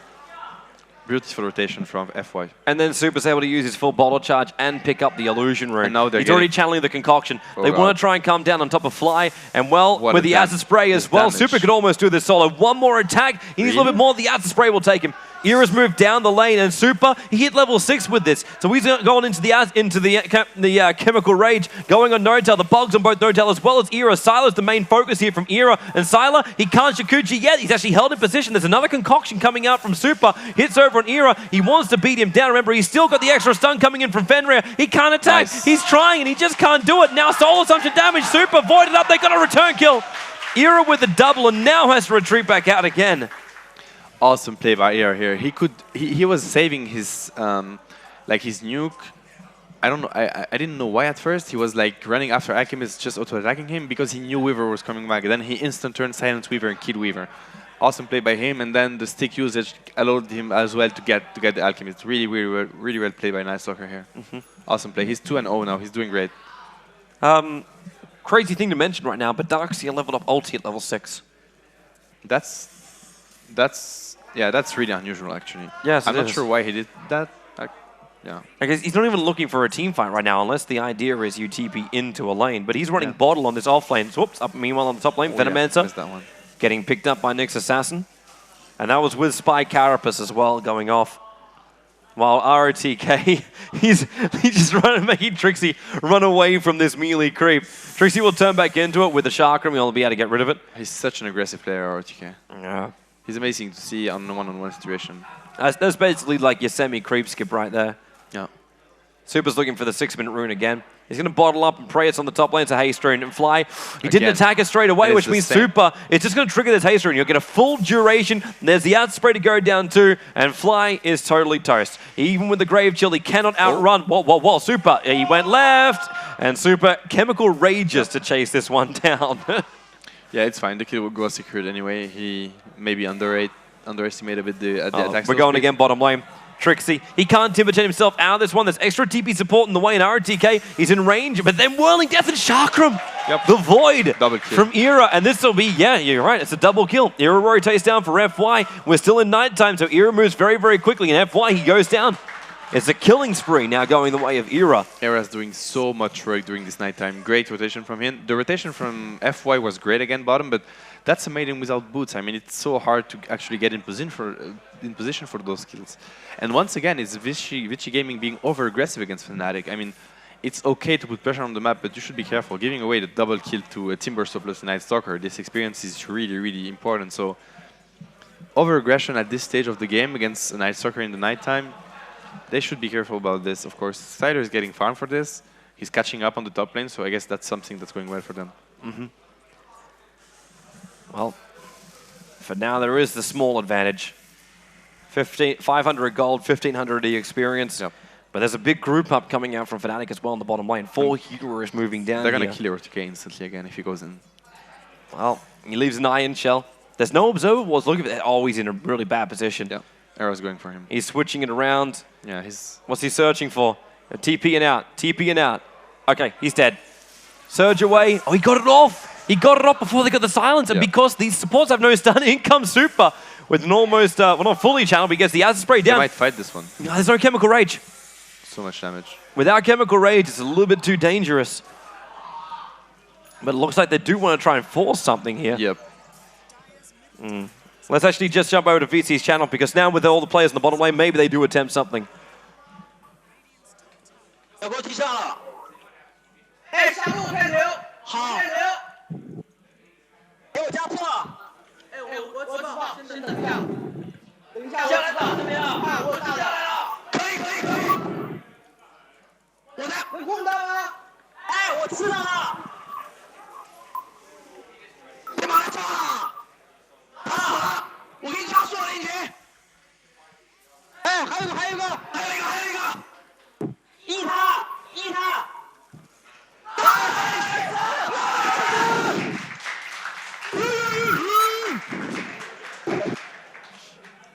Absolutely flawless fight.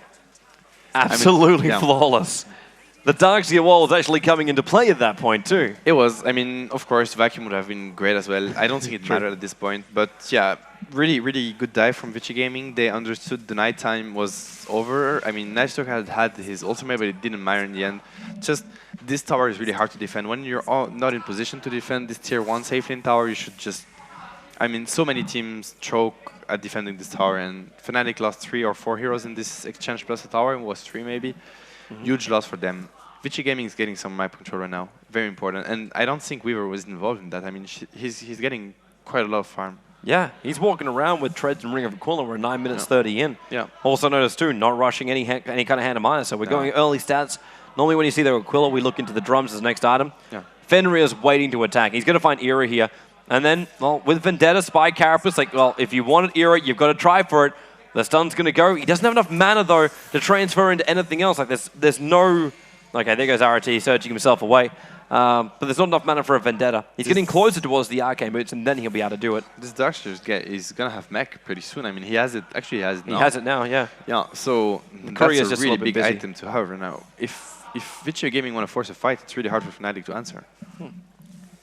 Because then when you have that instant burst heal, what matter if you silence up as well? Exactly. And that stayability. Super still trying to farm up this middle lane. He's popping Chemical Rage every single moment he can. On the other hand, we need to keep in mind that that's a 4 versus 5 right now. Hani didn't come into play yet. He wants to get the orc shit first and then try to get, you know, some... They're still taking some time, and Super, well, Chemical Rage is there. He's starting up the concoction. Remember, he can't be stunned up, but they have a lot of damage. Throw the concoction. Throw the concoction. He never got it off. Probably wouldn't have helped him anyway. He was hoping for the surge out from Darkseer, who did attempt it. Yeah, he was really out of position. I'm not sure what he was up to here. He was 1 versus 4 on the uplift. Maybe some. I got a feeling he didn't think everyone from Fnatic was there. Because there's no vision coming out from VC Gaming. It's just the fact that a lot of people are missing. Yeah, he maybe expected them to be somewhere else for sure. Yeah. Else, yeah. Just continuously playing like we're seeing so far from VC Gaming, which is the very aggressive, aggressive style. Yeah, definitely. And Sila's up on this top lane. Era wants to force him back. The second he comes anywhere near that farm, just force him back. And now, well, it's time. It's time. It's time for the 5-man. Oh, that's nice. That's a nice little share. ROTK, such a team player. Such a team player, giving his bottle over, and FY is going to take 2 of the charges from it. I mean, how is this maiden going to get hexed if you don't give him the wall charge? Are they really going to lose their courier for this one? That's a point boost from the courier. That's a point boost from the courier. That's too fast. They didn't attack it. You're right. It is. But up on the top lane, it's going to be both Fly as well as Era. And they got to know something's wrong now. There's a lot of... Yep, there's your stun. Over to Fly. Sila's already run through 1. The TP's going to be cancelled. Era's going to try and get out of this one. There's a back. Oh, it's just a little bit off target. Just a little bit. But they get the Visage, and they'll take the tier 1 tower. Yeah, it's a level 1 vacuum. It's really hard to land. Great TP out from Era. 1 kill, 1 tower, it's still a very good trade. It's not even a trade, actually. It's still a very good achievement for Vici Gaming. They're getting quite ahead during this daytime. Hopefully Fnatic can... I mean, of course, Fnatic will have to strike back during the second nighttime because that's when they're going to have the Orchid from Klinks. Yeah.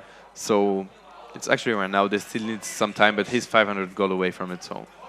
It could be worse. Oh, Fenrir initiates, was running the Sentry Ward, follow up with the Concoction Stun under the Acid Spray, and RTK gives the Iron Shell to Super. He just can't even Timber Chain his way out because he's just going to dive to the Carapace. Nyx is really a great hero to have against Timbersaw. Yeah. Well, it's the initiation. Like, even then, like, you threw down a Sentry Ward for the Radiant side, hoping that would cover you, but the second Fenrir realized Alchemist was backing up. Like, he walked into here and was still able to get the stun directly up the hill. Yeah. It's just already too late. That was TP coming to bottom lane. It's like Silas down there for now. Also walking around with 2,200 gold. That's his full drums if he wants to buy it. But it looks like he's saving it for something else. Are you thinking what I'm thinking right now? Starts with an R, ends with an int. Oh, yeah. It could be. It could be. It could be quite a good pick right now because then he don't really have to commit. He can just run around in the fight, try to be... You know, go for the jukes and everything, and with the Darkseer spinning him up, that could actually be quite a good item to get. Yeah, really. Oh, they're gonna go for. It's just so simple for him. It's just so simple for him. The Observer Ward though was watching the movement going down to the river, and no one else has flagged up anywhere, so they're realizing it. Roshan's being damaged down a little bit. They get back up, and that's the Knight plus the Orchid. So that's a really great time for Fnatic to pick a fight. Yeah. Let's actually have a listen to Fnatic as they are looking to try and contest up Roshan now. Take the sentries, Ren. We could possibly even go on them. Yeah. Hit me mid. Do you have a smoke? No, they're still warring. They're with birds. Oh, mid. Wanna go for him? Yeah. Can't. I don't know how exactly. Yeah.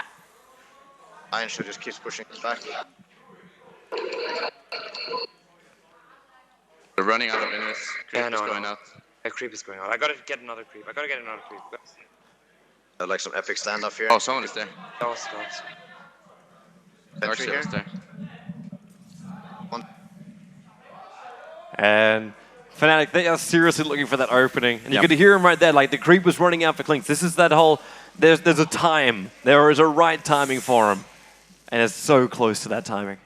It is, and I mean, right now it's a hard call for Fnatic because there is so much burst damage on Vici's gaming lineup. It's looking pretty much like the second game. I mean, of course, the Weaver pick is a bit different, but the burst output from Darkseid with Nyx, Maiden, Alchemist is just huge. They need to be really careful with their dives. Still waiting for VC Gaming to get rid of a couple of these sentry wards. You notice like Fnatic are prepped up for this. Like there's a sentry ward right here in the mid, and there's another one down here on the bottom river. So anywhere this Nyx goes, he won't be able to get an instant surprise out. Like they've got Dust over on VC Gaming and Super, or he's prepping a concoction.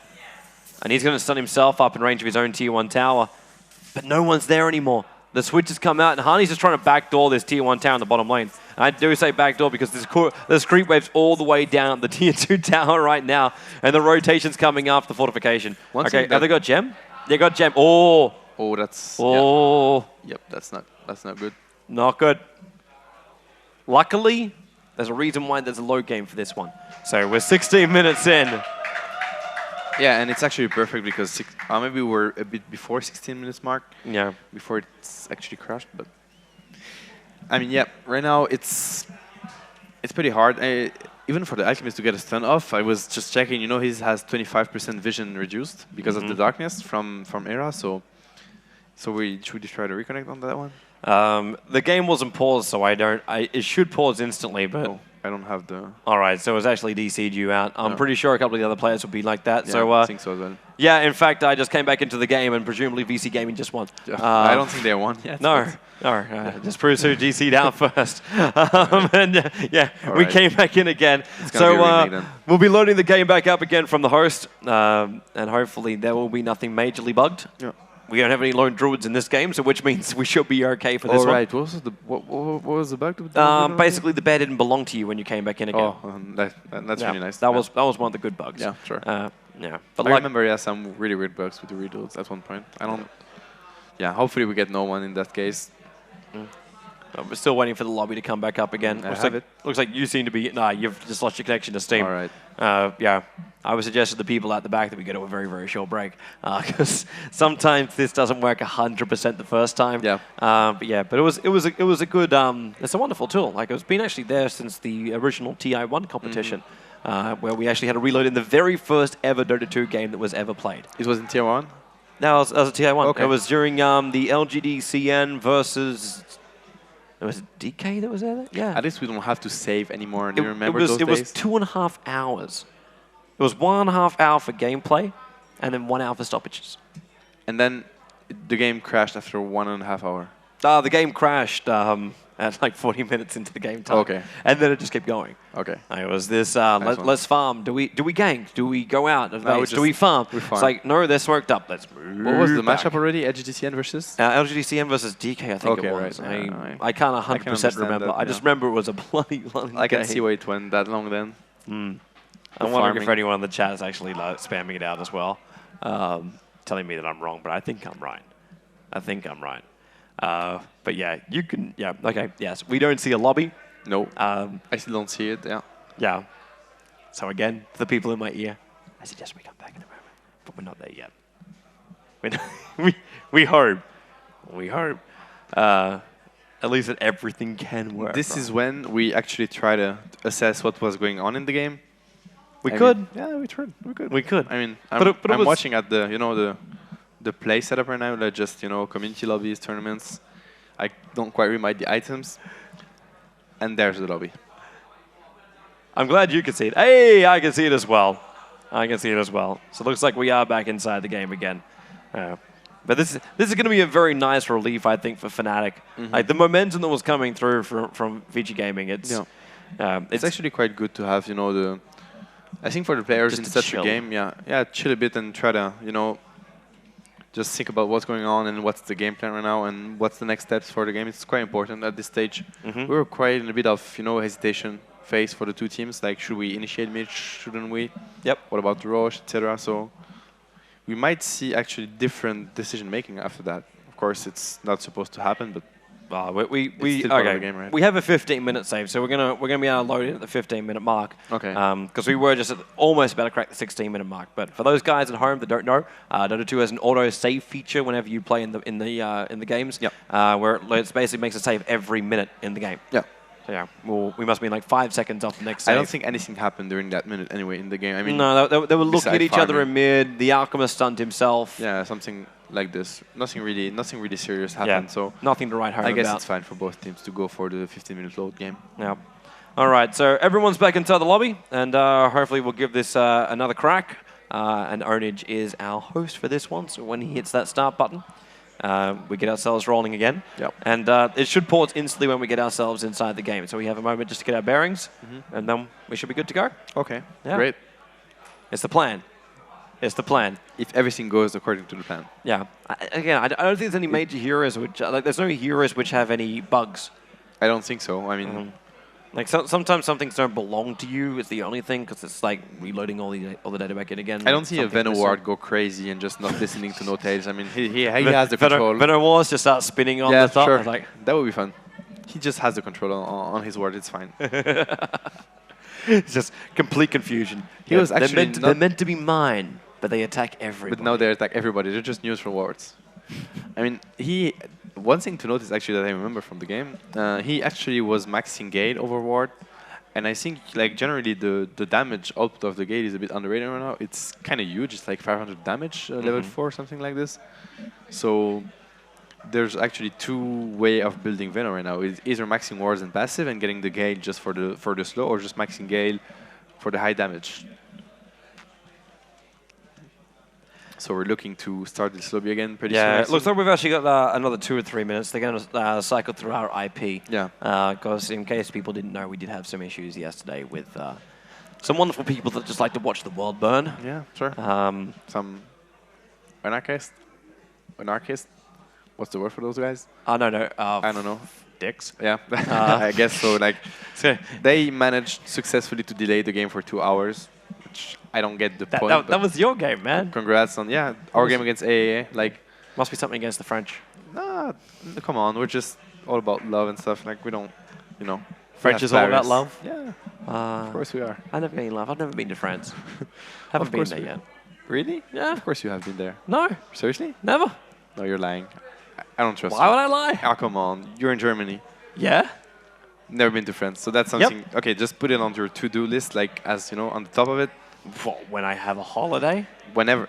Oh, okay, no, right. I'm having my first holiday since I started working for the company in 2.5 years. In what? I'm going to Australia for 5 days. In 2.5 years? No. Yeah, I've been working for the company for almost 2.5 years now. And I thought you planned your holiday in 2 years. By choice, I have never taken a holiday. Okay. Well, that's until now. Where I take 5 days in Australia. When is it? Oh, at the end of the year. Yeah. Oh, great. And even then, technically, I'm doing an event in Singapore. I'm just hopping down to Australia for 5 days and then coming back again. Bah. So technically, I'm only having like 2 days holiday. Holidays are pretty enjoyable. You should try this. It's crazy. I don't know what you're talking about, man. I don't know what you're talking about. And now we get to have some show by host again. Yeah. I wish we could actually get the camera on a Voss while he's doing this, because he seems to have a nice little pool made up with the Serbians down in the crowd. I mean, the after party didn't start yet, and he's already... After party? What time is it? We've actually just cracked over midnight. It's going to be a very... It's midnight right now, so we have the possibility, so for all those people out there who are tuning in from Europe, grab yourself some hot cocoa. you could be here until like maybe 2 a.m. in the morning. Yeah. If you're tuning in from Southeast Asia, you've been watching all night, or from China, or from down in Australia as well. What time is it in Australia right now? Do we have this one? No, it's not a clock that works. Oh, right. The clock behind us is a fake clock. Okay, I thought it was the real one. No, it's not legit. Okay. Either that or the batteries are all dead. It looks like a technically legit clock, but Yeah, really. the time's just not moving. No, it's not moving. It's almost legit though, except for the fact like Australia and China should never be that far apart. That's true. But right now, if it's like 1 o'clock here, I believe it's going to be like, depending what part of Australia you're in, it should be like 8 o'clock or 9 o'clock in the morning. Okay. Yeah. And for China, it's going to be like 7 or 8 o'clock, 6 or 7 In the morning o'clock. as well, yeah? In the morning as well. Okay. Yeah. Yeah. We have stupid daylight savings in Australia as well. You do? Yeah, just like you guys here. I never went to Australia. I want to go there really badly. You've never been to Australia? Yeah, but that's okay. Like I mean, I've never been to I France. live very far away from it. Oh, crazy. And looks like the players are getting ready to start the game again.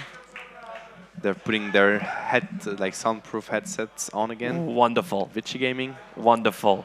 All right, so here goes the load. Here goes the load, and we get ourselves back underway for the game. If all goes according to plan. Yep. If all goes according to plan, It we will, have no it will. major breakages. We'll load ourselves in 15 minutes into game number 4, and we should be all okay to go. I'm confident that it will. And there we go. 15 minutes in. That's perfect. Yeah. So we come back in at a perfect time, 7:12. This is when Hani was also looking for another initiation. Like his death pact has gone back onto cooldown again. Yeah. It's on like 31 seconds, but yeah. It's looking pretty good. I'm glad the crowd can keep themselves entertained while we wait. Again, no roaming cameras.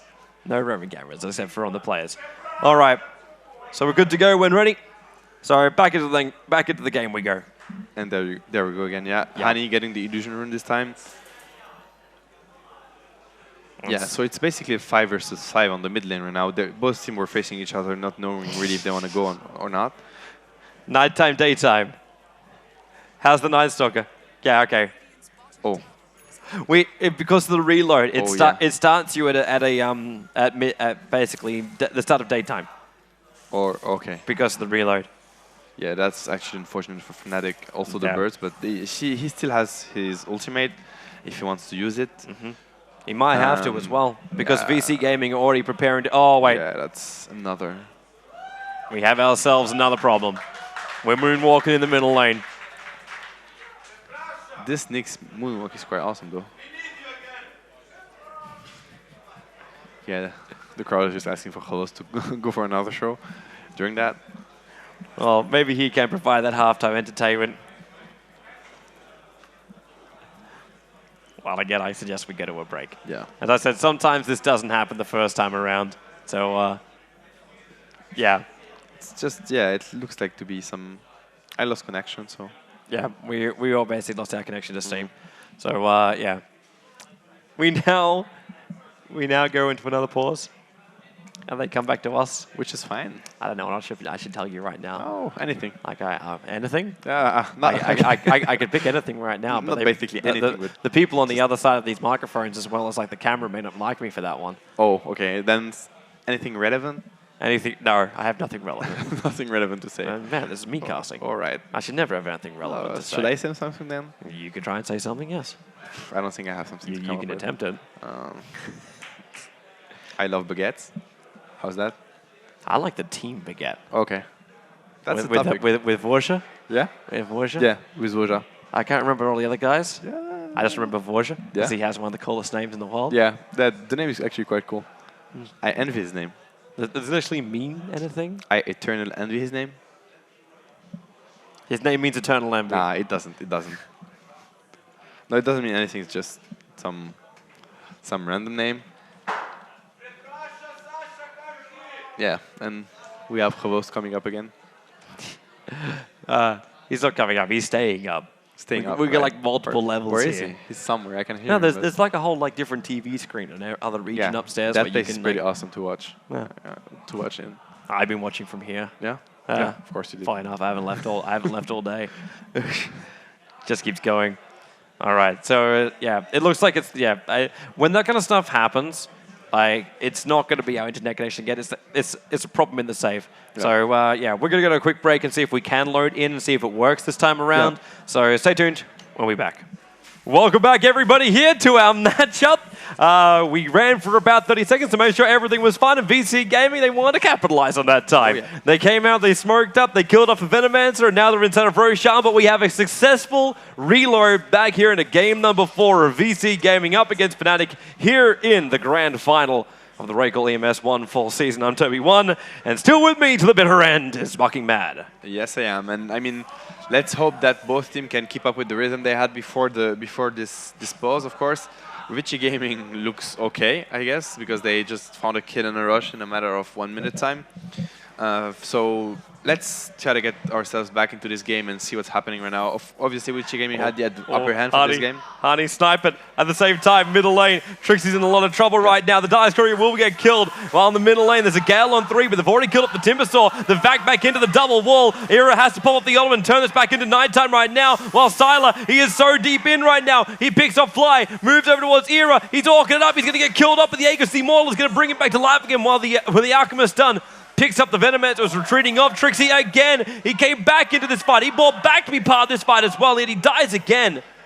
And Vici Gaming, well, these guys do not muck around. Save or no save, it is no excuse for no level aggression. And now nighttime's over again. Another quick stun. Sylar, Shikuchi, and Familiar 1 stun. Familiar 2 stun. Era, the Vac back in again, keeps him there, and then your Frostbite. They get themselves another kill.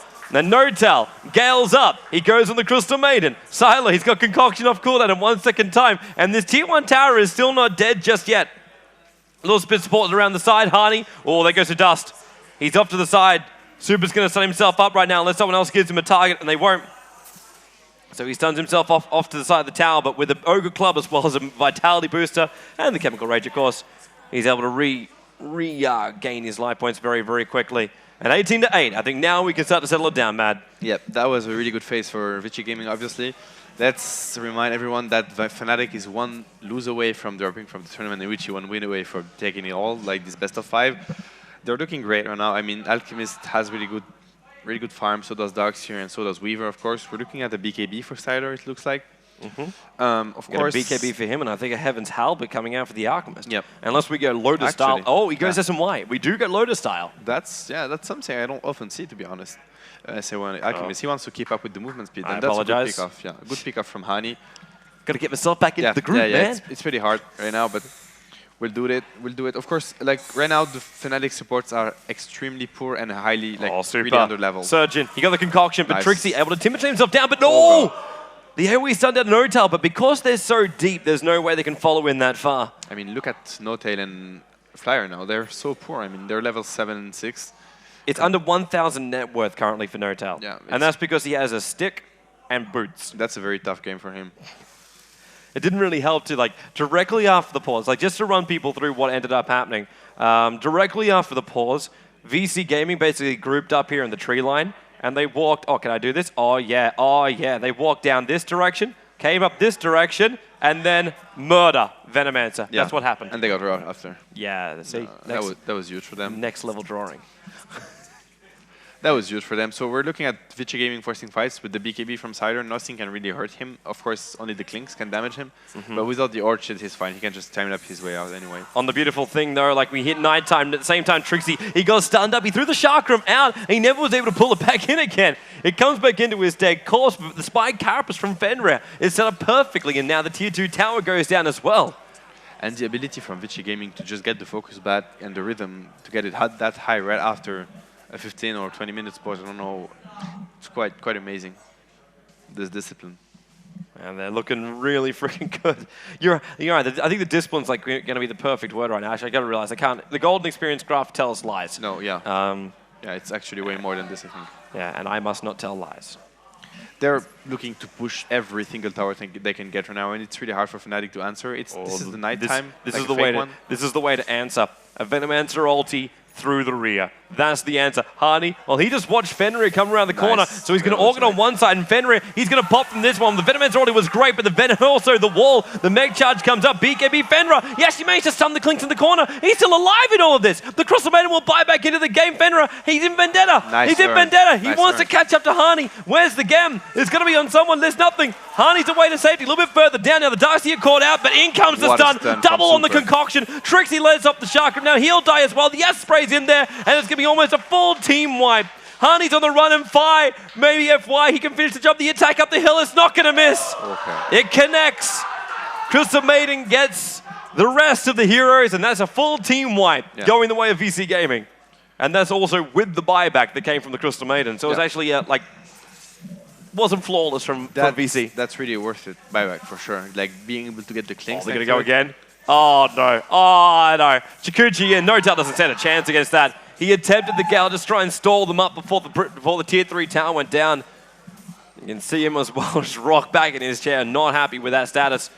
The 3 of Fnatic about to come back alive against. They have a chance to defend this Rax, but still it's a tall ask. But while Darkseer is not here, they've got to go. And it looks like VC Gaming going to back themselves up. Trixie's looking for it, but they will turn and reinsert. You know they will. With the Blink Dagger now up with the Darkseer, of course you will. They have to wait for Harney to take any sort of fight anywhere now. Well, let's listen to VC Gaming and see what they're up to. 看一下夜幕往哪走。我你妈，我不该打了，小骷髅还要出来。我来了，我在靠了。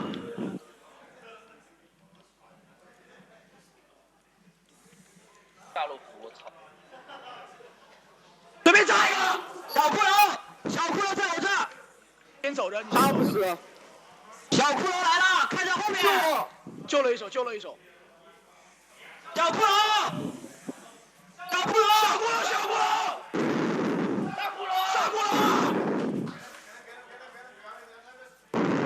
我炸他了！他要死！好像在打死灵龙啊！别追！放了，没到。 Man, huge fight for them. Huge Gale to start with, as well as the familiar stuns. Yep. That was Fnatic's saving grace right there in the fight. I really want Fnatic try to get their rhythm back in this game. They have really a shot at coming back. This fight just showed it. I mean, obviously Vici Gaming is leading this game by far right now, but like the pressure Fnatic is able to apply on them whenever they, you know, get a good pick off like they did in this fight. If they are able to silence Darkseer, just kill him, burst him down pretty fast, they can just snowball on Vici right now. I mean, the Clinks, the Timber Saw, and the Night Stalker, that's like some hell of a chase lineup. So they can really get the kills on Vici, and of course, after capitalize on that with getting towers with the Clinks and the Venomancer. We got now Vici Gaming, they've got everything they really want. Like, you got double 4-staffs on supports now. Both Nyx as well as Crystal Maiden have 4-staffs. Their positional play is going to be amazing. And already you see Fenrir. I mean, is exactly what he wants. Concoctions, oh wow, this is really going to hurt for Era. The BKB, he got it off just in time. The Gale flies astray. But with a 4-staff, they back up pretty quickly. Han is looking to backdoor the tier 1 tower top at the same time, which is a good decision. That's Pew. Yeah, that's gold really needed for And fortification is going to make this a lot harder. He's going to tank up this creep wave a hell of a lot if he wants it. And they TP in. That TP is not going to make it in time. And Silent now, well, he know he's left. There's a stun over on Trixie. Super. Concoction connects onto Notal. Keeps him out. There's one 4-staff. Crystal Maiden's got hers still up available too. ROTK, low on life. 4-staff him out of there. There he pops. He's at a 14 life points. And because this now, he's out of range of the Venomancer ultimate. And Veno's going to get stunned up. The Familiars slowing down VC Gaming from getting the last connection in. What a great decision by Sylar. He just time-lapsed himself in the fight again because he understood that Fnatic wanted to initiate on Vici Gaming when they saw this TP top lane. So great decision-making by Sylar. Vici Gaming able to make what looked to be a 4 versus 5, actual 5 versus 5, and get 2 kills in the tower out of it. And that kind of stuff you can't write in books. Oh no. I mean, there's a full AC. Weaver's kind of, I don't want to say poor, but he's not that fat in this game. He has only a BKB, so Fnatic has really the damage to burst down both the Weaver and the Alchemist. Of course, it's easier to burst the Weaver than the Alchemist right now, even with the BKB. Oh, Hani, he's found one. He's found one. Orchid 3 hits, forced up or not, with the 1 charge as he should. There's the last Searing Arrow. There's a concoction on the way, but Hani's already managed to go invis, and Super, he's not fast enough. He's going to stun himself up, but he's in Chemical Rage, and he's already got the gem on him too. So if they try and initiate, Gale all connects onto RTK. Doesn't have mana. He can't pop off the wall, but already the Venomancer goes down. Era popped the BKB again. Super wants to wait a little bit longer, but Hani comes into the fight and quite visible. Concoction Stun will tag him up, but he's not dead yet. He's able to get his way. Timberched as well. Sylar, that generated attack, it doesn't go. He time-lapses back in again.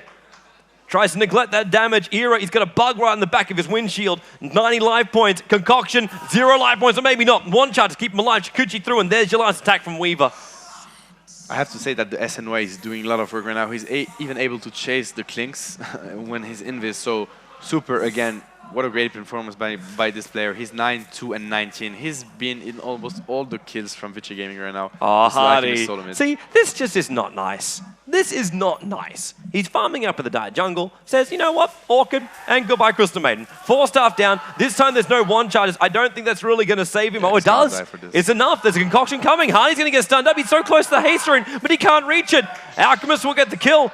That is a 1-minute opening to finish up that mid-racks. And they're coming strong. What an important kill on Hani, really. Even for the Crystal Maiden, that kill was really important to get.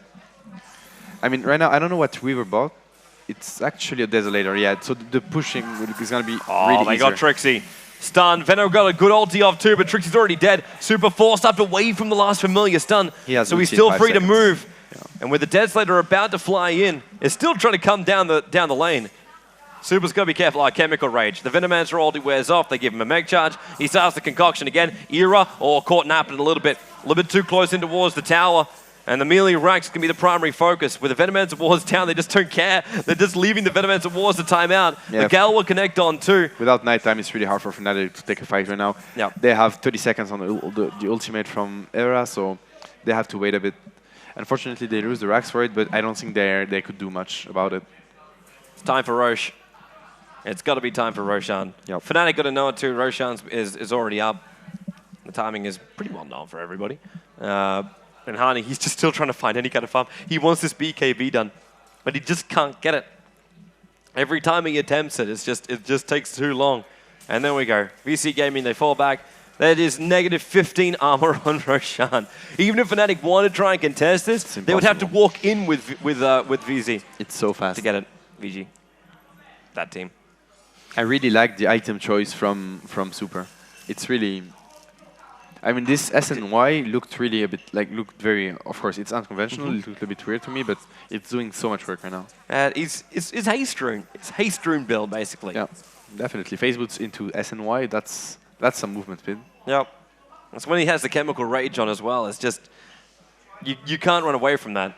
Hani again is trying to, well, I don't know if he's trying to intercept the creep wave. He's going back into the dire side jungle. It's the only place where he can pick up a big creep, so he's able to fight this one. But no tell, he galed out. And because the Spike Carapace came out, he gets stunned up and held there. Familiars are on their way in, and they've already lost 1. Super is just beating the crap out of him. And Sylar also there pushing in onto the tier 3 tower. The negative armor, it really hurts hard. Negative 12 even on the towers, let alone the negative 5 on the buildings, which also come into effect. Super, another concoction back down. Wall, RTK, he's still got it available. Iron Shell's there. Now the wall does go down. Hani with his BKB, focusing RTK. RTK, he's going to survive. He walks back out again while Sylar turns and tries to focus on Hani. The Crystal Maiden able to pick up the Venomancer in the meantime, and Hani evades the attack going invis and out of range. Sylar has to use the time lapse, and another concoction stun will fly in on top of Era, but they came here for an objective, and that's the bottom racks. And with the 2 racks down, VC Gaming in a solid position to take this fight out. But Fnatic, they've got to try and give it all it's got. This is the last game for them. If they lose it, it's all over. And there's your jump up back into a perfect. Almost double stun. The next stun was perfect too.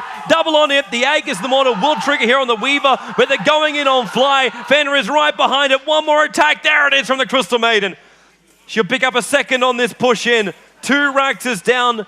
If Vici Gaming wants to go, no, GG is called. They say it's over. Fnatic won the first game, but Vici Gaming come back and take 2, 3, and the 4th game away from Fnatic. After what was an extended game 4, we reach and we have our grand final winners, and it will be VC Gaming. That's really a deserved win. I mean, they played They played so well during the whole tournament against Alliance, against Navi, against Fnatic now. Of course, Fnatic put up a great fight in Game 1, Game 2, Game 3, even Game 4, even though after the pause they had really troubles to get the rhythm back. Vici Gaming came back even stronger, like so much rhythm, so much aggression. I mean, it was amazing to witness this final. Of course, once again, Fnatic just ends up with the second place, but really their run in this tournament was amazing. Yeah, man, I think as far as both these finalist teams go, you can sometimes look at a tournament and say sometimes the groups aren't quite right, but really this was balanced. These guys, they deserve to be in the final. They came out number 1 out of both their groups. Fnatic as well as VC Gaming.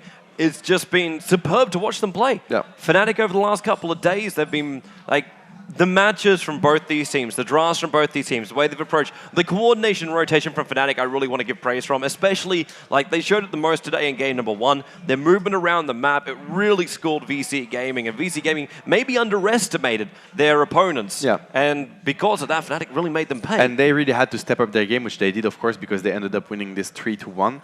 So Vici Gaming remains undefeated. I mean, they still didn't lose the series, whether in Asia or in Europe. That's true. That's true. They did drop 2 games. They dropped 2 games. But it's 2 games in the best of 3 set, or best of 3 and best of 5 set. So yeah, it's a really good result for them. Of course, we wish them the best of luck in G League too, which they're going to head back down to as they go back to China. And I hope a lot of the Chinese teams come back over here as well. Because it was a lot of fun. It was really a lot of fun, and it was actually the first time we were able to see a West versus East matchup outside of TI. And for this time, the East will take it, I guess. I mean, great play from Vici Gaming. Looking forward to see who can beat them. Yeah, well, let's actually have a look back at everybody, because obviously as we're talking about these teams, we bring it up on our screen right now. And of course, we did have Sigma against All Authority, the French representatives. Sigma, not too bad performing. Man next to me knows. Yeah, wasn't great. Of course, we had Vici Gaming top of the group and Navi second. Yeah, that was a really rough group for Group A. Of course, for Group B too, it was a lot rougher than I think a lot of people would have really expected. Like Fnatic and Alliance, they top it out. I think as far as people betting rares, that's what they would have bet on, but they probably would have also bet on StarTal taking number 4 position. StarTal came in here and surprised absolutely everybody with their play. They played absolutely amazingly, and it really gave hope for Korea. I mean, of course, Fnatic played their first game against StarTale with their manager as a standing without Trixie, but still StarTale was actually able to pressure Fnatic. At one point, they won fights against them and many other really good things they got going on in that game. So, of course, that's a very good surprise, although, unfortunately for them, they didn't make it out of the group. Which was a bit of a downside. But the guys that did make it out of the group stage goes VC Gaming versus Alliance. One hell of a game, especially that game number 3. If you haven't seen that, try and find the Twitch VODs, which will be out there. And then, of course, you got Navi versus Fnatic as well. And that was a game where, well, you didn't really know what to expect with those guys. Like, we had 3-0 before, we had 3-0, like 0-3 after, depending on which way you're looking at it. And really, I think we were happy just to get 3 games out of those guys. They played really well. Yeah. This best of 3 was really awesome, and of course the final, the best of 5 we just witnessed. It ends up being 3-1 for Vici, but honestly it felt way closer than this one, because the first one was a stomp in favor of Fnatic. The game 2 was really close. The game 3 as well. Yeah, and then game 4, like we knew the momentum was being lost for Fnatic. Of course, but there was a couple of moments where they were pulling it back again from VC Gaming, and then we of course had our rather long pause, and then we kicked back into it. And VC Gaming, like these are guys which, like, whenever you go to a LAN event, like, you'll probably know it as well as anybody else. You go to a LAN event and you stop playing, and your mind just basically switches off. Something's not quite right. It's really hard, but that's also, I mean, one quality of a top team. You have to be able, in any condition, to step up your game, get the rhythm back. And Vici just gave a lesson to everyone. Sure, we had a pause. It was as annoying for Vici that it was for Fnatic, right? But they were able to put so much pressure on Fnatic right after this. You know, get a kill, get a rush, push 4 towers, end the game. And that's really... But it wasn't even like just the kill presented itself. It was like they had a plan. Like they came and said, okay, we're 100% focused. Let's go into the tree line as well, just in case there's a water round. Smoke up in the tree line. They came out. They moved through the Rosh pit, and then they found the Venomancer. It probably wasn't the exact hero they were searching for, but it gave them the momentum to just keep carrying through. And that's where VC Gaming, I think, for me, really impressed me. Like a couple of times we saw him diving deeply on top of towers. A couple of times when you go, like, maybe that was questionable. But of course, you also look at it and say it's aggression. And Fnatic realized this, and then the momentum which they kept on gaining every single time. You'd lose one, you might lose two heroes, but what they gained from it was having the team, the opposition on the back foot, and they just kept pounding and pounding away. It was killed tower, I feed a little bit, we still get the tower, we maybe get a kill. It's like they were forcing the Fnatic's defense every time. And of course, Fnatic stood for their ground for so long in game 1, in game 2. It was getting weaker and weaker. And whenever Vici managed to really like break the defense from Fnatic, then it's just snowball all over the place, aggression everywhere, and then towers falling one after one until it's the tier 3 and then the racks. Yeah. So really awesome play out of both teams. Looking forward to see them perform again against each other, against any other team. Yeah. I'm really impressed by Fnatic's run in this tournament, though. Yeah. They did great. It's obviously something to look forward to, and hopefully, like when ESL run the next series, we look forward to seeing even more great Dota, hopefully bringing in the Chinese teams, the Korean teams again. Definitely. Hopefully this time we also get an American team. Yeah, would be great as well. To turn up, that'll be great. Yeah, that would be great. For now, though, is the time you might have all been waiting for. It is time to have Zoe present our winners for the competition. Thank you very much, guys. And yeah, one last time, we're going to hand it over to me, and I have the big pleasure of announcing our winners. We had 8 teams making it here to Poland. We had 4 who came out of the group stages and 2 teams which were playing here in the finals. So please give it up for our second place here in the tournament, Fnatic.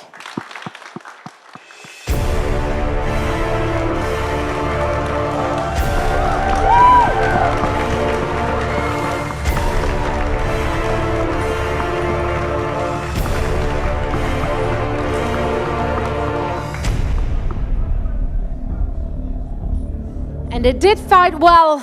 We saw an impressive first game. And Fly, maybe just a few last words from your team to the world out there who has been cheering for you, as a lot of people actually thought after that first game, like, they're actually going to make it. Thanks everyone for coming out and cheering for us. We really appreciate it.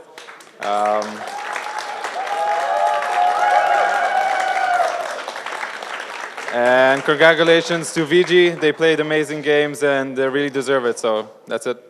But really, so did you guys. Please, big round of applause for Fnatic. Absolutely incredible games we have been seeing from them. The first one was so dominant, but Vici didn't crumble. In the second game, they came back, and then they just didn't lose that momentum. They got forced into a 4th game, but still, they took it in the end. I'm talking about Vici Gaming, so please give it up for our first place, Vici Gaming.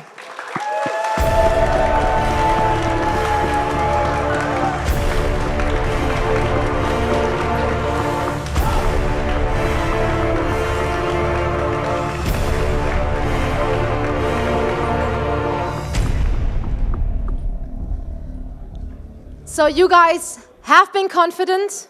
You thought you're going to win it, and you did win it. So anything you want to say to the people who have been watching and cheering for you? Thank you guys all.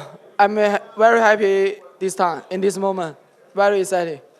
That is so nice. And we're happy for you too. Well deserved. So please take your trophy. Our winners here of the RaidCall EMS 1 Fall Finals. They take home $12,000 and came out of top. We had 8 top teams participating here. It's been quite a run for all of them. We saw so many upsets. We saw so many great games. It's been a huge honor to host this lovely event. And of course, also thanks to the audience here. You guys have been amazing. You stuck with us for like 2 really, really long and exciting games. Thanks everyone at home who has been watching, and thanks for everyone who has been involved to make this happen. We very much hope to see you again in the next year when it's once more the name of RaidCall EMS 1.